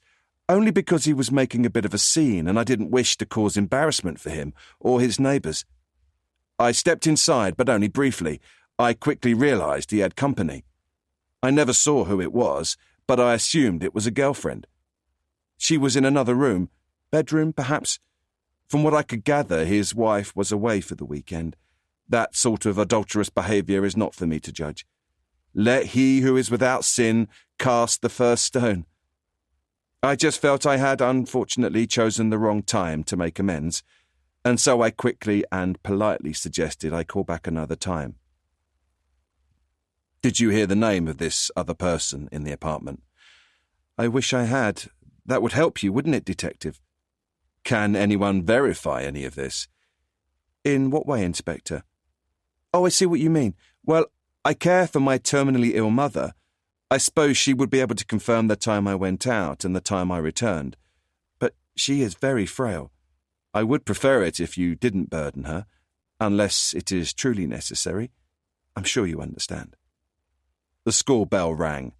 Noisy children poured into the corridors. I really should prepare for my next class, Inspector Hardy. I am happy to help you further if I can. Perhaps we should schedule a more appropriate time. I'll be in touch. Baker put a skeletal hand on the door handle to leave. I will pray for Mr. Swift, as well as for you, Inspector Hardy. Did you seek redemption from Catherine Wells or Toby Fielding? Baker turned and tilted his head slightly. I am sure those names should have some significance, but I cannot place them. Do you have something to ask me, Inspector? Perhaps you have something you'd like to accuse me of. You certainly have that look about you. I would suggest you be sure of your facts. Under the circumstances, I have been extremely polite, and fishing the way you are could lead you into trouble. To me, this now feels a lot like harassment. I've paid for my mistakes, and I am a free man. I really do just want to be left alone to live a peaceful and more meaningful life. Unfortunately, your being here jeopardizes all that for me. Rumour, gossip and innuendo are fuel for the wicked. Baker opened the door, and I watched as he joined the flow of fast-moving children. I decided to take a few hours off. A little fresh air and perspective could work wonders. I'd probably call Rayner later and talk things over, but right now I fancied a walk, then perhaps a nice cold beer, and something to eat. Chapter 46. Monica and I picked the girls up after school and whisked them away to Brighton for a couple of days by the seaside. I thought it was important to give my parents some space. It would also be beneficial for Alice and Faith, who had been torn away from their family home, to have some excitement. A change of scenery would also be therapeutic for Monica. The plan was to stay overnight in Brighton on Friday and Saturday before returning to London to spend Sunday together with my parents. With the gallery killer on everyone's mind, Mum, in particular, was on edge. She'd called each evening to check we were okay. On Saturday evening, she insisted I bring her granddaughters back as early as possible on Sunday. She was in desperate need of a hug from them. Reading between the lines, it was clear I was in Mum's bad books, as it had been far too long since all three generations of the Hardy family had sat down for a traditional Sunday roast lunch. She informed me that she would be cooking roast beef and Yorkshire puddings, and I should be there no later than midday. She wouldn't accept any of my usual excuses. I was not to drop the girls off and disappear back to the office. When she got like this, I knew better than to protest, and besides, it sounded like a great idea to me. After a couple of days away, all of us sitting down together would round off the weekend perfectly. Apparently, she also needed us to return early Sunday because she required some female advice from Monica about the shoes she'd bought on Friday. It was clear the matter was urgent. Naturally, I could see straight through that, and Mum knew it, but she didn't let that stop her. Mum hugged and kissed us all as we arrived on Sunday. No one was allowed through the front door until she'd embraced each of us, inspected us from head to toe, and commented on how well we looked and how the seaside air had done us good. I also took the flak, this time publicly, for how long it had been since I'd been available to sit down at their house for a proper meal, even though in reality it couldn't have been more than a few weeks. I said nothing to defend myself, as I could see Mum was giddy with excitement at having us return safely. Dad stood back a few paces with his big smile and watched with raised eyebrows. He shook his head in mock disbelief and winked at me. For goodness sake, Sylvia, let them in. Anyone would think they'd just returned from 5 years in Australia. You shush, Thomas Hardy, you grumpy old man. Don't you pretend. I know you better than you know yourself. Grandad, called Alice and Faith when they saw him. They rushed over and hugged him. Well, look at you two, said Dad. Now, which is which? I know it's only been 2 days, but you've changed so much. Don't tell me you're Alice and you're Faith, right? No, laughed the girls. OK, now let me try again. I used to be a detective like your daddy, you know, so don't tell me. I'll work it out. You're Faith and you're Alice. No, shouted the girls again. Are you sure? You know, I've got a lie detector around here somewhere. Now, where did I put it? Dad began hunting around the house, pretending he was trying to find his lie detector, while the girls ran beside him laughing. I could hear him whispering loudly, You know, I use my lie detector on your grandmother sometimes when she tells me it wasn't her that ate the last chocolate biscuit. Soppy old man, said Mum as she watched her husband falling about like a child. She turned to Monica and me. You know, she almost whispered, he was probably more excited about seeing the girls than I was. He was up at the crack of dawn this morning and has been watching that clock ever since. Dad came back our way, carrying Alice and Faith in his arms. Mum held on to my arm and turned to Dad. Grandad, are you going to show Alice and Faith the surprise for them in the garden? I'm going to try one more time to teach this son of ours how to cook. Is it a trampoline, Grandad? Is it a trampoline? You said you might get us one. You better come this way and take a look. You know, for the life of me, I cannot remember what that surprise is, though I do recall it was only suitable for good girls. Have you two been good? Asked Dad jokingly. I think I'd better go with them, said Monica, just to keep an eye on them. I followed Mum into the kitchen and mouthed, help, to Monica, who simply laughed and followed Grandad and the girls. Mum checked the cooking and talked away about this and that. I stood and watched the girls out of the window. They'd thrown off their shoes and were bouncing up and down on the new trampoline. Dad and Monica chatted together while looking on and encouraging them. You really should make time to do this more often. The girls are growing up so fast, said Mum. I'm doing my best. It's not the sort of job where you can simply clock in and out. We're only a few minutes down the road. You're always welcome to visit us more often, I said, regretting the way it sounded as soon as it came out of my mouth. I know.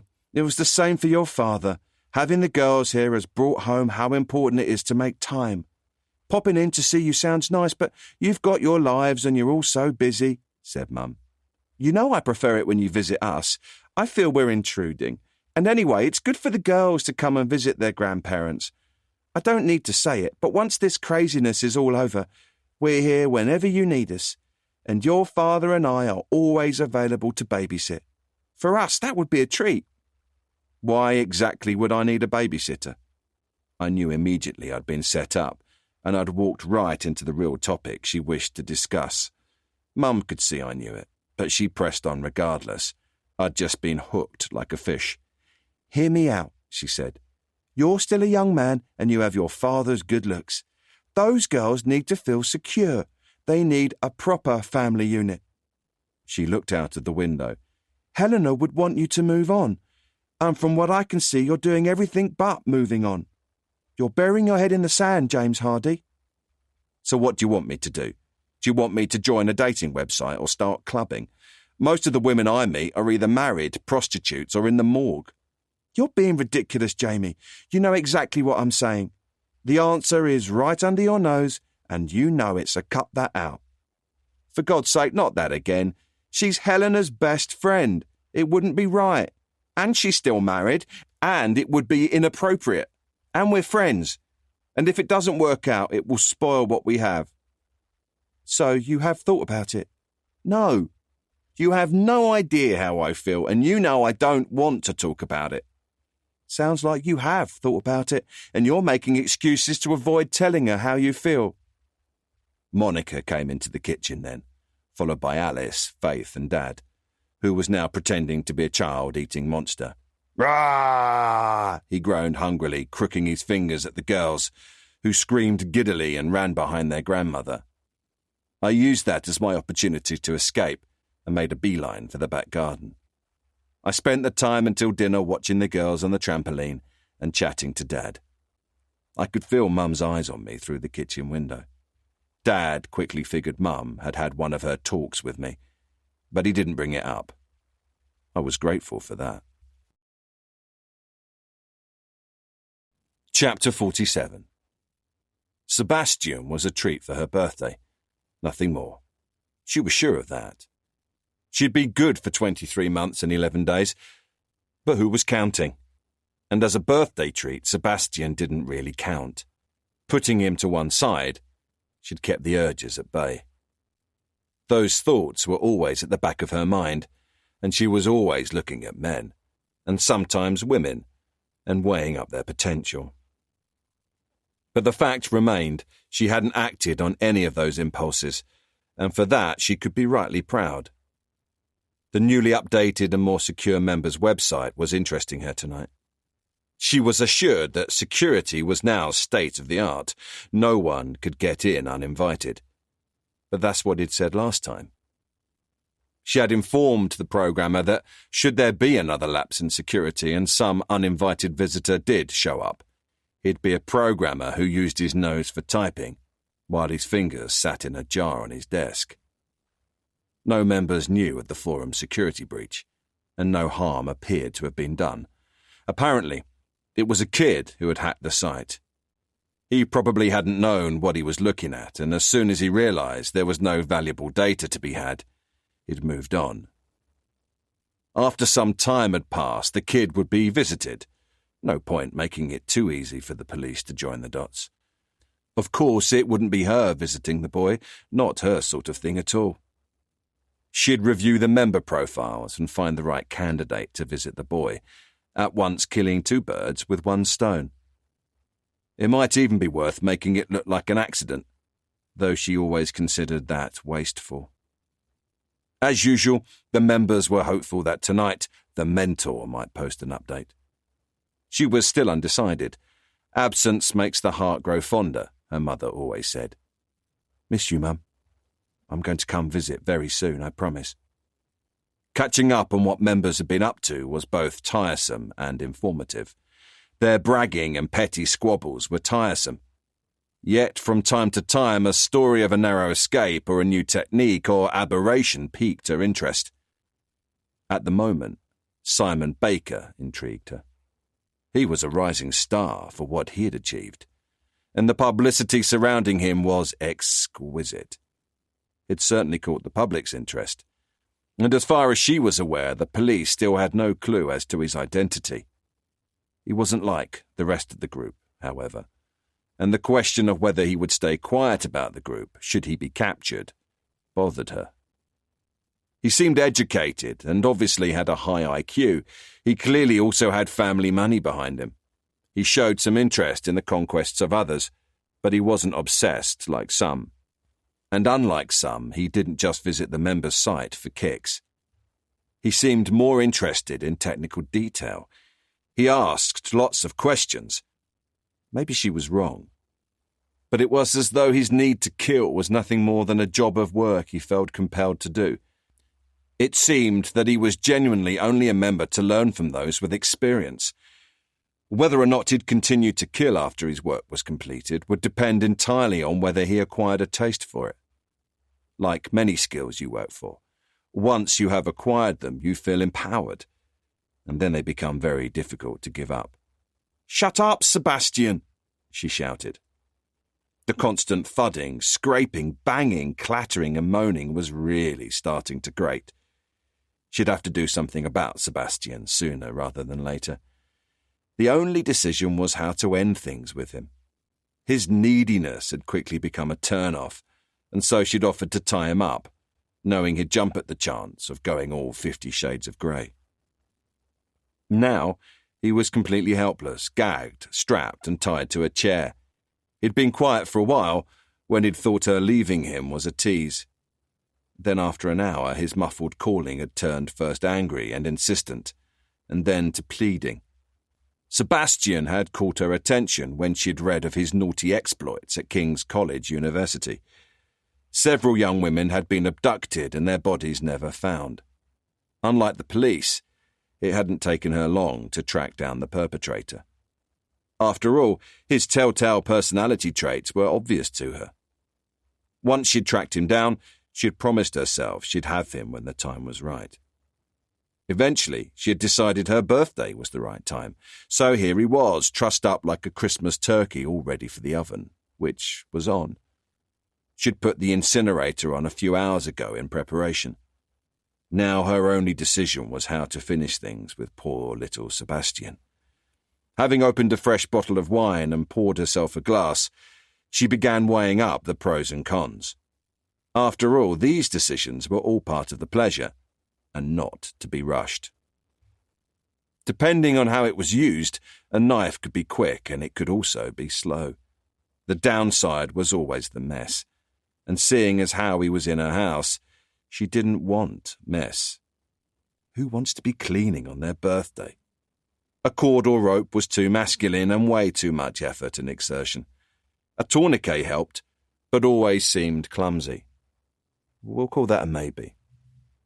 Once again, a gun would create mess, and really, where was the fun? A syringe full of something nasty was wimping out, as far as she was concerned, and should really only be used as a way of completing the job in a hurry, or when one needed to hide the act. A bag over the head? Now that is an interesting option, she said to herself. Haven't done that in a while. Similar effect to rope or cord or noose, but without the exertion. There's the added benefit, once everything is set up, of being able to sit and watch. And with only a little audience participation, the performance could last for hours, and no bloody mess to clean up at the end. Perfect. She raised her glass in a small cheers. Decision made, she decided she would pop into the other room and give Sebastian an update. It seemed the right thing to do. Yes, she'd break the news to him. After all, it only seemed fair. Secrets can lead to all sorts of misunderstandings. She'd explained to him what would happen, and why. Before any of that happened, though, she was going to have a bath so she could feel completely relaxed before his final performance. She doubted he'd take it well, but then again, they never did. Chapter 48. I was finishing a salad lunch at Rose's tea shop when two black Mercedes 4x4s pulled up outside. They weren't hiding. They wanted me to know they were there. A suited man in his 30s got out of the lead vehicle. He looked left and right and then directly at me. He was a wiry man with bad teeth. He patted his side to show me he was armed. The back window of the same Mercedes opened to reveal a man who was probably in his late 60s. He, too, looked at me and, with a warm smile, beckoned me over. Rosie came and stood beside me. She put her hand on my shoulder and topped up my pot of tea with hot water. "You know they'll get a parking ticket if they stay there too long," she said with a chuckle. Nothing got past Rosie. She could see what was going on, but had known me long enough not to ask. Rosie was simply checking I was okay, and in her own way asking whether she could be of assistance. "Thank you, Rosie. Sadly, I don't think they're planning on stopping for tea, and, lovely as it is, I'm going to have to leave the rest of my lunch. Would you please call Rayner and let him know I'm in a meeting with Papa? He'll know who you mean." My legs were feeling heavy as I walked towards the Mercedes. I looked back and could see Rosie was already on the phone calling Rayner. I stood on the pavement for a moment and looked left and right. The street was packed with shoppers and was the last place I wanted any sort of firearms incident. I looked up, spotted the CCTV cameras and looked directly into each one. The wiry man with bad teeth opened the back door of the lead Mercedes, and reluctantly I got in and sat beside Papa. Mr. Bad Teeth jumped in the front. The Mercedes pulled away, and I looked back at Rosie, who was standing in the doorway of her cafe. Mr. Bad Teeth leaned over from his front seat and frisked me. Once he was satisfied I wasn't armed, he looked at Papa and nodded. "Forgive me, Detective Hardy. I apologize if this all seems a little theatrical." Papa gestured with his hands, as if all this was beyond his control. "My name is Papa Castrati. It is vital I speak with you," he continued. Perhaps we could head over to Scotland Yard and talk there, I suggested. I would certainly feel more comfortable. Mr. Bad Teeth in the front passenger seat sniggered. Papa looked at me as though I had made a childish statement. "And we will not talk now. I dislike being away from my little restaurant, but I made this trip for you, as it is important." Papa did not speak again for the remaining journey. He simply looked out of his window and occasionally sighed. The restaurant was called Caesar's, just as Chambers had told me. We pulled up outside and Papa was helped down from his seat by one of his men. He then made his own way to the back of the restaurant. I watched as Papa settled himself. Through the windows at the front of the restaurant, I watched as Mr. Bad Teeth and the other men drove away. I looked around the small and very traditional-looking restaurant. I imagined the menu was much the same, with traditional food made the traditional way. On terracotta floor tiles sat rows of wooden booths with leather seats. A tall, lean, muscular man was attending to the bar area. Behind him, I noticed a postcard pinned to the wooden frame of a large mirror. I recognized it to be a black double-headed eagle on a red background. The Albanian flag. Behind Papa at the far end of the restaurant was a door that went through to a white-tiled kitchen. The door closed behind me, and I was alone in the restaurant with Papa and the tall man behind the bar.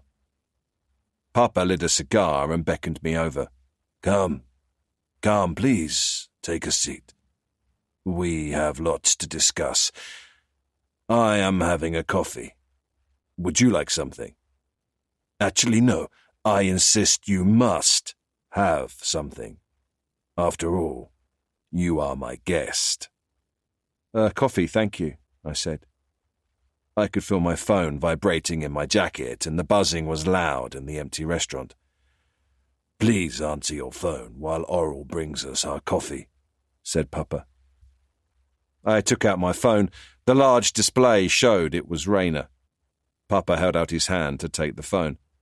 I figured I felt safer knowing Papa was happy to speak to Rayner, so I handed it over. Detective Rayner, this is Papa. You may not remember, but we briefly spoke many years ago. I am here with your friend and colleague, Detective Hardy. Papa raised his eyebrows and smiled as Rayner spelled out in ways only Rayner could, what will happen should I be in any way harmed. Eventually Papa spoke again. I understand your concerns. I assure you no harm will come to your friend. He is here with me at my restaurant, and I would appreciate it if we were given some time to talk. Papa handed me the phone, and I put it up to my ear. I'll see you later, I told Rayner. No point driving all the way over here. So far, Papa has been a polite and generous host, if perhaps a little unconventional with his invitation. I put the phone on the table, and Oral placed a strong black coffee in front of me. Papa closed his eyes and sipped his coffee. Good, said Papa. He looked at the barman beside us. Oral here is a good friend. He will make sure we are not disturbed while we talk. Oral looked at Papa and then at me and returned to the bar. My gut told me Oral was a little more than just the restaurant's barman. Chapter 49.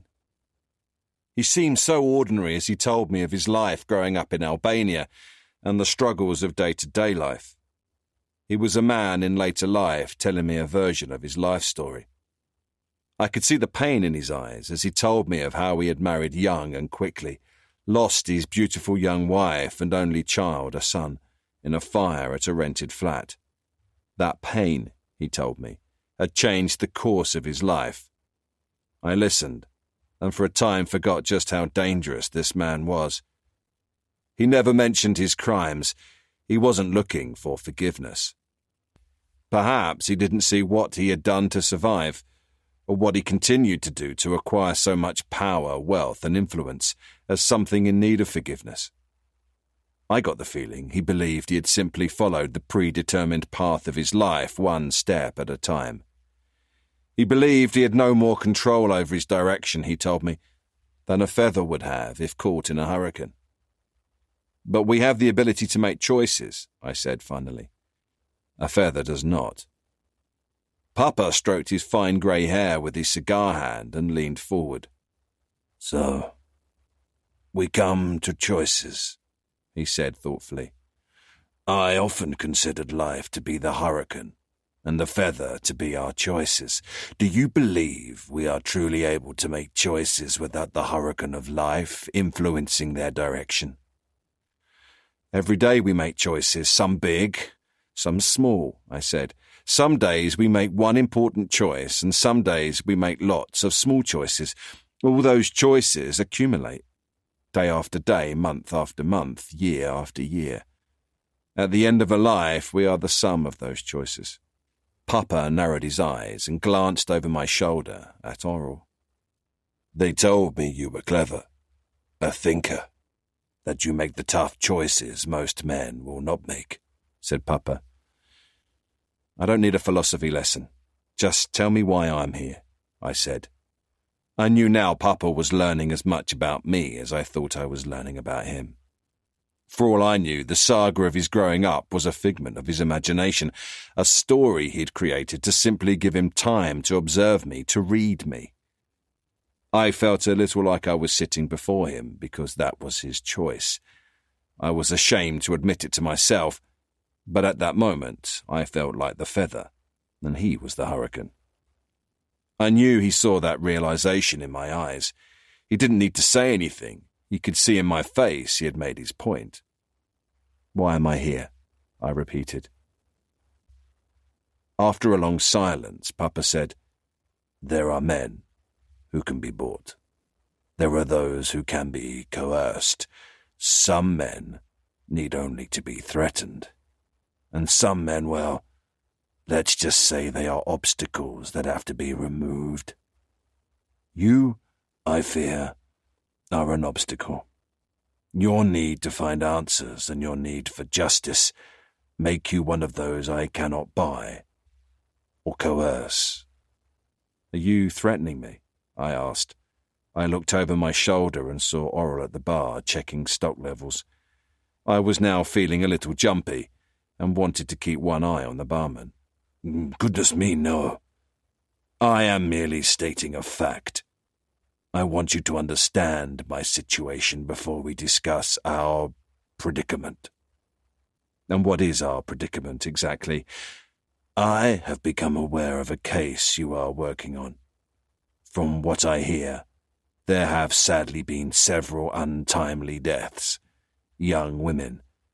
Some of those women may in the past have had some association with one of my businesses. I said nothing, and Papa continued. We are looking into the circumstances surrounding these incidents. I assure you, it will be dealt with. And when it comes to justice, it will be swift and final.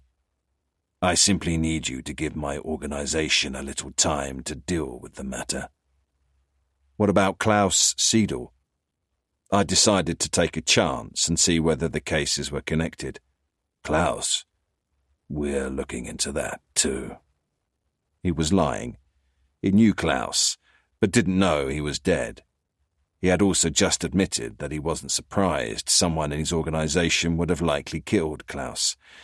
I pressed him further. Someone in your organization is out of control. He's killed several young women, plus Klaus and his bodyguard, and you're asking me to look the other way?" I asked in disbelief. "I am asking you to be smart. The women will have justice, and so will Klaus. These matters need to be dealt with internally." "Are you admitting your involvement?" Papa looked at me as though I was becoming tiresome. "I am merely suggesting that, through a little mutual understanding, the perpetrator of these crimes will be punished. They will not be punished by Scotland Yard or sentenced at the Old Bailey, but nevertheless, they will be punished." I jumped to my feet and leaned over Papa. "There is only one rule of law in this country. I think it's time I left," I said furiously. I felt a hand on my shoulder. I turned to see Oral standing beside me, and then I looked down as I felt a small blade pressed against my ribs. "Please sit down. Papa hasn't finished," said Oral. "It is time I was going," I said. "This meeting is over." Papa nodded to Oral. "Life is harder than it needs to be for the stubborn man," he said as a parting blow. I walked out of Papa's restaurant without looking back. Mr. Badteeth was back outside waiting for me. He drove me to my car, which was parked in the street outside Rosie's tea shop. Lunch at Rosie's seemed like an age away. Mr. Badteeth was all smiles when we reached my car. He reached out, grabbed my hand and shook it vigorously. "No hard feelings. Sorry for the inconvenience. Enjoy the rest of your day," he said repeatedly. "No hard feelings. Goodbye for now." I climbed into my car and dialed Rayner's number. As Rayner answered, I noticed a bright yellow plastic supermarket bag on my front passenger seat. "Rayner, it's me. I'm okay. I'm going to call you back in a few minutes," I said absent-mindedly. I leaned over and grabbed the bag. It was heavy, and I lifted it onto my lap. I opened it and looked inside. I couldn't believe what I was seeing. I pulled out bundles of £50 notes. The bag contained cash, thousands of pounds. I picked up my phone and called Rayner back. "You had me worried there for a minute, mate," said Rayner. "No, I'm okay. I have a problem, though," I said. "What sort of problem?" Across the street, a young freelance photographer was capturing the images that he'd been assured would fast-track his career. Chapter 50. I'd stayed at my parents' home to see Monica and the girls. Although Monica was feeling stronger, she was having trouble sleeping due to repeated nightmares. It was 6:45 and we were sitting at the breakfast bar drinking hot tea and talking. I had the feeling Monica was needing to talk as part of her recovery, so I sat quietly and listened. Her injuries, though minor on the outside, went far deeper psychologically, and I knew from experience they shouldn't be underestimated. I decided I'd speak to my psychologist at Scotland Yard and get some advice, perhaps try to get a referral for her.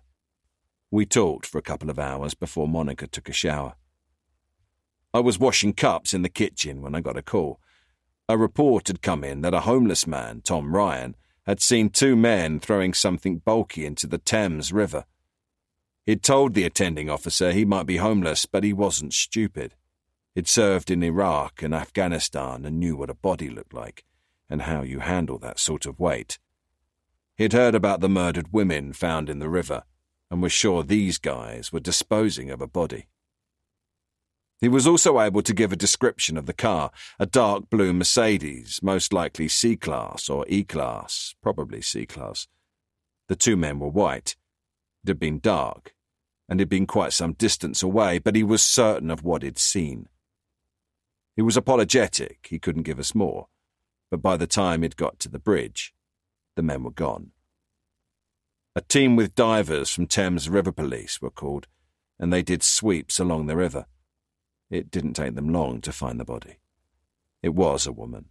Like the others, she was wrapped in plastic sheeting and had been strangled and stabbed multiple times. Rayner came straight over when I arrived at the scene. "How's Monica?" Getting there, I said. The swelling is going down, a few minor bruises and cuts, but physically she's fine. That can only be good news. Send her my love. I'll pop round and see her before starting my surveillance shift, said Rayner. She'd like that. So what have we got here? Are we certain this is related? Hamilton looked up from the body. Definitely. Same M.O., same knife, same plastic sheeting. The only difference is this girl has no wolf tattoo. Another thing I can tell you is this girl hasn't been dead long, perhaps 6 hours. I need to test it, but I wonder also whether her makeup is theatre makeup. Perhaps our girl here was an actress or worked on the stage. The woman had been pretty just like the others, although she was perhaps a little older. I looked at her and wondered what her story was. How had she ended up in the hands of the monster that had done this to her? I got to my feet and grabbed Rayner's arm. I've been considering going to see Vladimir Castrati. I've got a tip, although it might be nothing. If I do it, I could do with some backup if you're up for it. Rayner looked at me doubtfully. What have you got on him? What have you got that ties him to any of these women? Nothing concrete. His name has come up. I'm just curious. Let's pay him a visit. Let's shake him up and see if anything falls. Who knows? We might get lucky. So you think he might be so racked with guilt he'll confess? I'm not so sure we'll get that lucky. If I get nothing better in the next few days, do you want in? I definitely want in. Don't think I'm letting you go see that scumbag without me. Chapter 51. I arrived at my desk around 10 after walking Alice and Faith to school. Walking gave the three of us time to talk, and the girls would open up and tell me what was on their mind. Those were precious moments. I could sense something was going on the moment I arrived at Scotland Yard. Before I even reached my seat, the phone on my desk was ringing. I had been informed Chief Superintendent Webster would like to see me. I was pretty sure I knew what it was about. Come in, Hardy, take a seat, said Webster. Good morning, sir, I said while trying to gauge his tone. Webster looked miserable. He pushed a newspaper article across his desk. It showed pictures of me with the money and of me shaking hands with Mr. Badteeth. The pictures looked as damning as they were meant to. I started reading. Scotland Yard Super Cop Shock. Scotland Yard appear to have distanced themselves from one of their most talented lead murder detectives after a series of sensational revelations. After weeks of painstaking investigation by photojournalist Kevin Charles, we reveal exclusive evidence that the Met's most high-profile and celebrated serving officer, Detective Chief Inspector James Hardy, has been photographed accepting money from London's notorious criminal underworld. This newspaper's undercover work brings into question the integrity of the so-called super detective who ended the reign of terror by several of Britain's most terrifying serial killers. Initial photographs appear to expose DCI James Hardy holding private alcohol-fueled meetings in a top London restaurant with suspected members of London's mafia underworld. Later photos then show the once-trusted London detective agreeing to deals and shamelessly shaking hands with gangsters in broad daylight on the very streets he swore to protect. Further pictures show him brazenly counting bags of cash in his £40,000 BMW 5 Series. Highly decorated DCI Hardy famously lost his wife when she bled to death in the street close to the family home after a knife attack by Tony Horn. Horn was found guilty and sentenced at the Old Bailey to 27 years for the murder of Helena Hardy. Numerous reports suggest DCI Hardy blames himself for his wife's untimely death and has been unable to cope with the loss. At the time of the attack, the workaholic detective was investigating a series of brutal attacks by serial killer Edward Richter, who is currently serving 5 life sentences. The slaying of DCI Hardy's wife left the widower to care for their 2 young daughters alone. Now in a torrid relationship with a married woman, there are many stories suggesting that, in his grief-stricken state, DCI Hardy went on gambling and drinking binges, which sources tell us left him close to financial and personal ruin. So far, the Metropolitan Police Service have declined to comment, leaving us to wonder what other nefarious activities are yet to be uncovered. The newspaper editor wants to know whether we have any response before they go to print, said Webster. Well, anything you want to add? I drive a Toyota, sir. For Christ's sake, Hardy, this is serious. I give you space to do what you do because you do what you do better without interference from me. It's all fabricated, you know it is. As for the money, well, it was handed into evidence last night. I was about to write it all up this morning when you requested a meeting. I knew I'd been set up, and I expected we'd be having this conversation. I perhaps should have called you at home last night and given you the heads up. Sorry.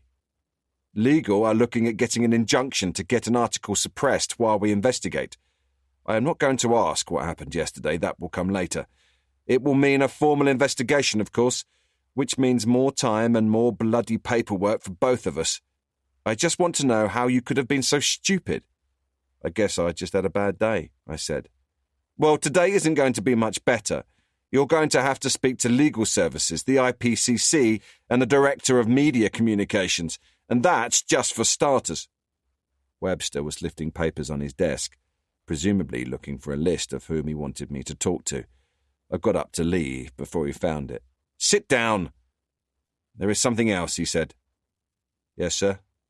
Rayner told me what happened yesterday. How you got picked up. Are you okay? Yes, sir. And your daughters? They're fine, sir, thank you. How's Monica? Better, sir. And what about your workload? Are you coping? I'm on top of it, sir. You look like hell. Thank you, sir. Webster sighed and sat back in his black leather chair. I could see he had something on his mind. I hoped he didn't give me his 5p talk about how we deliver a product and about public perception and how so much of policing is about performance both in the sense of results and in the sense of visibility. How the show of blue lights, uniforms, stripes, medals, visibility, bravery and awards are all part of the performance. How, as serving police officers, we should accept so much of what we do is unrecognised work that happens in the background, away from the public eye, and how it is vital we are also seen to be serving. I'd heard his speech many times before and really didn't need to hear it again this morning. Instead, Webster opened a desk drawer and pulled out a form. He looked at the form, and then at me, and then at the form. He picked up a pen, signed it, then handed it to me. You have been chosen to be part of a trial, you and a few select detectives. You are one of those who meet certain criteria, one of which is your service record and another of which is your type of cases you appear to specialise in. That and London's very real threat from terrorism and an overall rise in gun crime year on year. It has been decided certain senior detectives are to carry firearms. This isn't for me, I said without hesitation. There are plenty of detectives this is more suited to, but not me. Just yesterday, in broad daylight, you were taken off the street by the Albanian mafia. During your last investigation, you got thrown out of a second-floor window. You have been stabbed and shot more times than I care to remember. Your job investigating serial killers, kidnappers and rapists make you and those you love a target every time you walk out the front door. Your girlfriend, or female friend, as you like to refer to her, was beaten during an abduction, which I would strongly suggest is likely to be related to a case you're working. Most of this occurred in just the past few months. Shall I go on? I'd say you more than qualify. And if carrying a firearm as a precautionary measure isn't for you, then who in God's name is it for? Do I have a choice? Yes, you have a choice. Nothing's changed. All British police officers have to volunteer to carry a firearm. And you are volunteering. I see. For pity's sake, carry the bloody gun. Set an example for younger detectives. They look up to you. You're a bloody legend in your own lifetime. You know better than anyone the streets have become more dangerous. We both knew this day would come. I guess we both just hoped we'd be long retired before it got to this point. Ultimately, this comes from Downing Street. It's political. So do me a favour and sign the paperwork. Then pick up the firearm. Yes, sir. Look, the way things are going, you may just be grateful for it. You can get lucky only so many times. Protect yourself. Protect your family. I got up to leave and felt like an entirely different detective to the one who had walked in. I had never anticipated becoming an armed officer. The British police force I joined didn't routinely carry firearms. Those officers who did were trained specialists. I was qualified, but I had very mixed feelings about carrying a weapon day to day. "Hardy," said Webster. "Send in Rayner. He's also been selected, so I may as well get it over and done with. I am sure he'll be as reluctant as you. He's going to give me hell, I suppose. What a bloody day." Chapter 52. Vlad watched the parade of small vessels pass through the narrow stretch of sea between his new beach-fronted house and the small island of Brownsea. His newly built home was on one of the most sought-after stretches of coastline in Great Britain. He was pleased with his investment. It was the perfect place to hold a meeting with his new European contact. Klaus's departure from this world had left a vacancy, but his loss was someone else's gain. That someone was an Englishman living in Geneva. Anya came across the balcony and stood beside Vlad. Her hair had grown long and was up. She wore an Indian-inspired summer dress from her new designer wardrobe. The cut was perfect, and so was she. "Can I get you anything?" asked Anya with a smile. "A coffee would be good, but no rush. With this view across the bay and you beside me, I have all I need. I feel so different these days. Calm." Vlad looked at her. "You look stunning. You have changed me, Anya. With you next to me, I feel like a man who can build something substantial. A legacy. You have done that. Building this new home and finding you, that is not coincidence. That's fate. It's destiny." Anya smiled reticently. She put out her hand and touched Vlad's face. Vlad pulled her to him and kissed her. "You're so beautiful, Anya. If we had time," he said, running his hands down her back and over her hips. "But we don't," said Anya, pushing away his hands playfully. "Your guest has arrived, and he's a part of the new future. Our future," she said. Sean Foster was tall, slim, tanned, and handsome. He wore a pale blue suit with matching waistcoat. His white shirt was open at the collar, and he wore navy crocodile skin shoes. He looked relaxed as he walked onto the balcony with an outstretched hand. "Pleasure to meet you, Mr. Castrati." The two men shook hands, and Sean looked at Anya. He saw no ring and was unsure how to address her, so he waited for an introduction. "This is Anya, who I hope one day soon will become my wife." "Call me Annie," said Anya. "How was your journey? Was your flight from Geneva comfortable? I trust our driver collected you at the airport without incident and made you welcome." "A pleasure to meet you, Annie," said Sean. "And thank you. It was a short, comfortable flight and a mercifully short drive. A 2-hour flight from Geneva is a welcome change to the many long-haul flights of recent weeks. I wake up some mornings trying to recall which country I'm in." Anya smiled. "You're clearly a man in demand. Would you like a drink, Mr. Foster? I was just about to make coffee for Vlad and green tea for myself." "Call me Sean. Yes, a green tea would be wonderful, thank you." Vlad watched as Anya headed back across the balcony and into the house. He admired how quickly she had transformed herself from a frightened young girl to an elegant and sophisticated woman who commanded the room. He had nurtured that. He had seen the potential in her and taken her as a rough diamond and made her sparkle. Now every man who met her wanted her, but she belonged to him. Chapter 53. She watched Simon Baker from the far side of the busy Costa coffee shop. It felt exhilarating, the two of them in the same room. Two wolves in a room full of lambs. The coffee shop was crammed with mothers, their dribbling infants either asleep in a designer buggy or being comforted or fed. The mothers spoke a language she could neither understand nor comprehend. To her they were aliens, much like every other person she came into contact with. The only person in the room of any significance was Baker. He was someone she understood. Like her, he was an apex predator. Intellectually, he might be of interest, although looking at this thin, wiry frame, she was not sure he could be her type in any physical way. What was her type? Baker wouldn't be the life companion she sought, but he could be a welcome distraction for a while. She'd observe him, study him, and follow his accomplishments. A drooling baby stared at her from the table next to her, its eyes fixed on her face. A gummy smile crept across its pudgy cheeks. The mother looked at the baby and then at her. "He likes you. He's such a good judge of character. You like the ladies, don't you? Don't you? My little baby boy, ba-ba-ba-ba-ba," said the mother. She began lifting the baby in the air to the delight of the other mothers and the drooling infant.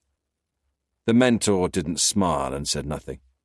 Instead, she thought, "With any luck, he'll grow up to murder you in your bed, you stupid bitch. Invade my space again, and I'll do it for him, today." Today she was a redhead, a homeless woman carrying a plastic bag full of scrunched-up clothes. She loved her transformations. Quality wigs and hours spent mastering the skill of makeup artistry meant she could be unrecognisable from one day to the next. She'd even invested in an accent and dialect coach for a while. He claimed to have worked with Nicole Kidman, Jeremy Irons, Kate Winslet and Guy Pearce, amongst others. He'd been very good.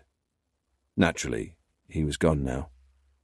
She remembered his gold ring encrusted with a ruby. She kept it as a souvenir. She wondered what Baker was thinking. He looked so ordinary. She saw no concern at all on his thin, bearded face. Unlike her, he hadn't been born with what they had in common. At least she didn't think he'd been born with that thing that set them apart from the rest of society. A predator with the desire, the need, to kill for no reason other than the satisfaction it brought. No. She felt sure he'd been created by society, and yet he wore it comfortably. No angst, no troubled eyes or furrowed brow. Baker looked at ease as he read the newspaper and sipped a cappuccino. His only concern appeared to be the flakes of almond croissant on his tweed blazer. Time to play a little game, she thought. The mentor put on her threadbare stained coat and weaved her way unsteadily through the mothers and buggies towards Baker. She was close now. She could hear him breathe, see the pores on his face, the hairs on the back of his hands. She bent down beside him and pretended to pick up an envelope from beneath his table. She passed it to him with a shaky hand. "I think you must have dropped this, my love. Here you go." The mentor gave a big yellow-toothed smile, then wiped her nose on her coat sleeve and held out a gloved hand. She watched as Baker looked at the envelope and recognised his name on it. She smiled inwardly. He looked at her, and then at her stained red gloved hand. "That was very kind of you," he said as he looked around the room for who might have left the mysterious envelope. He reached into his jacket pocket and handed her a £5 note from his wallet. "Thank you, love. You're a very handsome young man. You kind of remind me of my late husband. He was tall and fit, too. You've got his eyes, warm and tender." She could see the discomfort in his eyes as she leaned in closer and then closer still. She gave him a good smell of her dirty clothes and watched how he leaned back, repelled. What a rush.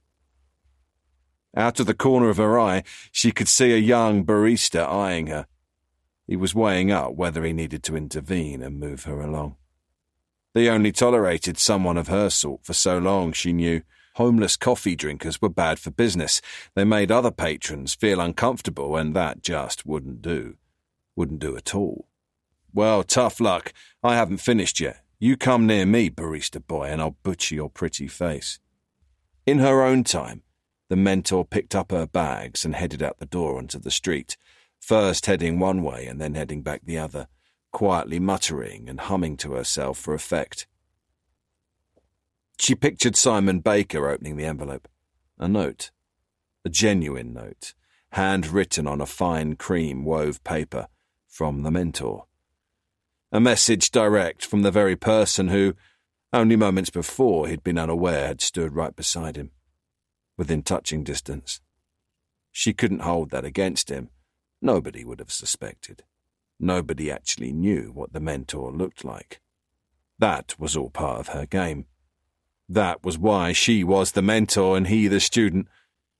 She pictured his hand trembling in excitement as he read and savoured every word. Congratulations on achieving so much so soon. With preparation and purpose, you've left not a clue. Keep your distance. This is your party. From Scotland Yard's finest, an inspector named Hardy. Take careful steps. We're enjoying the show. Keep us informed. We would hate you to go. Stay sure-footed and one step ahead for me, and do what you can to fool Hardy. Carpe diem, the mentor. She continued her bag lady performance until she reached her car, which was in a quiet car park some distance from the town centre. She removed her coat and wig and threw the bags in the trunk. Quite a performance, she said to herself. With her gloved hand, she dropped Baker's teaspoon into a clear plastic evidence bag, then carefully put the bag away. You can never have enough fingerprint evidence or insurance. It could even be a wonderful device to send police inspectors in the wrong direction for one of my students. For a price, of course. There's always a price. The mentor started the car. The radio came on and the next song was introduced. Time is Running Out by Muse. She hadn't heard it before. It was certainly not her usual choice, but on this occasion its regimented rhythm and lyrics caught her ear. She hummed along and felt wonderfully uplifted. Chapter 54. Guy Lyons pushed against the wall and stretched out his hamstrings. At 58, he could feel he wasn't getting any younger, and stretching was now vital before a run. He'd just recovered from a painful calf strain injury, and where in the past he'd felt invincible, today it was a case of prevention being better than cure. He swapped legs and stretched again. He pictured his route in his head and then headed off at a slow warm-up pace. Summer was his favourite time of year for his morning run, and the earlier the better. He pretty much had the route to himself, little pausing for traffic, few cyclists and rarely other runners. It sometimes felt he was all alone in the world. The still and quiet were what he cherished most, and a real incentive for getting up at such an ungodly hour. Passing through town, he shifted gear as he reached the bridleway. It had rained a little in the night, and the path was nice and soft underfoot. The air felt fresh, and he looked out across the fields to where he often saw hares sitting like boulders. He settled into a comfortable pace and let his mind drift off. The run became a meditation, as his breathing fell into a steady, regular rhythm. Not a soul in sight. All he could see ahead was the bridge that led to the small beechwood, which, in turn, led on to the open wetland and the nature reserve. The estuary was the noisy part of his run. Birds would be making all sorts of calls, but that sort of noise was welcome. He picked up the pace a little as he crossed the wooden bridge and passed his favourite oak tree. How old must a tree like that tree be? 200, 300 years? It must have seen so much. So many people must have passed by, so many generations come and gone. The path curved left. Now the sun was on his back. He could feel its warmth. He felt good. He felt strong. So he lengthened his stride. He passed tall, willowy reeds and headed along the narrow path that would take him back to the bridle path. Here the path curved right. He rounded the bend and almost tripped over the back wheel of a bike. Sitting up and leaning against a tree was the cyclist. His helmet was cast aside and he was holding his head. His legs looked bloodied, and there was blood pouring from an apparent head wound. He looked up as Lyons approached. "Good morning," he said. He raised his eyebrows in a way that said, "This is a great start to the day." Lyons stopped. "What happened? Are you okay?" "I'm not sure. I think the front wheel caught a root or a rock or something. I went straight over the handlebars. I must have blacked out for a while, but I'll be fine. A little dizzy, a little nauseous, but I'm sure it's nothing. I just wish I could get this bleeding to stop. I can't leave you like this. Let me call an ambulance. I don't want to be any trouble. Besides, they never get an ambulance way out here." The cyclist closed his eyes and began retching as though he were going to throw up. "You might have a serious head injury. I need to call an ambulance." "Perhaps you're right. Perhaps it's more serious than I first thought. I keep dabbing it, but the blood just won't stop. Damn, I feel such a fool." The cyclist lifted his hand and looked at the blood-soaked tissues. "If it's not too much trouble, perhaps you could call my wife. My phone is here in this pocket." He indicated the right side of his jacket. Lyons knelt beside the cyclist and unzipped the pocket. He reached inside but felt no phone. At the same time, he felt a sharp stabbing pain in his stomach. Confused, he looked at the cyclist, whose face was now covered with a wide and knowing smile. "Hello, Guy. It's me, Simon Baker." Lyons stared at the cyclist, first in surprise, then recognition, then disbelief. Another sharp stabbing pain. Another. Lyons stumbled and slumped to the ground. He watched helplessly as the cyclist got to his feet and towered over him. Guy saw a knife in his hand. "Guy, you're going to bleed to death now. You were part of the conspiracy to bring me down. The lies you printed bled me of the life I should have had, so I think it's only fitting I return the favour. I picked a beautiful spot for your death, and what a glorious morning for it. What did you think of my acting skills? I even rehearsed it, you know, just for you. I wanted to make sure I got everything just right for when you and I finally met. And here we are. Perfect. Please, don't try to get up. You'll simply bleed out faster. Gosh, lots of blood, isn't there?" Lyons could only watch as the cyclist bent over and stabbed him again several more times. He felt no pain, only a thump, thump, thump as the knife was thrust again and again and again. Behind him, Lyons could hear a bird singing. He wished he had the strength to turn and look at it. He thought of his family and wished he'd stayed in bed this morning, stayed at home with them. Lyons turned his head towards the path he'd come along, hoping for a saviour to rescue him. Instead, he caught sight of his beautiful oak tree. He felt an overwhelming urge to touch it, but no longer had the strength to move. He lifted his eyes and could see the very top of the great oak pointing up to the heavens, its ancient canopy rising high above everything around it. Magnificent. If that great oak could speak, how would she judge us, he wondered. What would she say of what she saw here today? Chapter 55. As soon as the murders of Toby Fielding and Catherine Wells and the attempted murder of Matt Swift had been confirmed as the work of one man, a milestone had been reached. Interest in the investigation escalated, and the story was now hot news, not only in the UK but around the world. The press conference was the busiest I'd attended in a long time. Serial killer cases have a way of capturing the public imagination, and the news networks know that. As sad as it sounds, a serial killer story sells. All the networks were poised to latch onto any new angle they could get hold of. I peered out from backstage and recognised faces from the BBC, Channels 4 and 5, Sky News, CNN, ABC and Fox. Journalists from the broadsheets and the tabloids were either talking, typing or making calls. The place was packed, and I wasn't looking forward to this one bit. I'd been under pressure for several days to make a statement, and with Matt Swift's close shave, I was unable to delay it any longer. I'd received my orders from above. I always felt press conferences were like walking a tightrope.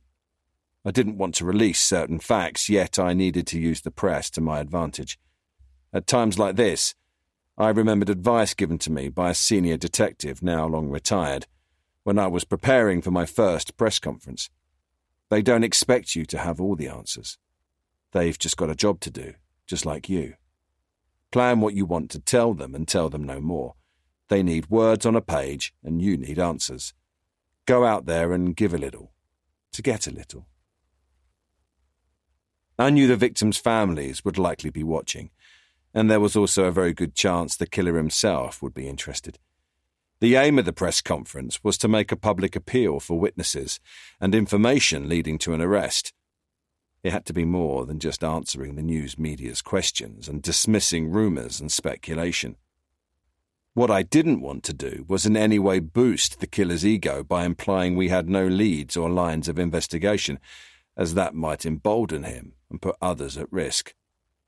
While detectives tracked down Simon Baker, I also didn't want it going public that Matt Swift had identified who he believed the killer to be.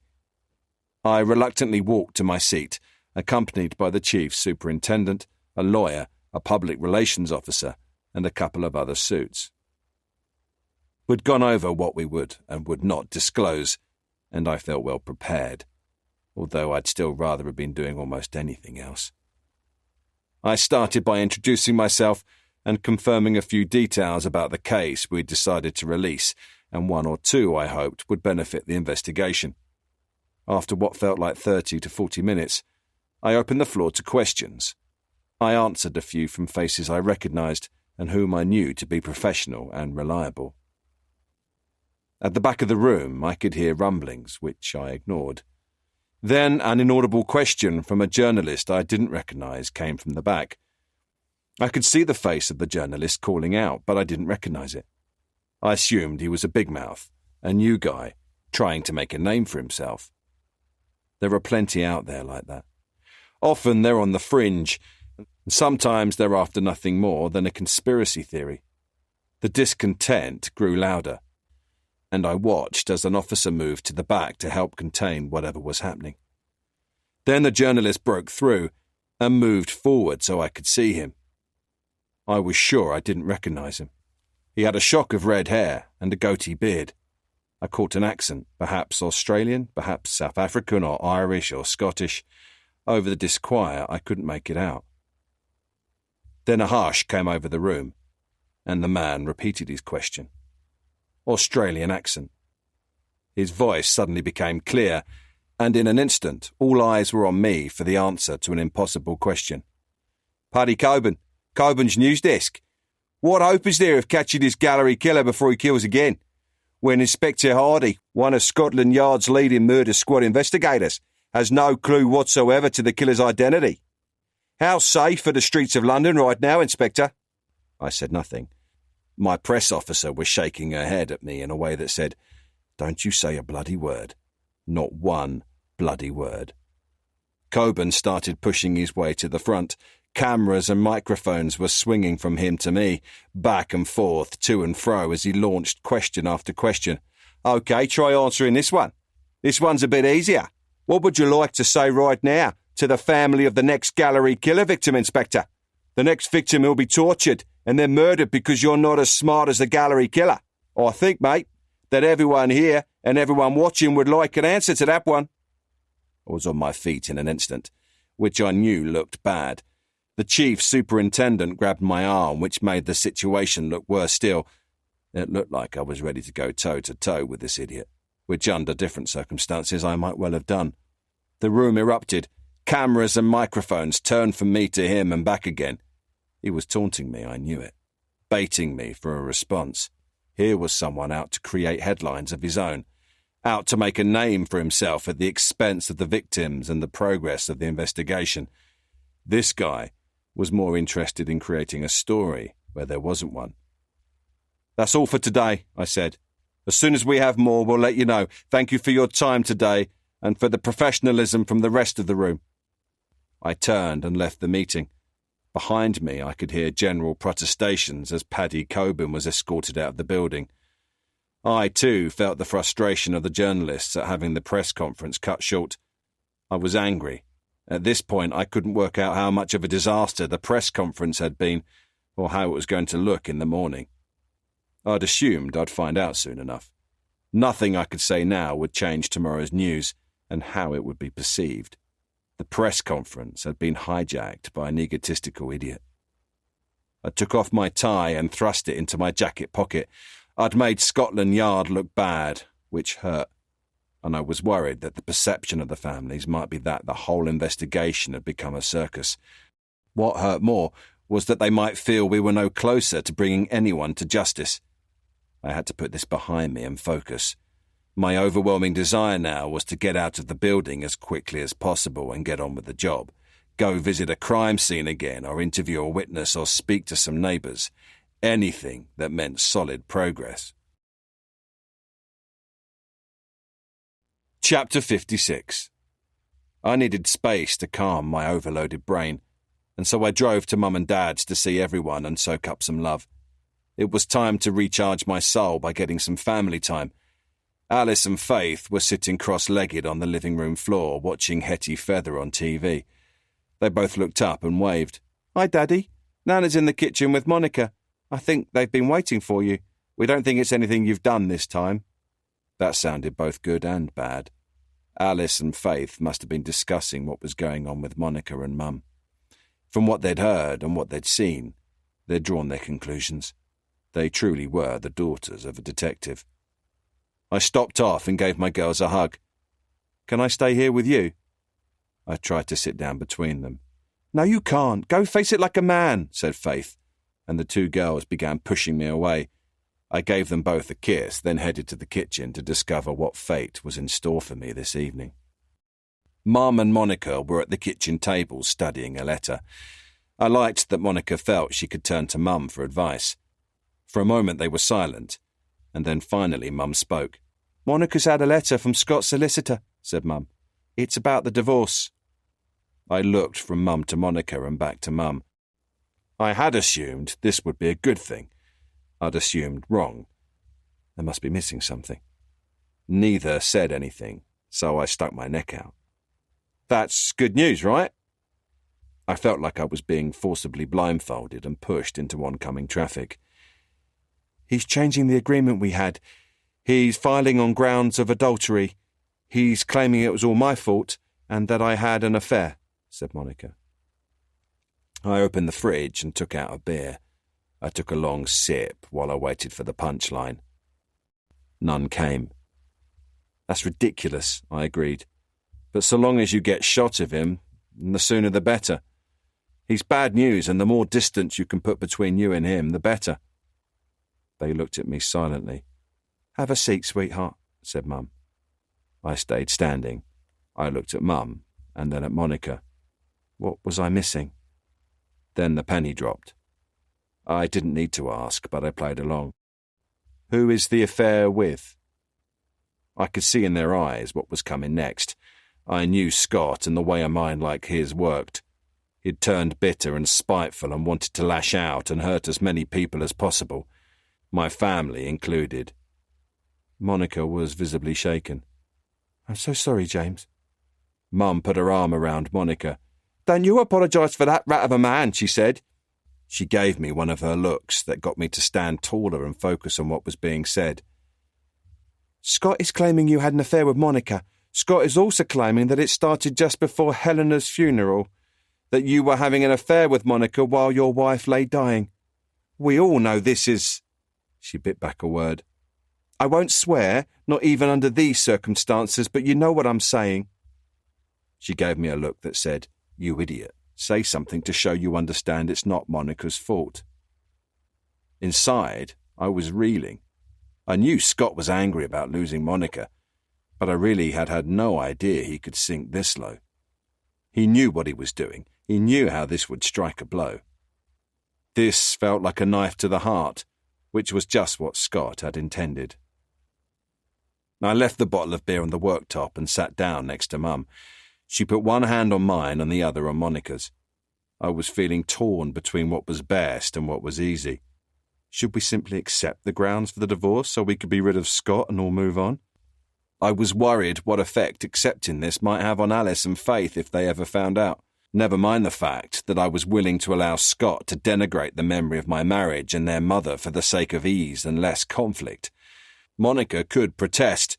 There were no children involved. She and Scott had no children. The only real winners in prolonging the divorce would be Scott and the solicitors. How could I do this to Helena? Would she want me to accept the lies and rise above them for the sake of the girls, Or would she want me to fight for the truth, again for the sake of our daughters and for the memory of our marriage? I could see we were all angry and upset, and of course, that was just what Scott wanted. If he couldn't be happy, then why should anyone else? It was Mum who spoke. "This family," she said as she squeezed our hands, "has had more pain than it should, but what that pain has done is bring us closer. It's made us stronger in a way many families will never understand. Now you two need to talk, and together you need to decide what should be done. And I want you to know that whatever you decide, we in this family, well, we know the truth, and that is all that matters. We around this table know the truth. Those girls in there are what matter, and so long as I have breath in my body, I will do all I can to protect them and all those I call family. Now, what that, please excuse my language, shit of a husband of yours is doing is not right and is not decent, but you both need to look to the future and not to the past." I opened my mouth to speak, but Mum stopped me with one of her looks. She was going to speak her mind, and I knew better than to interrupt her, especially in her own home. "Now, I am not going to try to figure you two out, and it's not my place, and even if it was, this isn't the time. But what I do know is that Scott has a temper, and unfortunately, he's been poisoned with hatred. We've all seen it," continued Mum as she pressed a finger on the letter in front of us all. "This is one of those times when the Hardy family unites, and Monica, you know in my eyes you're family. I've known you your whole life, and don't you ever, ever apologise for what that obnoxious man has done. We know the truth. Helena, God rest her beautiful soul, knows the truth. We all know there are battles worth fighting and battles that are not. That man is poison. He was poison when you left him, and he's poison today. What is important right now is that we permanently extract his poison from our family, and we do it quick." Mum stood up and squeezed us and kissed each of us in turn. "Now I'm going to see my granddaughters, and you two are going to think about what I said. And Jamie, this is one of those times you put aside that stubborn streak of yours and you listen to your mother." I knew she was right. I hadn't given Scott's frame of mind much thought with everything going on, but he was hurting, and people have a strange way of behaving when they are in pain. I had no idea what he might do if we put up resistance, and I for one didn't want to risk finding out. I could also see Monica was hurting. She was staring glumly at her hands, blinking back tears. Inside I was hurting too, but largely due to my anger at the false accusation. My male pride was smarting even more. I always liked to win, and that was pretty pathetic under the circumstances. Mum could see this from the expression on my face and gave me another of her looks as she left the room. "Do what's right for your family. They come first." "You know what, Monica?" I said brightly. "This calls for a celebration. You're getting a divorce. A year from now you won't care about what the bloody grounds for it were." I got to my feet and began to sing and did one of my crazy Irish jigs on the spot. Alice and Faith, hearing the commotion, came running into the room, followed by Mum. When the girls saw me dancing, they grabbed hold of me and I danced them around the kitchen. I grabbed Monica and Mum by the hand and pulled them up onto their feet. And we all went a bit crazy for a while with dancing and laughing and singing. Alice and Faith squealed with delight, and the whole atmosphere quickly turned into a celebration. Dad appeared from wherever he'd been hiding and looked on in amusement. "Who's hungry?" I said at last, putting my hands on my knees and panting.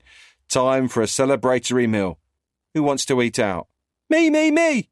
Alice and Faith ran to the front door to put on their shoes, and Mum went to help them. I took Monica to one side and hugged her and kissed her on the forehead. "Thank you, James," she said softly. "You don't deserve this. The last thing you need is me adding my problems to your life. If I had known, together we'll get past this. We've been through worse over the last couple of years. You and I make a good team. Let's just take each day as it comes. Together we'll get our lives back on track. All that happened today was we got knocked sideways, so now we need to work to get back on track. And one way to do that is with pepperoni pizza and a good bottle of red wine." Chapter 57. Oral sat on his bed reading. Beside him sat the case. He glanced at it from time to time. It had been several years since he'd been asked to open it. It called to him occasionally, but he had ignored it. He had hoped those days were behind him. Perhaps after his next job he could retire for good. Oral poured another single malt, sipped it, and continued to read for a while. The Old Man and the Sea, his favourite Hemingway. After a time he put down the book and carried the case to a small white coffee table, where he sat for a moment and stared at it. Finally, he opened it.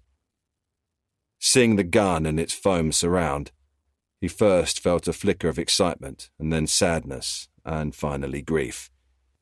He knew he would do what needed to be done, and he would do it with ease, without a second thought. That was what filled him with sadness. Then, when he saw what he had done again, he would be filled with grief. Not grief for the dead, but grief that he had become again the man he thought he'd left behind, the man who could so easily take a life. Oral closed the case. He sat on the bed again and drank the remains of the whiskey in his glass. He looked at his books on the shelf beside the window. He knew he could have been a better man. The older he got, the more he resented his life and the choices he'd made. No matter how hard he'd tried, he'd somehow seemed unable to shake off who he'd become and escape his past. Reluctantly, Oral returned to the chair and opened the case once more.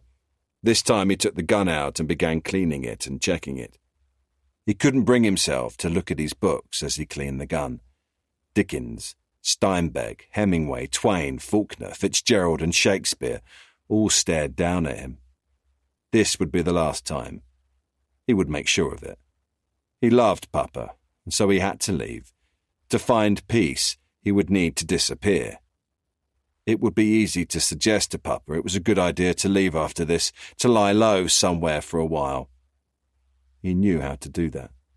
He'd done it before. It would then just be a case of not returning. He hoped in time Papa would understand. Chapter 58. The helicopter touched down at Bournemouth Airport.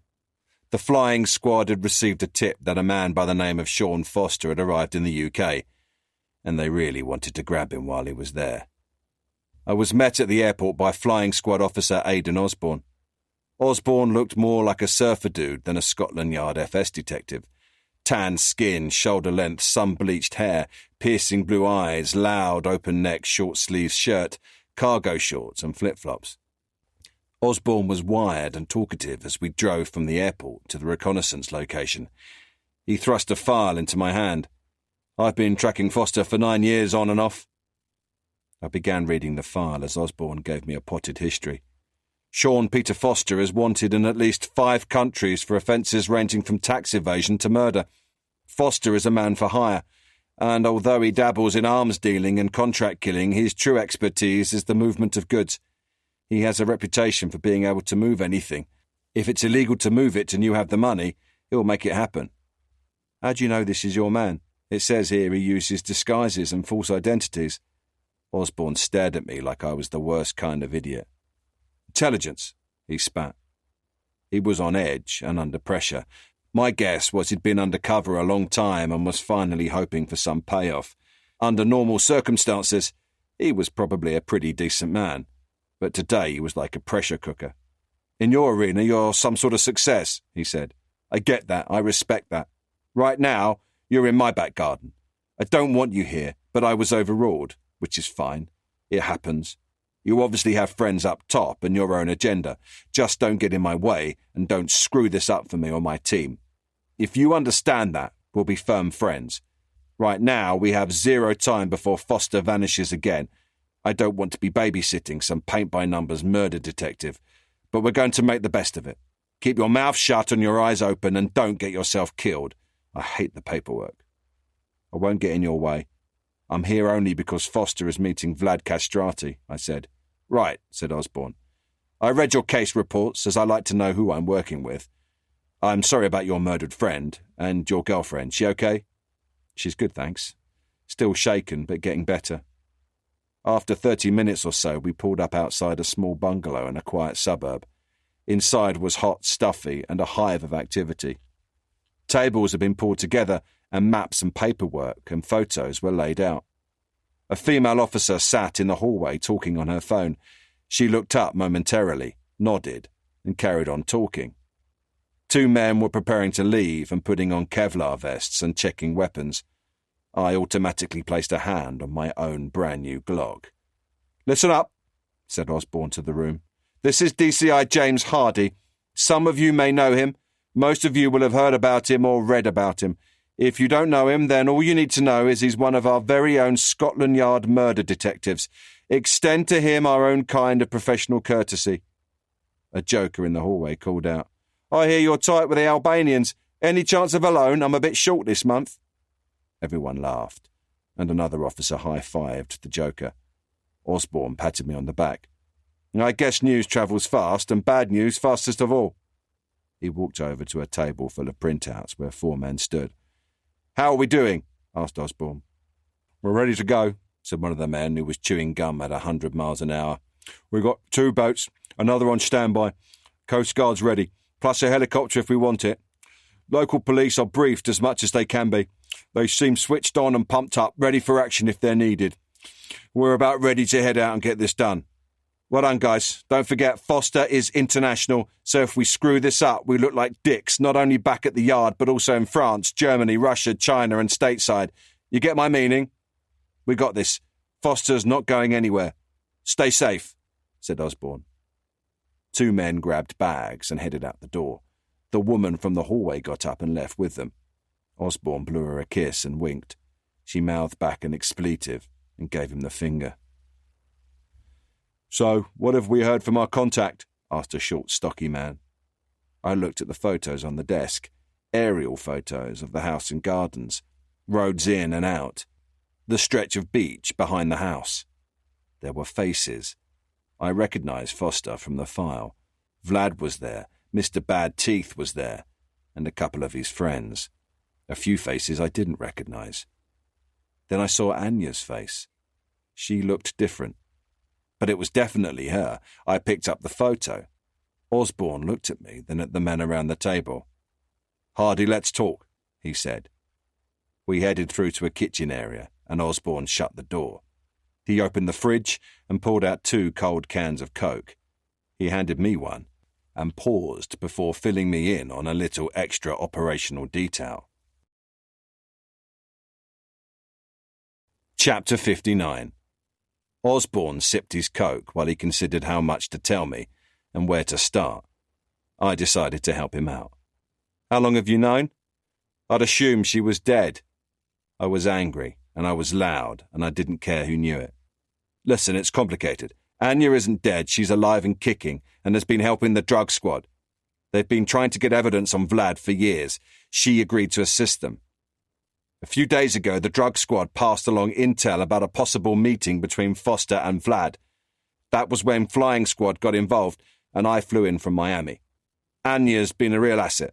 She's passed along times and dates, and today, thanks to her, we're going to nail Foster and your man Vlad the Wolf." "And that sounds okay with you," I said.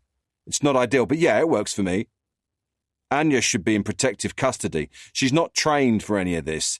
She should be receiving counselling. She's a victim. She's vulnerable. She's a possible witness to murder. You have deliberately put her in harm's way. Vlad is an animal. He will not think twice about killing her." "She's not a child," said Osborne. He sipped his Coke and watched me. "What?" "She volunteered. Seriously, man, she volunteered. Remember the woman detective in the hallway? The one we nearly tripped over when we arrived? The sexy one who gave me the finger as she left? Well, she's drug squad. Her name is Kerry Barnes. She tried to pull Anya out, and your Anya wouldn't hear of it. I think Anya's exact words were, 'I am staying. I am close to Vlad. I'm going to cut his balls off and shove them down his throat while he sleeps. I'll do it for Delina and the other girls.'" I was angry and confused. "Yeah, your little Princess Anya is one tough cookie.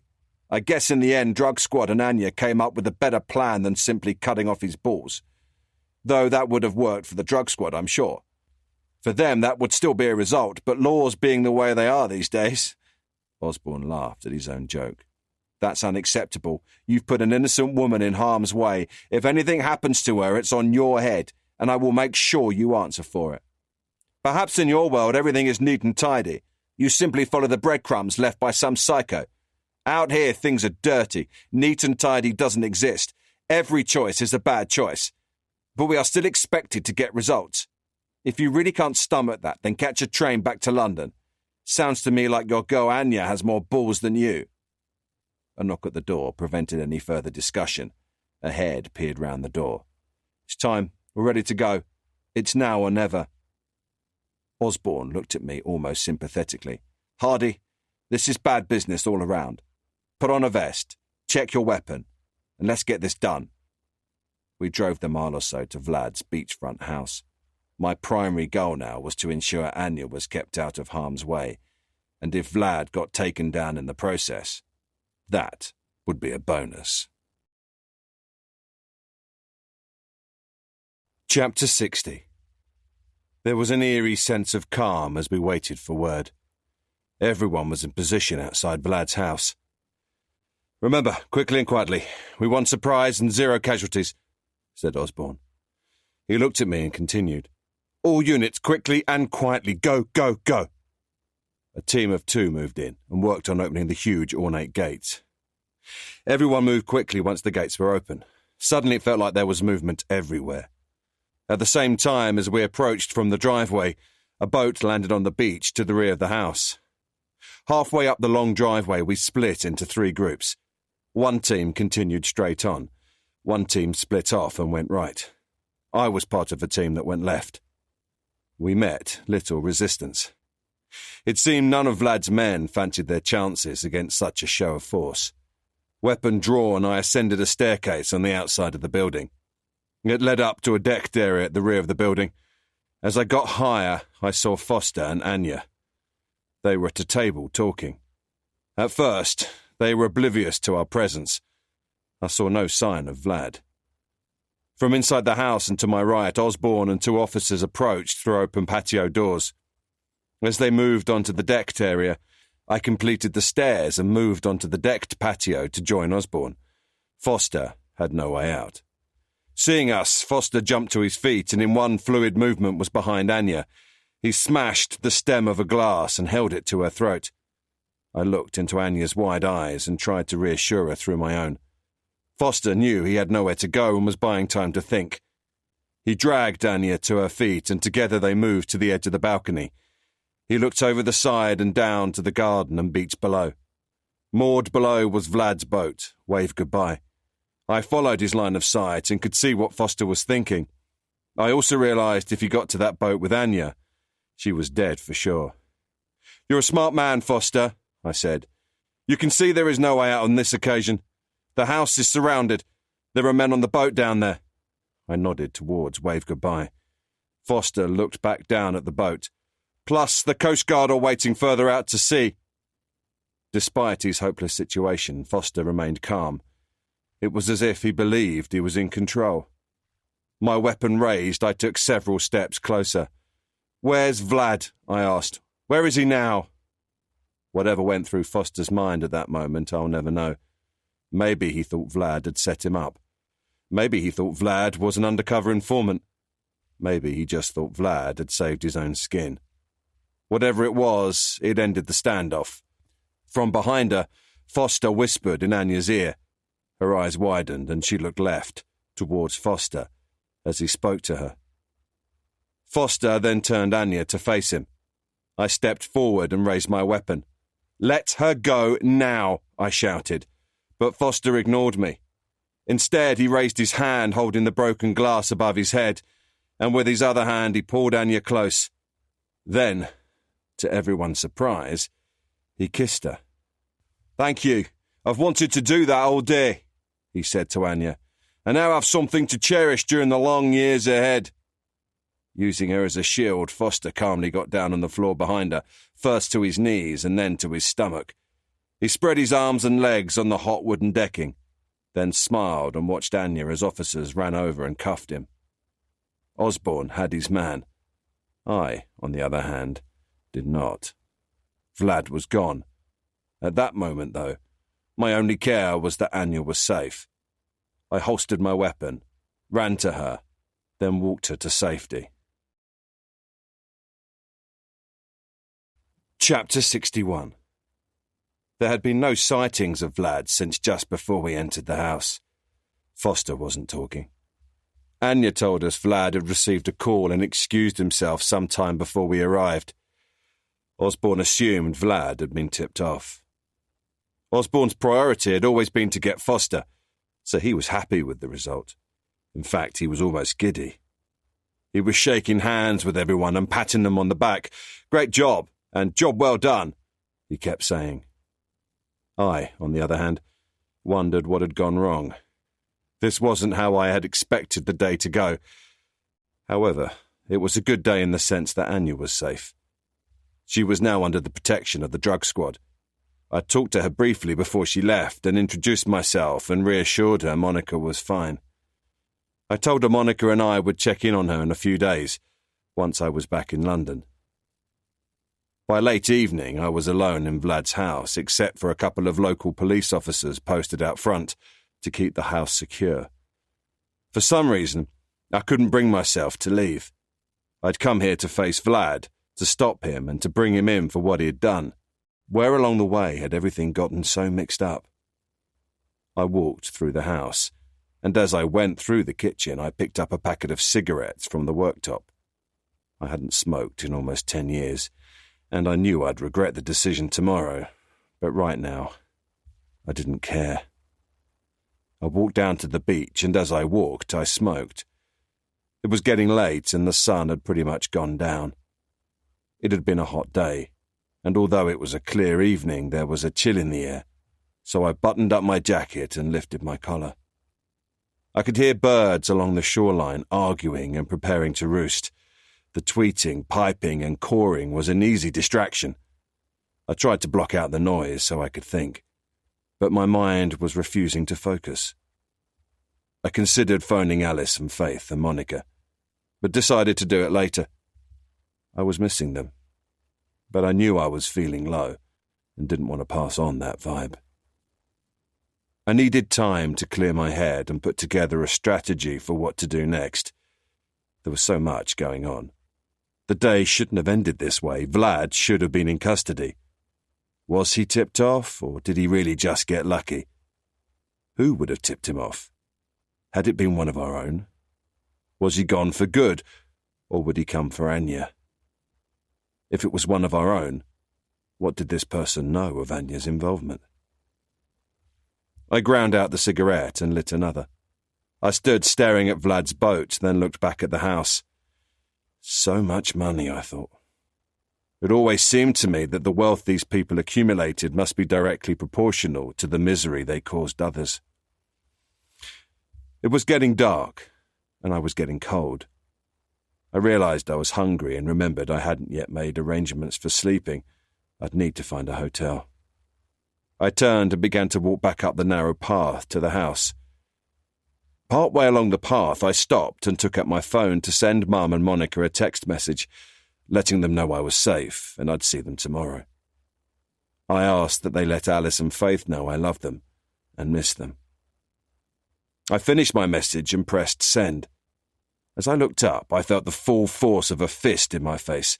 I went down hard. Blood poured from my broken nose and my eyes filled with tears. A kick to the stomach and a stamp to the ribs quickly followed. Through the low light and tears, I recognized the figure of Vlad.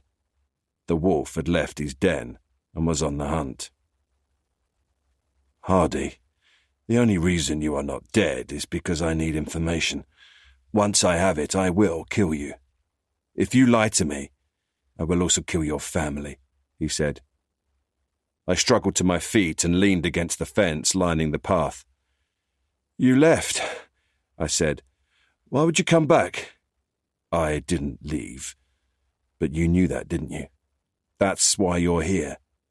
When I built this house, I had some private rooms fitted. Those rooms are not on any plans. I don't know why, but from time to time I have to be alone with someone special.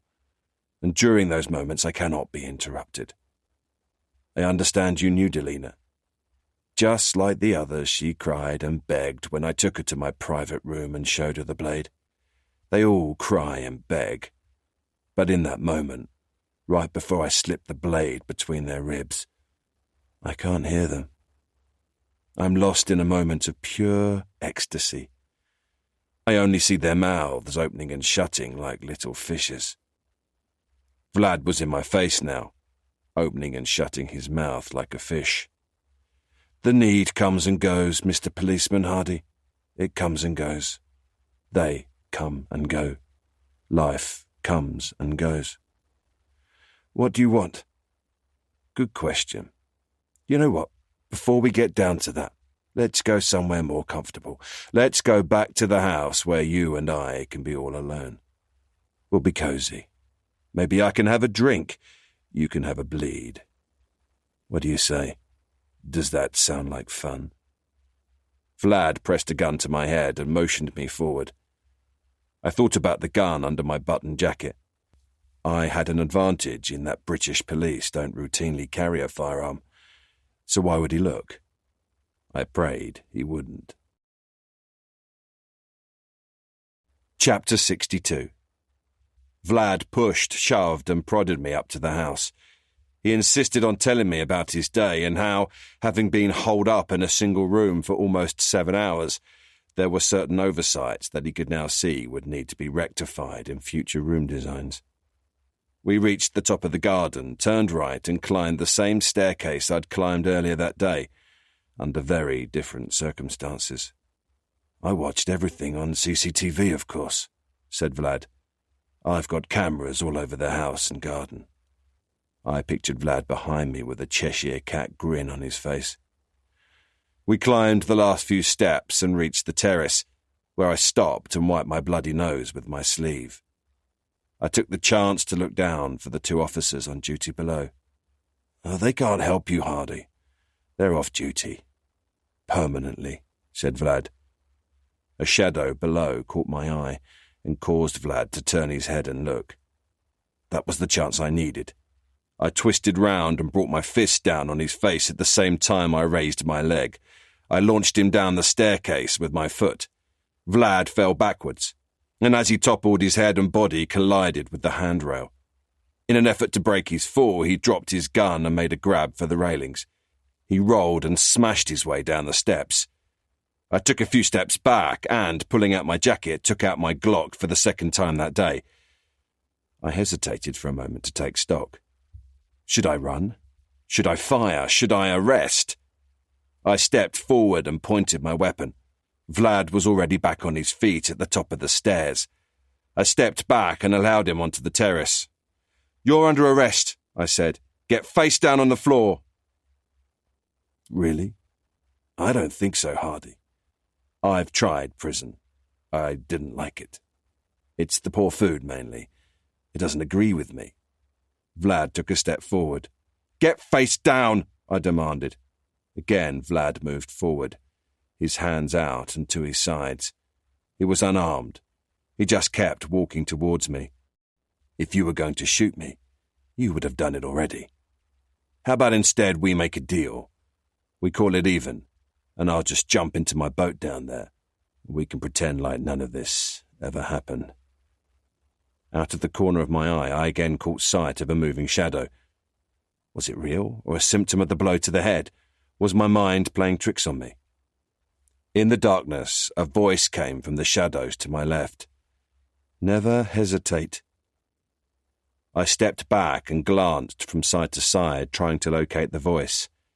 Never, ever hesitate, came the voice again, but this time from behind me. In the darkness, I could see nothing. I kept the gun trained on Vlad. Vlad recognized the voice and saw him first. Oral, my friend, he said. I am happy to see you. What are you doing here? Now, Hardy, you have a very serious problem. I came here to find you, Vlad, said Oral, who was passing through a patch of light. I have this under control, though perhaps while you're here you could cover poor Detective Hardy while I take his gun, said Vlad. He stepped forward to grab the Glock, and I stepped back to prevent that happening.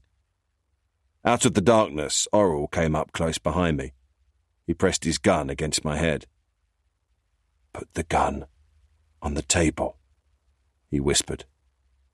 Slowly I placed the gun on the table, and Oral picked it up. Vlad rushed up and for a second time punched me in the face. As I fell, he punched me once more, this time to the side of the head, causing everything to go dark. When I came to, I was in a chair in the kitchen. My hands were fastened to the back of the chair with zip ties. I looked around. My right eye was swollen shut, forcing me to look as best I could through my one good eye. The house was quiet, strangely peaceful. The double doors to the terrace were closed. My mouth tasted of blood. My nose and ears throbbed. I could see Oral leaning against the breakfast bar, watching me. Vlad was close by, pouring himself a whiskey. He was behaving oddly. He seemed almost manic. I wondered if he'd taken something and was high. "Why did you hesitate?" said Oral, snapping his fingers to get my attention. He was talking to me. I looked at him blankly. "When Vlad fell down the stairs earlier, you hesitated. You stopped to think instead of just shooting him. Why?" "I didn't hesitate. I need to arrest him, not kill him," I said. Oral stood up from the breakfast bar and walked towards me, waving my gun from side to side as he spoke. "You hesitated.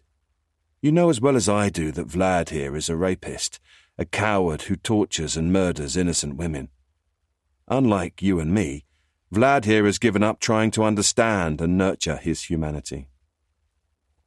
He is not interested in what it is that makes him human. He has no concept of order. He does not see the beauty of life, but instead is controlled by his own selfish desires. He is an untrustworthy dog. Yet you hesitated to put him down when you had the chance. And now look at you. So I ask again, why did you hesitate?" Vlad downed his whiskey and poured another. "If it's all the same to you, Oral," he said, "and because I am in the room, can we perhaps not have this conversation right now?" He pulled a knife from a block and flashed it at me. "How about instead we find out from your new friend who gave up my location today and who gave up the fact I was meeting Mr. Foster? Then let's get the hell out of here." I pushed back in my seat, shifting my gaze from Oral to Vlad. "Vlad, you enjoy your drink. I wish to have a conversation," said Oral. He began admiring my gun and then continued. "I have decided to retire after tonight. I'm going to vanish. So I think it's important then that my last kill should make a difference. I'd like it to mean something and to be significant." Oral raised the Glock and pointed it at me. First at my chest, then at my head. He looked me in the eye and then turned and pointed the gun at Vlad. Vlad never saw it coming, and I watched in amazement as Oral put a bullet in his head. Vlad sank to his knees, disappearing out of sight behind the bar. Oral walked around it and fired twice more, then looked over at me. "Today is your lucky day, Hardy." Oral removed the magazine from the gun and racked it empty, checked the chamber, then placed it on the breakfast bar in front of me. "Never hesitate again." Oral cut the ties and released my hands. "Papa told you he would take care of the situation, and he has. This ends tonight. You're free to go." Oral handed me a handkerchief for my nose. "Leave through the front. There are things I need to do here." I picked up my Glock and walked slowly out of the house. From the roadside, I watched as flames and smoke began to engulf the building. I felt a sense of closure as I watched them rise up against the night sky. I sat and rested on a low wall across the street from the beach house. I winced as I touched my nose and felt my eye. I ached all over and felt exhausted. I took out my phone and called Monica and the girls. I needed to hear the familiar voices of those I loved. As soon as I heard the excited squeals of my little girls, a wave of comfort and reassurance hit me, and I was unable to prevent tears from rolling down my face. Chapter 63. Monica and I visited Anya several times over the next few weeks. Monica went with her to counselling. It was good for both of them. She also helped Anya find a shared flat with some college students. I was relieved to see that Anya was quickly putting the recent events behind her and getting her life back into some sort of order. It was reassuring to see her coping so well. As the weeks passed, I visited less frequently, and although I didn't lose touch exactly, when I did call by, Anya was usually either out or busy. It all seemed natural enough, and I was pleased she was moving on. It was around 4 months after the events at the beach house that I was called by Detective Kerry Barnes. "Remember me?" she said. "I was with you and Osborne at Vlad's beach house." "Of course I remember you, Detective Barnes. How are things in Drug Squad?" Busy. You know how it is. We congratulate ourselves on making one huge seizure when we know another 5 got through," said Barnes. "How's your nose? I hear it got busted pretty badly." "Good as new. You'd never know it happened." "Great news. That's great news," she said. "Anyway, you didn't call me to talk about my devilishly good looks. How can I help?" I was a little apprehensive asking, as the investigation into the shooting of Vlad was finally being wrapped up. "You're right, I do have something on my mind. The thing is, I might be able to help you.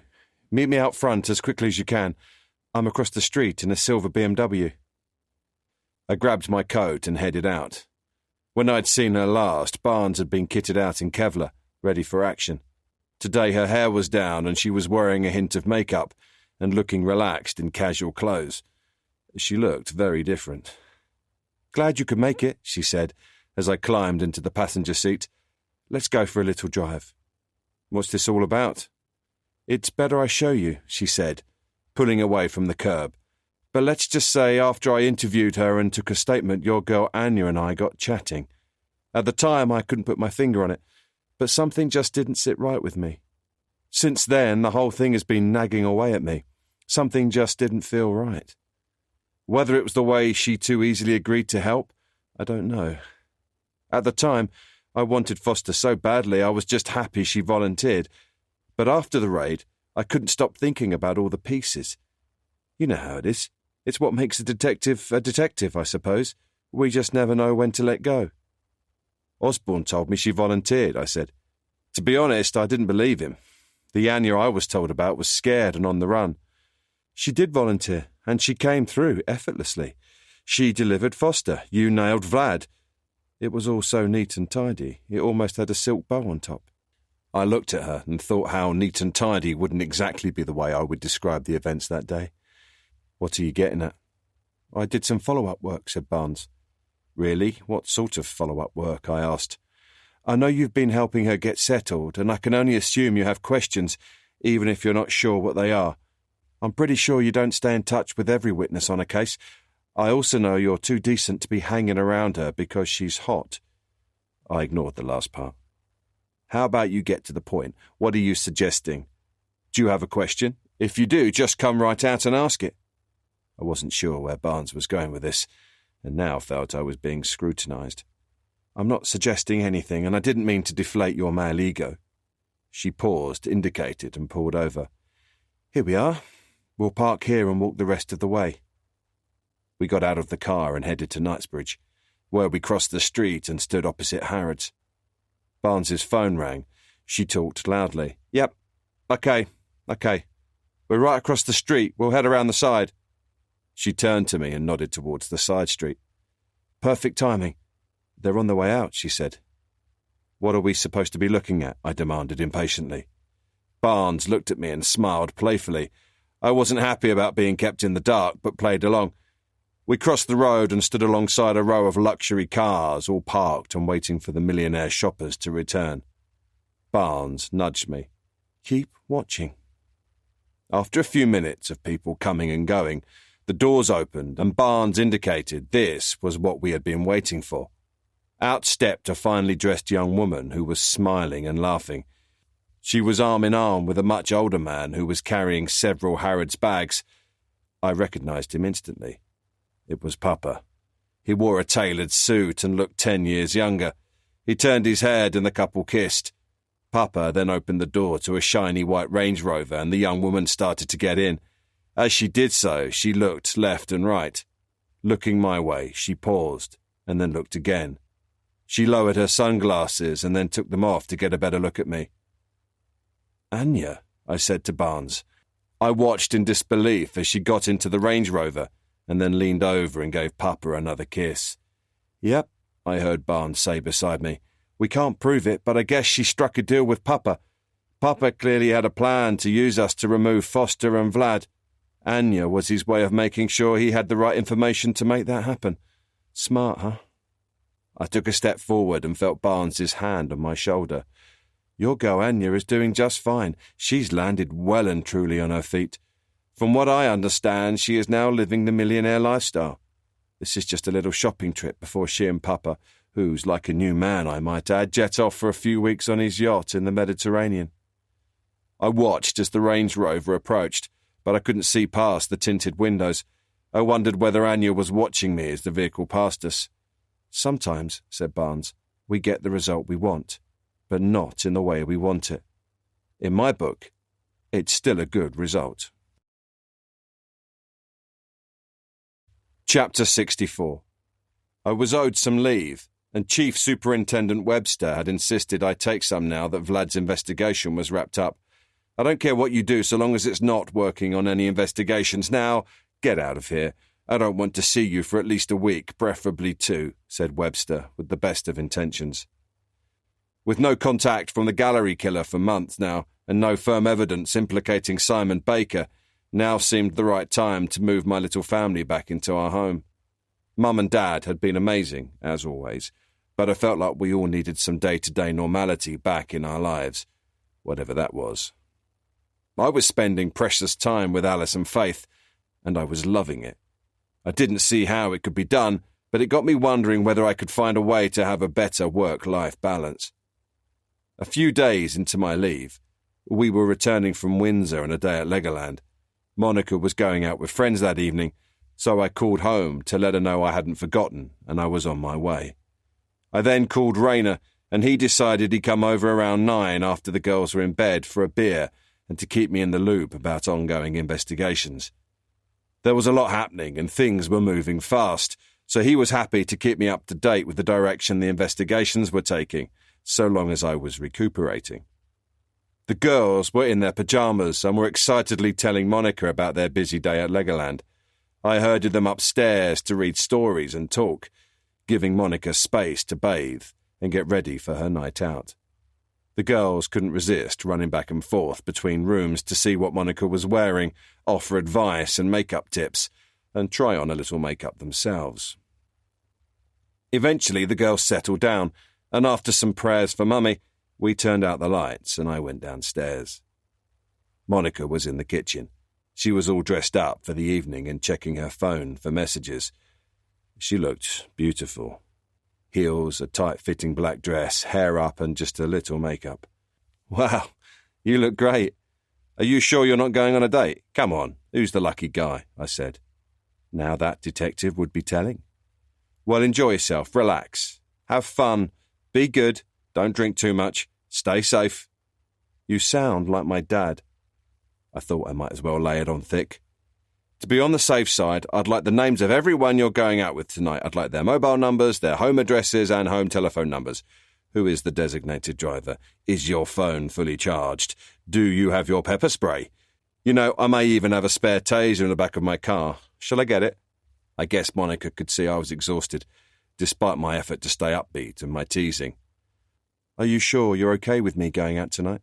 I don't need to go. I can go another time. It really doesn't matter." "You're kidding, right?" "I'm fine.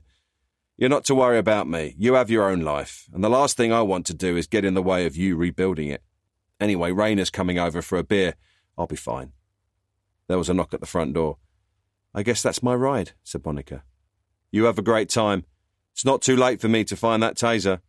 "You really are a bundle of fun," said Monica, laughing.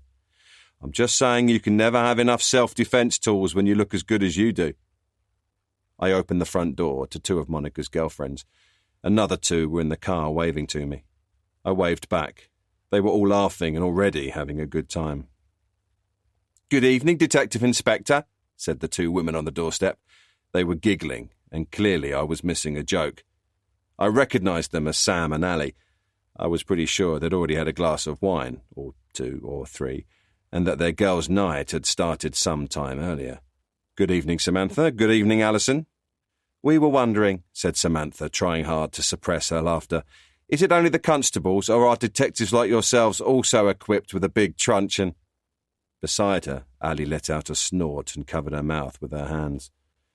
Monica gathered her 2 friends and whisked them off the doorstep, giving me a backwards wave as she herded them down the walk. I watched the 3 of them laugh and giggle like teenagers down to the car, and then I waved as they drove off. I closed the door behind me, and the house felt quiet and empty. I could still hear the laughter of the women ringing in my ears, and it felt good. It brought back memories. Happy memories. I grabbed a cold bottle of beer from the fridge and checked my watch. Rayner would be here soon. I took the opportunity to check on the girls before he arrived. They were fine. Fast asleep. They had crawled into bed together as they often did. How there was enough room in the bed for the 2 of them, with all of Faith's soft toys piled in as well, I wasn't sure, but they managed it. I went back downstairs in time to come face to face with Rayner, who was at the back door holding up a case of beer and an arm full of reports. Here's my date for the night, I thought, and ushered him in. Chapter 65. I groped about in the darkness and found my phone. "Hello?" I said, trying to sound awake. "Is that you, Hardy?" asked a voice that sounded way too perky for this time of day. "Who is this?" I asked.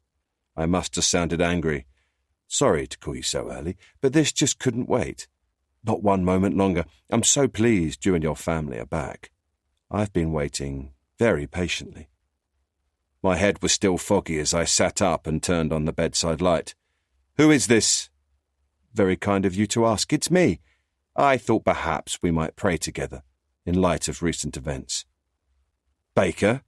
My eyes widened. I was fully awake now. "Just like that. You are as sharp as they say. I feel so blessed. Of all the detectives at Scotland Yard, I got you, the Yard's brightest. Now, enough of that. I'm going to keep this short and sweet because we are both busy. Busy boys with so many commitments to keep." I interrupted in an effort to avoid Baker taking control of the situation. "How about you and I meet? There's a lot we can talk about. You can share what's on your mind and I can give you my full attention." "Well, that's rather rude. I was hoping you'll give me your full attention right now." I pressed back. "Why not give me some time to wake up and we'll meet somewhere with great coffee?"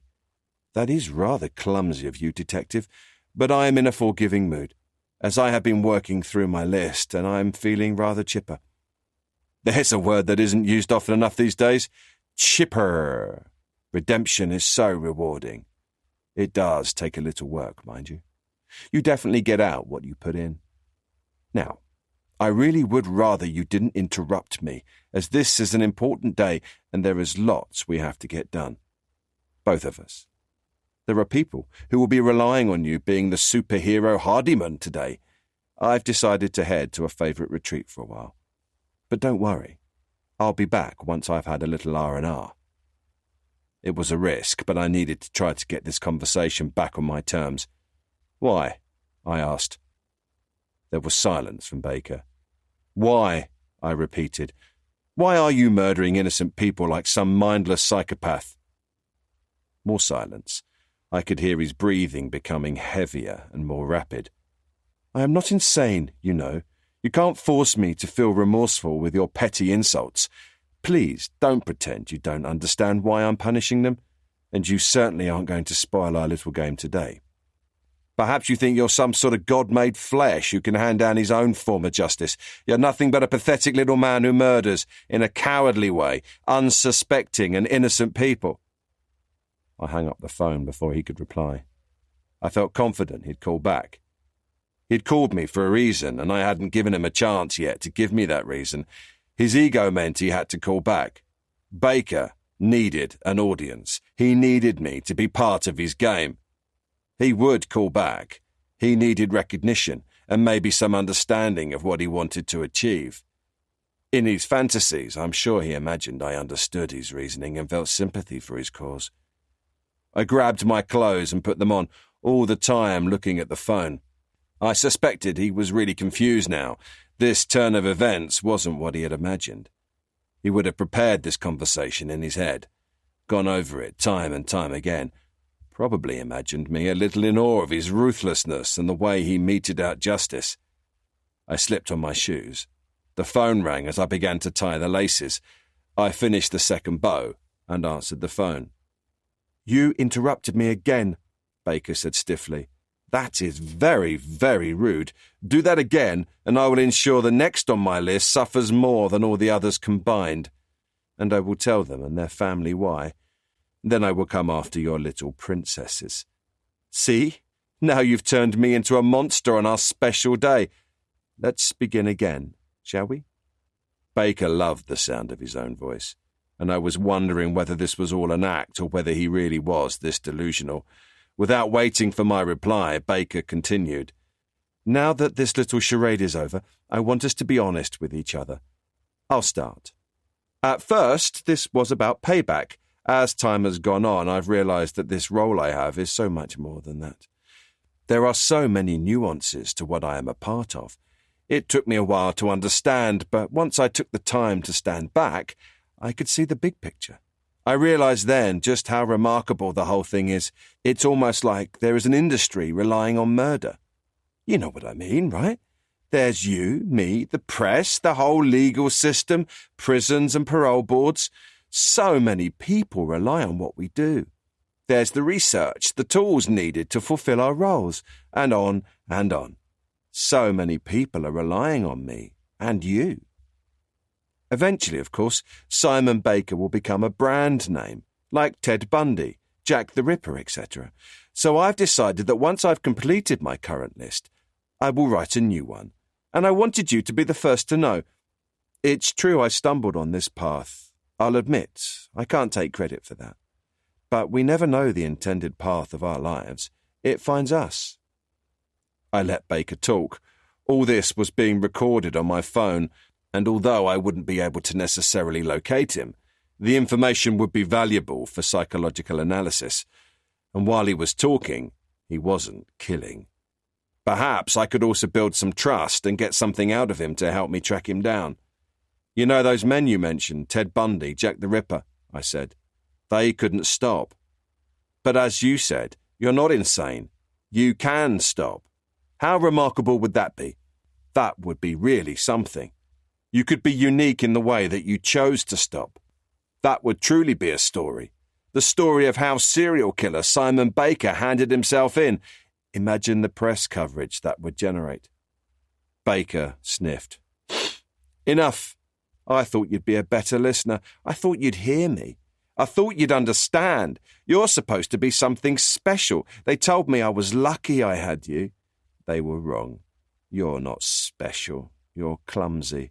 The mentor told me I had to watch out for you. She said you had a unique understanding, but you don't. Enough. I've had enough." Baker went quiet again. I could hear his rapid breathing, hearing him seething, his anger and exasperation. I was getting to him. "The mentor?" I asked. He said more than he wanted to. "Who's that? And who do you mean by they? Are there others like you? Where? Who?" The line went dead. Baker was gone. This was still Baker's game we were playing. But at least I now had a better understanding of his rules. He wasn't fulfilling his sick fantasies alone. A few seconds later, a text message came through on my phone. Baker hadn't finished with me just yet. Chapter 66. The text message from Baker made me go cold. It was short and sinister. "Go see my mother. Left you a gift. Wife's bitch lawyer. Hurry. Expires soon. Bye for now. Kiss, kiss, kiss." Was this a trap, I wondered? Had Baker become more sophisticated? Perhaps he'd developed a taste for traps, encouraged and emboldened by his psycho friends or the mentor, whoever that might be. I felt sure he was angry. The coolness he'd displayed during our meeting at the school had quickly evaporated once he felt off balance. On the phone, he'd made mistakes, given me too much. He'd betrayed the mentor and the others he'd spoken of just by mentioning them. He had broken their trust. That would have set off all sorts of emotions for him. I knew from experience that his sense of superiority would temporarily feel diminished, thanks to his having made mistakes. I'd seen it before in other cases, and I knew it wouldn't last long. He'd adapt and learn, just like with anything we are driven to do. And Baker was driven. He now had a taste for what he was doing. He'd said as much by admitting he was writing a new list of targets. I also knew he wouldn't stop unless I stopped him. Today, he wanted to play a new game, one that had probably been planned for weeks, maybe even months, and his phone call this morning had been to make sure I was on board. I called the yard and spoke to Rayner, who arrived at Baker's home a few minutes after me. We both chose to wear Kevlar as we headed to the front of 232 Crescent Drive. We checked our weapons in silence. The chief had been right. Under these circumstances, I certainly felt more comfortable carrying a firearm. Only Baker knew what was waiting for us inside, and that filled me with dread. My firearm meant the odds were a little more evenly balanced. "You need to make some new friends," said Rayner as we approached the front door. "Serial killers will never want to simply hang out with you, drink beer and watch the cup final, you know." His wisecracking meant he was on edge. We both were. His eyes told me he knew as well as I did we could be walking into a trap. His body language also told me I wouldn't have a cat-in-hell's chance of stopping him going into the house with me. If there was any chance at all of saving a life, Rayner was going in. Rayner knew the same went for me. I checked the front window, but couldn't see inside. "I'll go round back," said Rayner. "Give me the count of 20. I nodded and watched him disappear down the side of the house. 7, 8, 9, 10. I counted to myself. When I got to 20, I knocked on the front door and called out, "Police! This is the police!" I knocked again, louder. Nothing. I hammered my fist and rang the doorbell and called out again. Nothing. Then the door chain rattled and the lock clicked. I stepped back. The door opened. It was Rayner. "The back of the house is all open," he said. Neither of us knew whether that was a good thing or a bad thing. Rayner headed back through the house to the kitchen. I stood in the hallway for a moment and simply listened. The house was quiet. Rayner and I made eye contact, and I indicated I was headed to the front room on my right. I pushed open the door and caught the strong smell of cigarette smoke. I stepped into the 1970s-style front room. Beside the bay window was an old woman in a chair. Cigarette packets were piled high on the table beside her, and boxes were scattered at her feet. Her head was back, covered in a plastic bag. I removed the bag, but the old lady was ice cold and had no pulse. His own mother was now another name on Baker's list. What was going through his head? What did he want? I listened numbly as Rayner called for an ambulance. Upstairs I heard scratching, a rapid, repetitive scratching. We made our way up the stairs to the second floor. Rayner went first and I covered him. The scratching was getting louder. It would last a few seconds, then stop. Then start again. At the top of the stairs were 5 doors. The scratching was coming from the second door on the right. Rayner and I raised our guns and approached with caution. There was silence, and then the scratching started again. My heart was pounding. I raised my weapon, ready to fire if necessary. Rayner grabbed the door handle and in one quick smooth motion swung open the door. There in the dark stood a small dog, a pug. He looked at the two of us for a moment with huge glossy black eyes, gave a short sharp bark, then ran between us and disappeared down the stairs. "We'll question him later," said Rayner, trying to relieve the tension. Right now I was in no mood for wisecracks. I felt sure this wasn't over. Baker was sending me a message. My fear was that it would be grotesque and bloody. Baker was upping his game, and he wanted me to know it. We moved to the next room, which was the bathroom. It was empty. I felt a mixture of anxiety and relief. The next room was a small bedroom. Again, nothing. The next room was smaller and appeared to have been used as an office, but was now almost empty. There was no computer, and only bare shelves and an empty filing cabinet. The final room was locked. The key was missing. I knew from the sick feeling in my stomach that the gift promised by Simon Baker was behind this door. Rayner took position to cover me. I took a step back and threw my shoulder at the door. The room burst into view in all its horrifying glory. Chapter 67. In all honesty, I wasn't prepared for what we encountered next. No furniture, no decoration, just bare walls and floorboards. The room was empty except for the woman hanging by her arms and neck. Suspended in midair, she looked like she had been crucified on an invisible cross. Instead of a crucifix to hold her, however, a noose came down from the ceiling and was biting into her neck. Ropes fastened to each wall held her arms outstretched. Her ankles were bound and her feet were resting on a box. Her head was flopped forward and her long hair covered her face. There were streaks of blood on her chest, stomach and legs. I holstered my gun and ran forward. Outside, sirens wailed. Officers and paramedics were arriving, yet my world at that moment had shrunk to what was right in front of me. I grabbed the woman and held her while Rayner cut the ropes. We laid her on the floor and I gently swept aside her hair and checked for a pulse. I didn't need to. She opened her eyes and began coughing and shaking, violently, pushing me away and making an awful animal-like moan. Her mouth, chin and neck were caked in dried blood. Her scared eyes stared at me. "She's alive," I called over my shoulder to Rayner.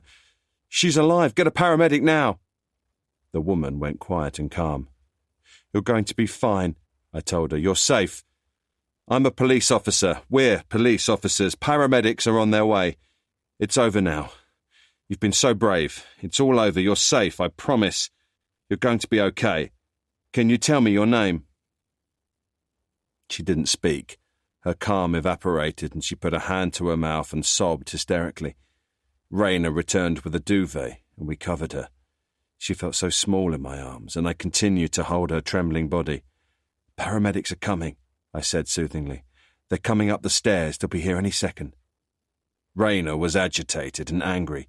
He paced the room, looking at the small ornate box the woman had been standing on. He walked around it, knelt down beside it, got back up, and began pacing again. I knew what was inside long before Rayner told me.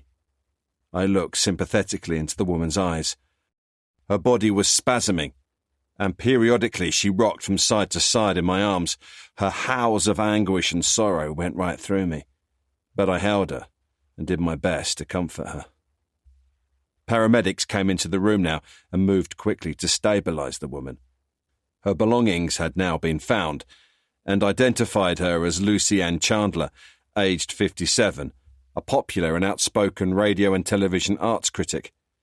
She, like the other victims, had been shocked and outraged when she'd heard of Simon Baker's deception and treatment of his talented wife, and had publicly denounced him, as had the others.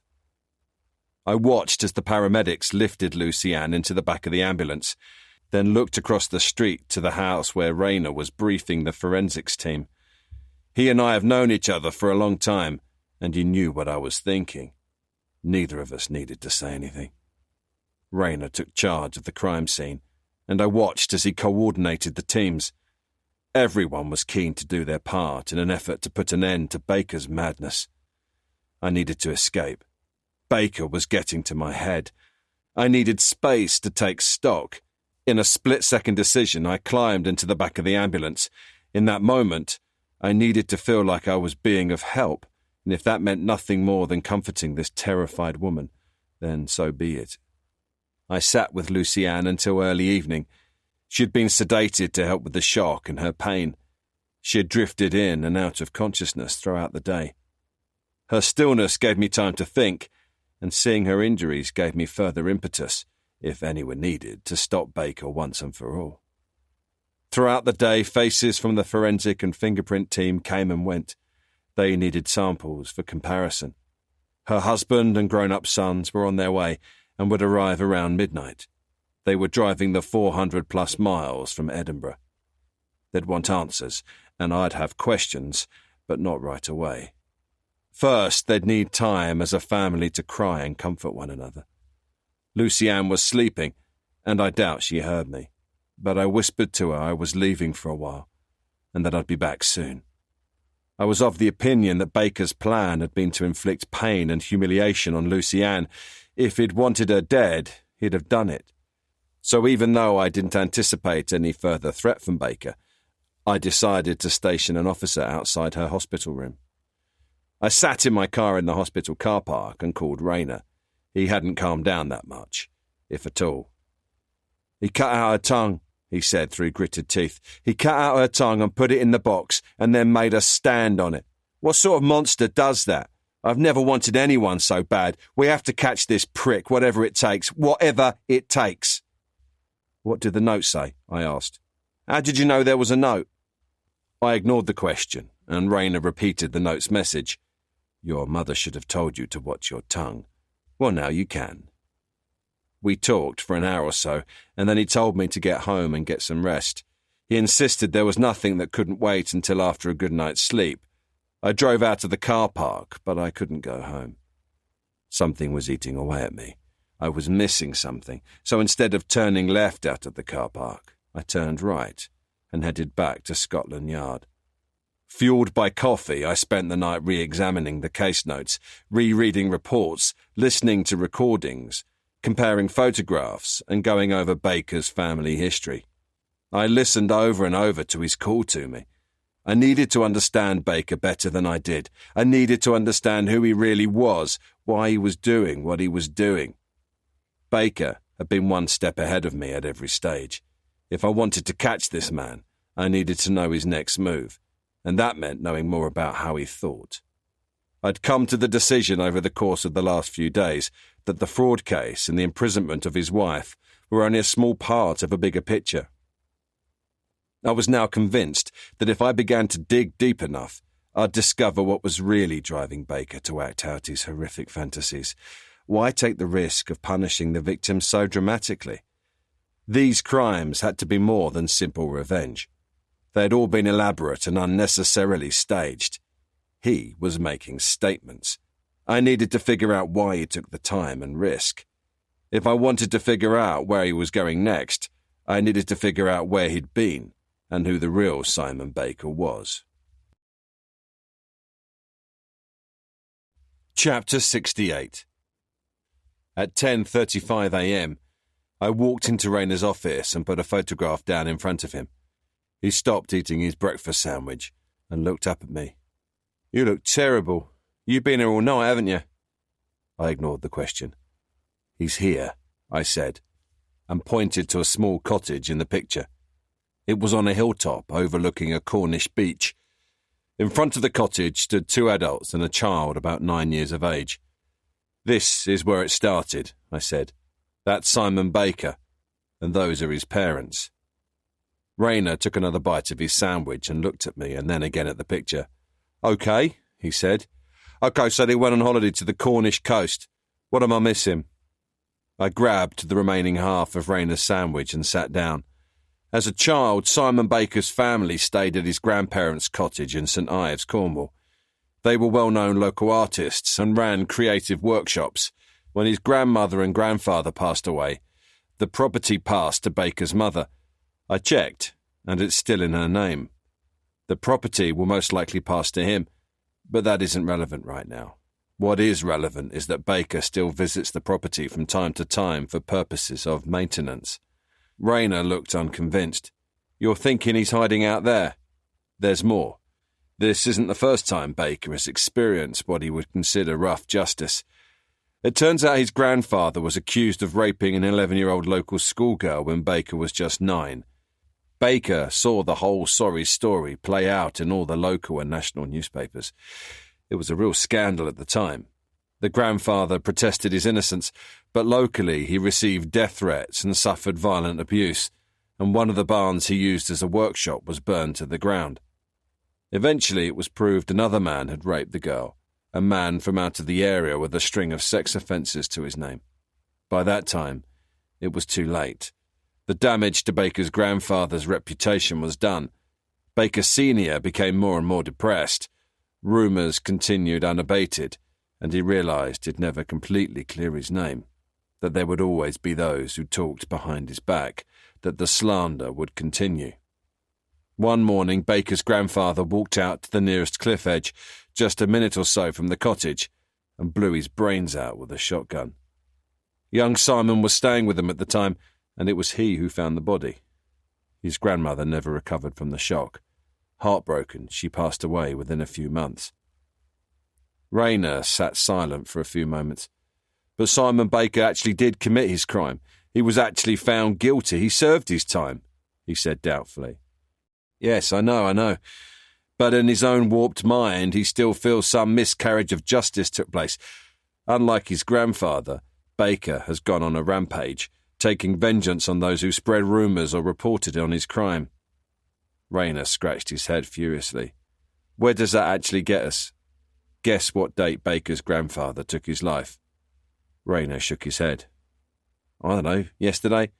Very close, I said. In just 3 days' time, it will be the anniversary of his grandfather's suicide. If this is all about Baker seeking some sort of mixed-up recompense, not only for himself but his grandparents, he's going to go back to the cottage. He may eventually be going somewhere safe, maybe out of the country, but I can almost guarantee he'll visit the cottage first. He may already be there. What about his wife? What about Mrs. Baker? Surely he'd go after her next. Surely she's unfinished business. I paused for a moment. Was this more about his wife than his childhood? I doubted it. My gut told me he was going back to where this had all started. But what if I was wrong? Was tiredness playing tricks on me? I'm going to the cottage in Cornwall, I told Rayner. You look after Mrs. Baker, speak to her, and guard her around the clock if you have to. Let's not take any chances. Chapter 69. Entering the sleepy house through the back door had proved to be no challenge at all. His excitement now surged to another level, and he tried to remain cool and collected, but his whole body was tingling with anticipation. He ran a gloved hand along the kitchen worktop and opened the fridge. The open door lit up the dark kitchen. He pulled out a couple of grapes and popped them into his mouth. Juicy. He wanted to linger, take his time, extend the pleasure. He stayed as long as he could downstairs, taking in the feel of the home, going through newly washed and folded clothes ready for ironing. Silently moving through the rooms, he looked at framed photos, smelled scented candles, picked up and replaced ornaments. He smelled the soaps in the downstairs shower room. Jasmine. He went back to the kitchen and sifted through the dirty clothes waiting in the washing machine, holding them close, smelling them. Finally, he reached sensory overload and headed for the hall stairs. He touched his back pocket, took out the rope and wound it twice, then 3 times around his left hand. He climbed the stairs, listening. I'm here for you, honey. I'm here at last. His whole body was buzzing now. This was taking him to a whole new level of euphoria. The only downside was he had to make the fun look like someone else had done it. He'd thought about that long and hard and decided the payoff was worth it. The look of astonishment on her face would be worth it. When she realised that his would be the last face she ever saw, the sacrifice would be worth it. The last face in her lifetime. He'd take a souvenir. No, 2. 1 for him, 1 for a friend. He gently pushed at the bedroom door. For a moment, his whole body trembled. Then calm washed over him. Purpose and focus took over. The curtains were open and moonlight streamed into the room. The silvery moonlight created a magical scene. Mrs. Baker was on her side with her back to him. She wants me to surprise her. He felt breathless. There in front of him was her perfectly peaceful contoured shape, her hair like silk on the pillow, the curves of her body. He gazed at the satin sheet, which rested on her legs, then flowed up over her hips, down to her waist, smoothly back up to her soft shoulders, and finally down again to rest on her delicate neck. He gripped the rope tighter and held himself back a moment longer to savour and capture this image of perfection. Exquisite. With lightning speed, he bounded across the room and in one moment lifted her head, wrapped the cord around her neck and pulled it tight. Gotcha! Not too tight, but just enough. He needed her to turn, to see his face. He needed her to look into his eyes, to see recognition. She must know. Immediately, he knew something was wrong. He'd done this enough times to know it didn't feel right. There was no real weight to the body. Then all hell broke loose. Shouting, lights, guns, police. He froze, then sat back on the bed. He turned his head and looked down at Mrs. Baker. She was a dummy, a fake, her grotesque synthetic face looking at him, taunting him. Who's the dummy now? Rayner took out his phone and called the yard. They'd made an arrest, but it wasn't Simon Baker. Chapter 70. I was driving with my foot to the floor on my way to Cornwall.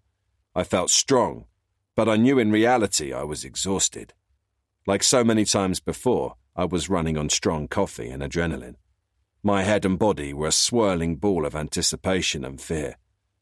I was driving the 4 hours to Cornwall on nothing more than a hunch.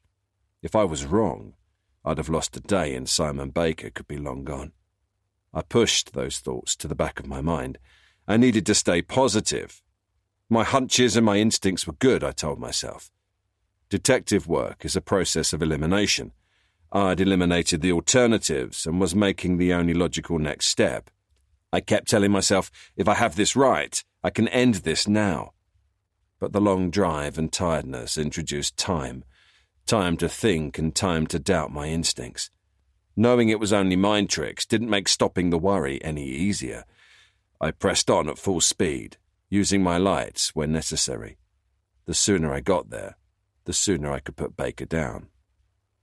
Just after midday, I parked a safe distance away and began walking towards the single hilltop cottage. It was a long walk. I hadn't parked close, as any sound from an approaching vehicle would be carried on the wind, even over the sound of seagulls and crashing waves. I hunkered down behind a dry stone wall some 200 metres from the cottage. Through my field binoculars, I would be able to make out the faces of anyone arriving or leaving.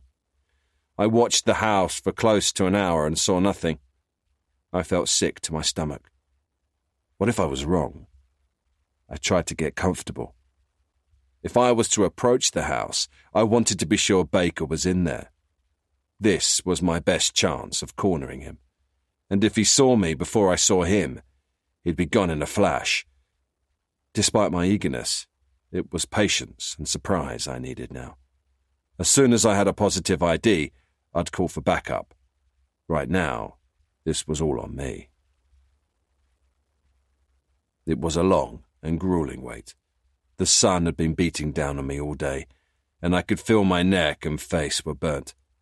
My back and knees were aching, and my tongue and throat were parched. Nothing happened at the cottage all day, and then around 9 p.m. a silver E-Class Mercedes slowly made its way to the house and parked up outside. I watched as a couple got out of the car. The summer evening light was fading fast, and I was having difficulty picking out their features. The woman got out first and immediately pulled a light scarf over her head. She looked elegant and wore a two-piece suit and heels that didn't suit walking on the uneven ground outside a Cornish cottage. A tall, thin man got out, opened the car's back door, and pulled out a travel bag and a bottle of wine from the back seat. As he lifted them out and began to stand, I focused the binoculars on where his face was going to be when he straightened. I needed a positive ID. No mistakes. I needed to be certain it was Baker before I moved in. As he lifted his head and straightened his body, The woman came round the side of the car and blocked my view. Doubt began to creep through me, mocking me. The tall man opened up the cottage and the couple entered. The lights went on inside, but I was no better off. The cottage windows were small, and I knew I'd never make a positive ID from here. For all I knew, they were holidaymakers renting the cottage for a romantic few days away.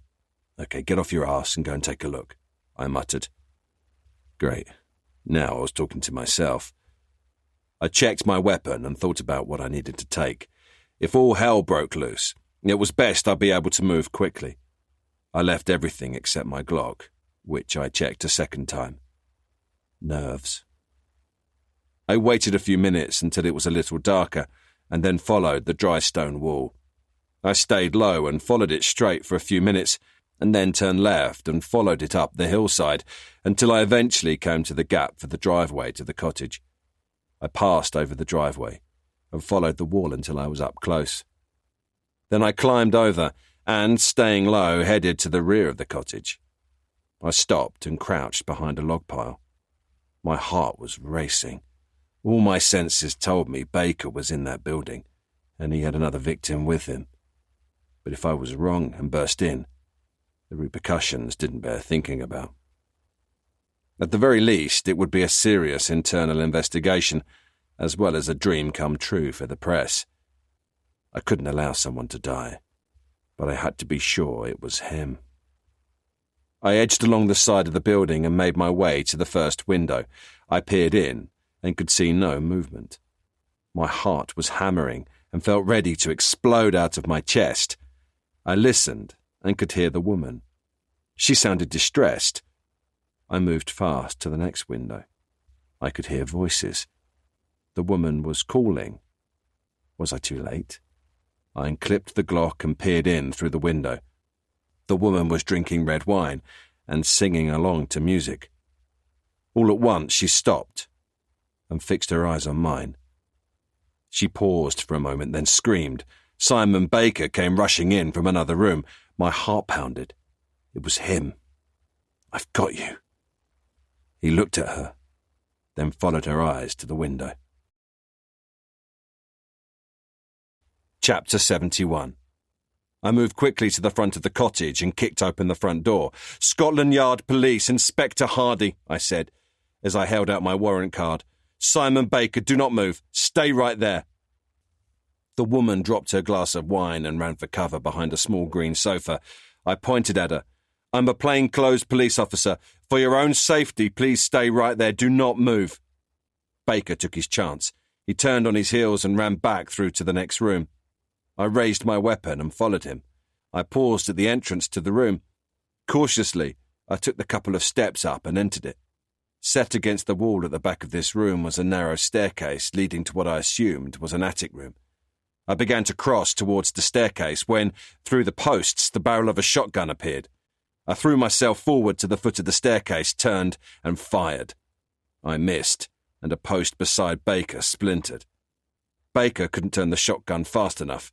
He tried to run. I fired again, deliberately wide. The bullet grazed his shoulder. He stumbled and began reeling in pain. "Christ! You shot me!" screamed Baker in disbelief. "You really shot me!" He dropped the shotgun and focused his attention on the wound. He slumped back on the stairs. "How could you shoot me, James?" "Simon Baker, you're under arrest for multiple murder." Baker smiled at me and began to laugh, which caused him to wince in pain. "We had fun, though, right? And we'll still spend time together, hours and hours and hours discussing my case and the investigation, right?" he asked. I said nothing. I cuffed him and dragged him through to the front room. I called for local police assistance and an ambulance, and then I called Rayner. The woman was sitting outside, leaning against the front wall of the house. I passed her a blanket from off the sofa. "Kelly," she said. "My name is Kelly Lyle." "Detective Chief Inspector James Hardy." "James." "Is he really that serial killer I read about, James?" "Yes." "Would he have killed me?" "I don't know. I wanted to give her a better answer, but I really didn't know." "Why didn't you kill him?" I looked at her, not sure what she was asking me. Nobody would have known, she continued. You should have killed him, James. He's killed so many people, yet he gets to live. Hardly seems like justice. Unsure what to say, I said nothing, and instead watched as she lit a cigarette. It was dark now, and the tip of the cigarette glowed. He's losing a lot of blood, I told her. I'd better go and check on him. The ambulance is going to be some time yet. Then Kelly Lyle surprised me. I can help. I was a doctor a long time ago. I worked in the United States, saw my fair share of gunshot wounds. I'll take a look. She got up and went inside to attend Baker. Kelly cleaned and dressed the wound while I paced and called again for the ambulance. I could hear Baker mumbling in the background, a lot of nonsense and egotistical crap. We had fun, didn't we, Hardy? The mentor said it would be fun once things really got going. I think the mentor will be proud. Look how far we've come. He began to laugh and wince from the pain. Kelly finished and followed me as I stepped back outside the cottage. The reception was better outside, and I was keen to hear how far away the ambulance was. I dialed the number again and walked about trying to get a better signal. A piercing scream from inside the house stopped me in my tracks. I spun around and looked for Kelly. She wasn't outside with me. I'm sure she had followed me out of the cottage. I ran inside and saw on the floor with Baker on top of her. They were both covered in blood. Whose blood? I looked and looked again. The blood was Baker's. With his hand still cuffed behind his back, he was fighting with Kelly. Blood pumped from wounds to his neck. There was blood everywhere. Kelly raised her arm and stabbed Baker again. In her hand, I saw the stem of a broken wine glass. The glass she dropped earlier, I thought. I dragged Baker off her and watched as he took his last gasping breath. He tripped me with his foot and threw himself at me, said Kelly, panting. He was trying to bite my face. I pushed him and scratched him. I stabbed him with the glass. I had no choice. I couldn't get him off. Where were you? You left me. You're okay. You did the right thing. I'm sorry I saw you following me out of the house. Kelly began sobbing. Is he dead? Did I kill him? Yes. He can't harm you now. He can't hurt anyone. Any urgency I felt before had gone. I stepped outside and looked at the stars and watched as the distant flashing blue lights of the emergency services moved closer. Kelly got herself cleaned up as best she could and joined me outside again. The blanket was wrapped around her shoulders. She crushed out a cigarette and lit another. So much for giving up, she said, showing me the cigarette. Perhaps today isn't the day. We laughed uneasily. Perhaps you're right, I conceded. He said his mentor was going to kill me and then kill you and your family. Did he hear voices in his head, or did he have an accomplice? I looked back at the cottage where, inside, lay the bloody, lifeless body of Baker. No, he worked alone, I said confidently, even though somehow I wasn't entirely convinced. Kelly pulled the blanket tighter over her shoulders. Am I safe? I thought about Alice, Faith and Monica at home and how I wished I could be there with them right this second. You're safe. We're all safer. For whatever reason, he thought all this was a game. The game is over. Kelly leaned in and put her head against me, and instinctively I put my arm around her. We watched the first police cars approaching up the long, uneven driveway to the cottage. Thank you, James, said Kelly. We looked out at the night as a million stars shone down. Chapter 72. Kelly Lyle was back from Cornwall, and for now the police had completed their questioning. She dropped her travel bag in the hallway and picked up the post. She slipped off her heels and walked silently to the kitchen. She poured herself a large, cold white wine. The house was dark and quiet, which she welcomed after her recent experience. She'd always felt at ease in the dark and was comfortable with solitude. She walked to her office and placed the bottle of wine and the envelopes on her oak desk. Having switched on a reading light, she settled into her chair and drank deeply from her wineglass. Unable to resist any longer, She turned in her chair to face the cabinet and slid open the door to reveal the safe. Spinning the dial, she hoped she wouldn't be disappointed. The safe door opened to reveal the batch of envelopes she'd been saving. Kelly smiled to herself. She took the jiffy bag from the small pile and, with a knife from her drawer, sliced it open. She emptied the contents onto the desk and read out the 2 accompanying notes, one of which read, "To our mentor, I have achieved so much thanks to your guidance and wisdom and the help of the group. The investment has been worth every penny. Find enclosed a souvenir as requested. Carpe diem. SB." Kelly opened the back cover of The Great Gatsby and removed the USB stick. She picked up the silver St. Christopher necklace. She held it up and then turned it over to read the inscription. "To our darling Catherine, happy 18th birthday. Love you always, Mum and Dad." Kelly lit a cigarette. She then set light to the note, placing the burning paper in a silver ashtray, and watched as it burned out. She admired the necklace, enjoying the significance of what it meant and imagining what had taken place for it to have become a part of her collection. She finished her cigarette and her glass of wine, and then walked over to a narrow floor-to-ceiling bookcase.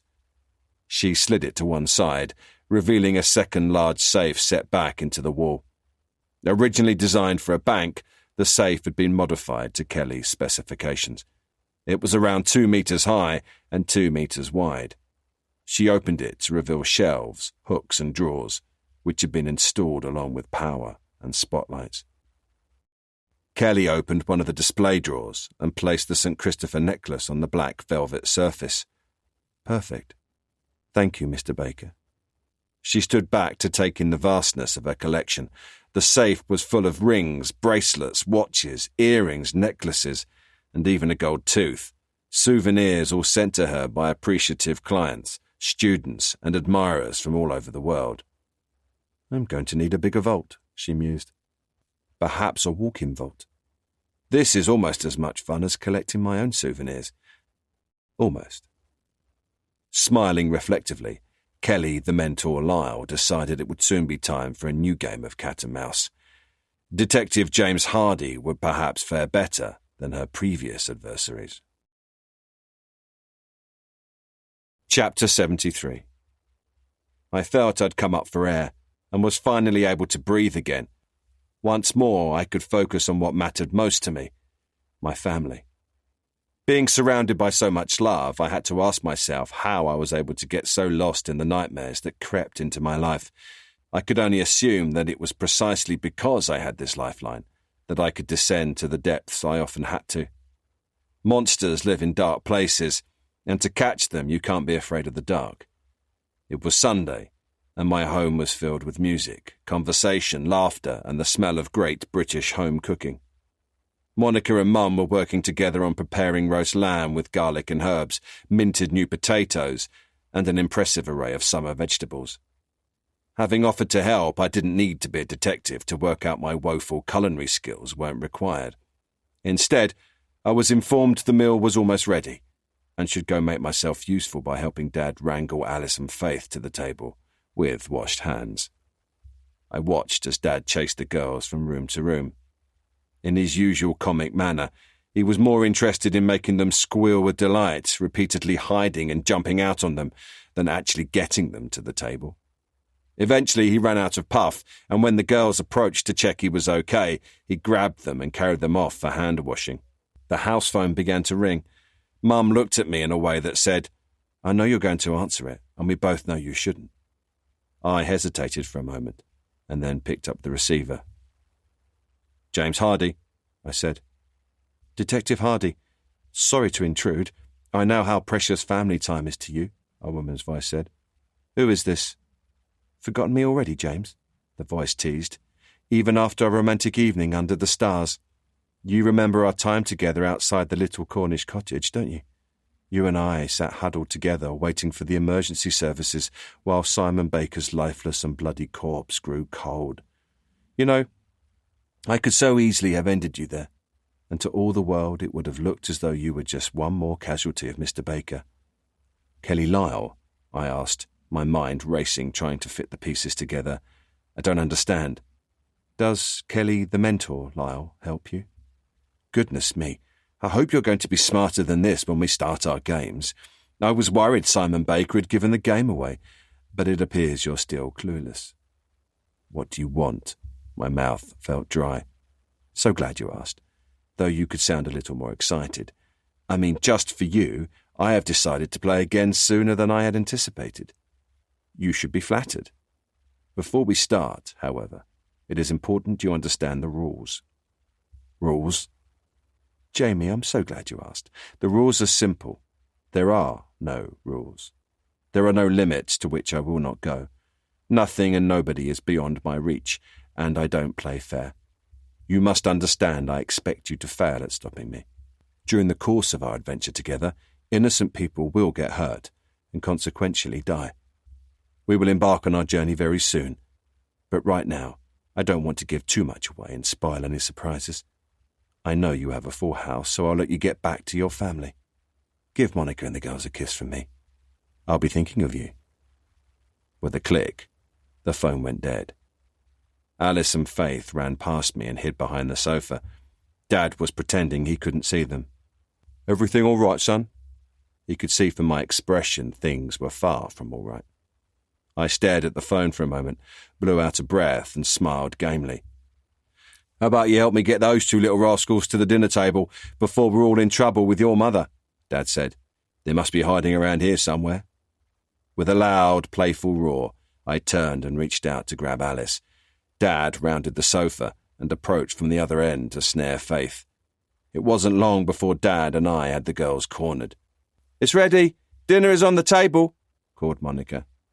And just like that, family life resumed. For the time being, at least. You've been listening to Knife and Death, Detective James Hardy, Book 1, by J. Gill, narrated by Richard Fox. Published by Quest, an imprint of W.F. Howes Limited. This work is copyrighted 2019, J. Gill.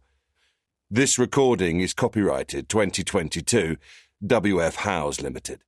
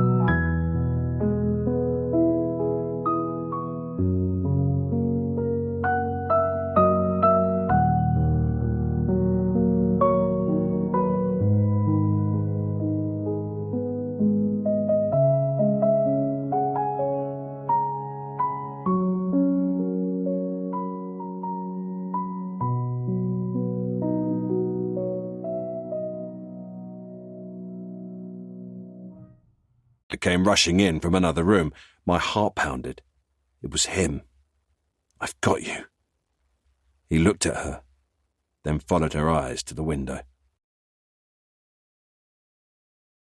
Chapter 71. I moved quickly to the front of the cottage and kicked open the front door. "Scotland Yard Police, Inspector Hardy," I said, as I held out my warrant card. "Simon Baker, do not move. Stay right there." The woman dropped her glass of wine and ran for cover behind a small green sofa. I pointed at her. "I'm a plainclothes police officer. For your own safety, please stay right there. Do not move." Baker took his chance. He turned on his heels and ran back through to the next room. I raised my weapon and followed him. I paused at the entrance to the room. Cautiously, I took the couple of steps up and entered it. Set against the wall at the back of this room was a narrow staircase leading to what I assumed was an attic room. I began to cross towards the staircase when, through the posts, the barrel of a shotgun appeared. I threw myself forward to the foot of the staircase, turned, and fired. I missed, and a post beside Baker splintered. Baker couldn't turn the shotgun fast enough. He tried to run. I fired again, deliberately wide. The bullet grazed his shoulder. He stumbled and began reeling in pain. "Christ! You shot me!" screamed Baker in disbelief. "You really shot me!" He dropped the shotgun and focused his attention on the wound. He slumped back on the stairs. "How could you shoot me, James?" "Simon Baker, you're under arrest for multiple murder." Baker smiled at me and began to laugh, which caused him to wince in pain. "We had fun, though, right? And we'll still spend time together, hours and hours and hours discussing my case and the investigation, right?" he asked. I said nothing. I cuffed him and dragged him through to the front room. I called for local police assistance and an ambulance, and then I called Rayner. The woman was sitting outside, leaning against the front wall of the house. I passed her a blanket from off the sofa. "Kelly," she said. "My name is Kelly Lyle." "Detective Chief Inspector James Hardy." "James." "Is he really that serial killer I read about, James?" "Yes." "Would he have killed me?" "I don't know." I wanted to give her a better answer, but I really didn't know. "Why didn't you kill him?" I looked at her, not sure what she was asking me. "Nobody would have known," she continued. "You should have killed him, James. He's killed so many people, yet he gets to live. Hardly seems like justice." Unsure what to say, I said nothing, and instead watched as she lit a cigarette. It was dark now, and the tip of the cigarette glowed. "He's losing a lot of blood," I told her. "I'd better go and check on him. The ambulance is going to be some time yet." Then Kelly Lyle surprised me. "I can help. I was a doctor a long time ago. I worked in the United States, saw my fair share of gunshot wounds. I'll take a look." She got up and went inside to attend Baker. Kelly cleaned and dressed the wound while I paced and called again for the ambulance. I could hear Baker mumbling in the background, a lot of nonsense and egotistical crap. "We had fun, didn't we, Hardy? The mentor said it would be fun once things really got going. I think the mentor will be proud. Look how far we've come." He began to laugh and wince from the pain. Kelly finished and followed me as I stepped back outside the cottage. The reception was better outside, and I was keen to hear how far away the ambulance was. I dialed the number again and walked about trying to get a better signal. A piercing scream from inside the house stopped me in my tracks. I spun around and looked for Kelly. She wasn't outside with me. I'm sure she had followed me out of the cottage. I ran inside and saw on the floor with Baker on top of her. They were both covered in blood. Whose blood? I looked, and looked again. The blood was Baker's. With his hand still cuffed behind his back, he was fighting with Kelly. Blood pumped from wounds to his neck. There was blood everywhere. Kelly raised her arm and stabbed Baker again. In her hand I saw the stem of a broken wine glass. The glass she dropped earlier, I thought. I dragged Baker off her and watched as he took his last gasping breath. "He tripped me with his foot and threw himself at me," said Kelly, panting. "He was trying to bite my face. I pushed him and scratched him. I stabbed him with the glass. I had no choice. I couldn't get him off." Where were you? You left me. You're okay. You did the right thing. I'm sorry, I saw you following me out of the house. Kelly began sobbing. Is he dead? Did I kill him? Yes. He can't harm you now. He can't hurt anyone. Any urgency I felt before had gone. I stepped outside and looked at the stars and watched as the distant flashing blue lights of the emergency services moved closer. Kelly got herself cleaned up as best she could and joined me outside again. The blanket was wrapped around her shoulders. She crushed out a cigarette and lit another. So much for giving up, she said, showing me the cigarette. Perhaps today isn't the day. We laughed uneasily. Perhaps you're right, I conceded. He said his mentor was going to kill me and then kill you and your family. Did he hear voices in his head, or did he have an accomplice? I looked back at the cottage where, inside, lay the bloody, lifeless body of Baker. No, he worked alone, I said confidently, even though somehow I wasn't entirely convinced. Kelly pulled the blanket tighter over her shoulders. Am I safe? I thought about Alice, Faith and Monica at home and how I wished I could be there with them right this second. You're safe. We're all safer. For whatever reason, he thought all this was a game. The game is over. Kelly leaned in and put her head against me, and instinctively I put my arm around her. We watched the first police cars approaching up the long, uneven driveway to the cottage. Thank you, James, said Kelly. We looked out at the night as a million stars shone down. Chapter 72. Kelly Lyle was back from Cornwall, and for now the police had completed their questioning. She dropped her travel bag in the hallway and picked up the post. She slipped off her heels and walked silently to the kitchen. She poured herself a large, cold white wine. The house was dark and quiet, which she welcomed after her recent experience. She'd always felt at ease in the dark and was comfortable with solitude. She walked to her office and placed the bottle of wine and the envelopes on her oak desk. Having switched on a reading light, she settled into her chair and drank deeply from her wineglass. Unable to resist any longer, she turned in her chair to face the cabinet and slid open the door to reveal the safe. Spinning the dial, she hoped she wouldn't be disappointed.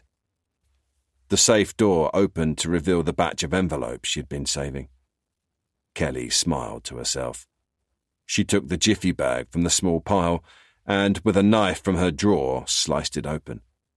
She emptied the contents onto the desk and read out the 2 accompanying notes, one of which read, To our mentor, I have achieved so much thanks to your guidance and wisdom and the help of the group. The investment has been worth every penny. Find enclosed a souvenir as requested. Carpe diem. S.B. Kelly opened the back cover of The Great Gatsby and removed the USB stick. She picked up the silver St. Christopher necklace. She held it up and then turned it over to read the inscription. To our darling Catherine, happy 18th birthday. Love you always, Mum and Dad. Kelly lit a cigarette. She then set light to the note, placing the burning paper in a silver ashtray, and watched as it burned out. She admired the necklace, enjoying the significance of what it meant and imagining what had taken place for it to have become a part of her collection. She finished her cigarette and her glass of wine, and then walked over to a narrow floor-to-ceiling bookcase. She slid it to one side, revealing a second large safe set back into the wall. Originally designed for a bank, the safe had been modified to Kelly's specifications. It was around 2 meters high and 2 meters wide. She opened it to reveal shelves, hooks and drawers, which had been installed along with power and spotlights. Kelly opened one of the display drawers and placed the St. Christopher necklace on the black velvet surface. Perfect. Thank you, Mr. Baker. She stood back to take in the vastness of her collection. The safe was full of rings, bracelets, watches, earrings, necklaces, and even a gold tooth, souvenirs all sent to her by appreciative clients, students, and admirers from all over the world. I'm going to need a bigger vault, she mused. Perhaps a walk-in vault. This is almost as much fun as collecting my own souvenirs. Almost. Smiling reflectively, Kelly, the mentor Lyle, decided it would soon be time for a new game of cat and mouse. Detective James Hardy would perhaps fare better than her previous adversaries. Chapter 73. I felt I'd come up for air and was finally able to breathe again. Once more, I could focus on what mattered most to me, my family. Being surrounded by so much love, I had to ask myself how I was able to get so lost in the nightmares that crept into my life. I could only assume that it was precisely because I had this lifeline that I could descend to the depths I often had to. Monsters live in dark places, and to catch them you can't be afraid of the dark. It was Sunday, and my home was filled with music, conversation, laughter, and the smell of great British home cooking. Monica and Mum were working together on preparing roast lamb with garlic and herbs, minted new potatoes, and an impressive array of summer vegetables. Having offered to help, I didn't need to be a detective to work out my woeful culinary skills weren't required. Instead, I was informed the meal was almost ready, and should go make myself useful by helping Dad wrangle Alice and Faith to the table, with washed hands. I watched as Dad chased the girls from room to room. In his usual comic manner, he was more interested in making them squeal with delight, repeatedly hiding and jumping out on them, than actually getting them to the table. Eventually he ran out of puff, and when the girls approached to check he was okay, he grabbed them and carried them off for hand-washing. The house phone began to ring. Mum looked at me in a way that said, "I know you're going to answer it, and we both know you shouldn't." I hesitated for a moment, and then picked up the receiver. "James Hardy," I said. "Detective Hardy, sorry to intrude. I know how precious family time is to you," a woman's voice said. "Who is this?" "Forgotten me already, James?" the voice teased. "Even after a romantic evening under the stars. You remember our time together outside the little Cornish cottage, don't you? You and I sat huddled together waiting for the emergency services while Simon Baker's lifeless and bloody corpse grew cold. You know, I could so easily have ended you there, and to all the world it would have looked as though you were just one more casualty of Mr. Baker." "Kelly Lyle?" I asked, my mind racing, trying to fit the pieces together. "I don't understand." "Does Kelly the mentor, Lyle, help you?" "Goodness me, I hope you're going to be smarter than this when we start our games. I was worried Simon Baker had given the game away, but it appears you're still clueless." "What do you want?" My mouth felt dry. "So glad you asked, though you could sound a little more excited. I mean, just for you, I have decided to play again sooner than I had anticipated. You should be flattered. Before we start, however, it is important you understand the rules." "Rules?" "Jamie, I'm so glad you asked. The rules are simple. There are no rules. There are no limits to which I will not go. Nothing and nobody is beyond my reach, and I don't play fair. You must understand I expect you to fail at stopping me. During the course of our adventure together, innocent people will get hurt, and consequentially die. We will embark on our journey very soon, but right now, I don't want to give too much away and spoil any surprises. I know you have a full house, so I'll let you get back to your family. Give Monica and the girls a kiss from me. I'll be thinking of you." With a click, the phone went dead. Alice and Faith ran past me and hid behind the sofa. Dad was pretending he couldn't see them.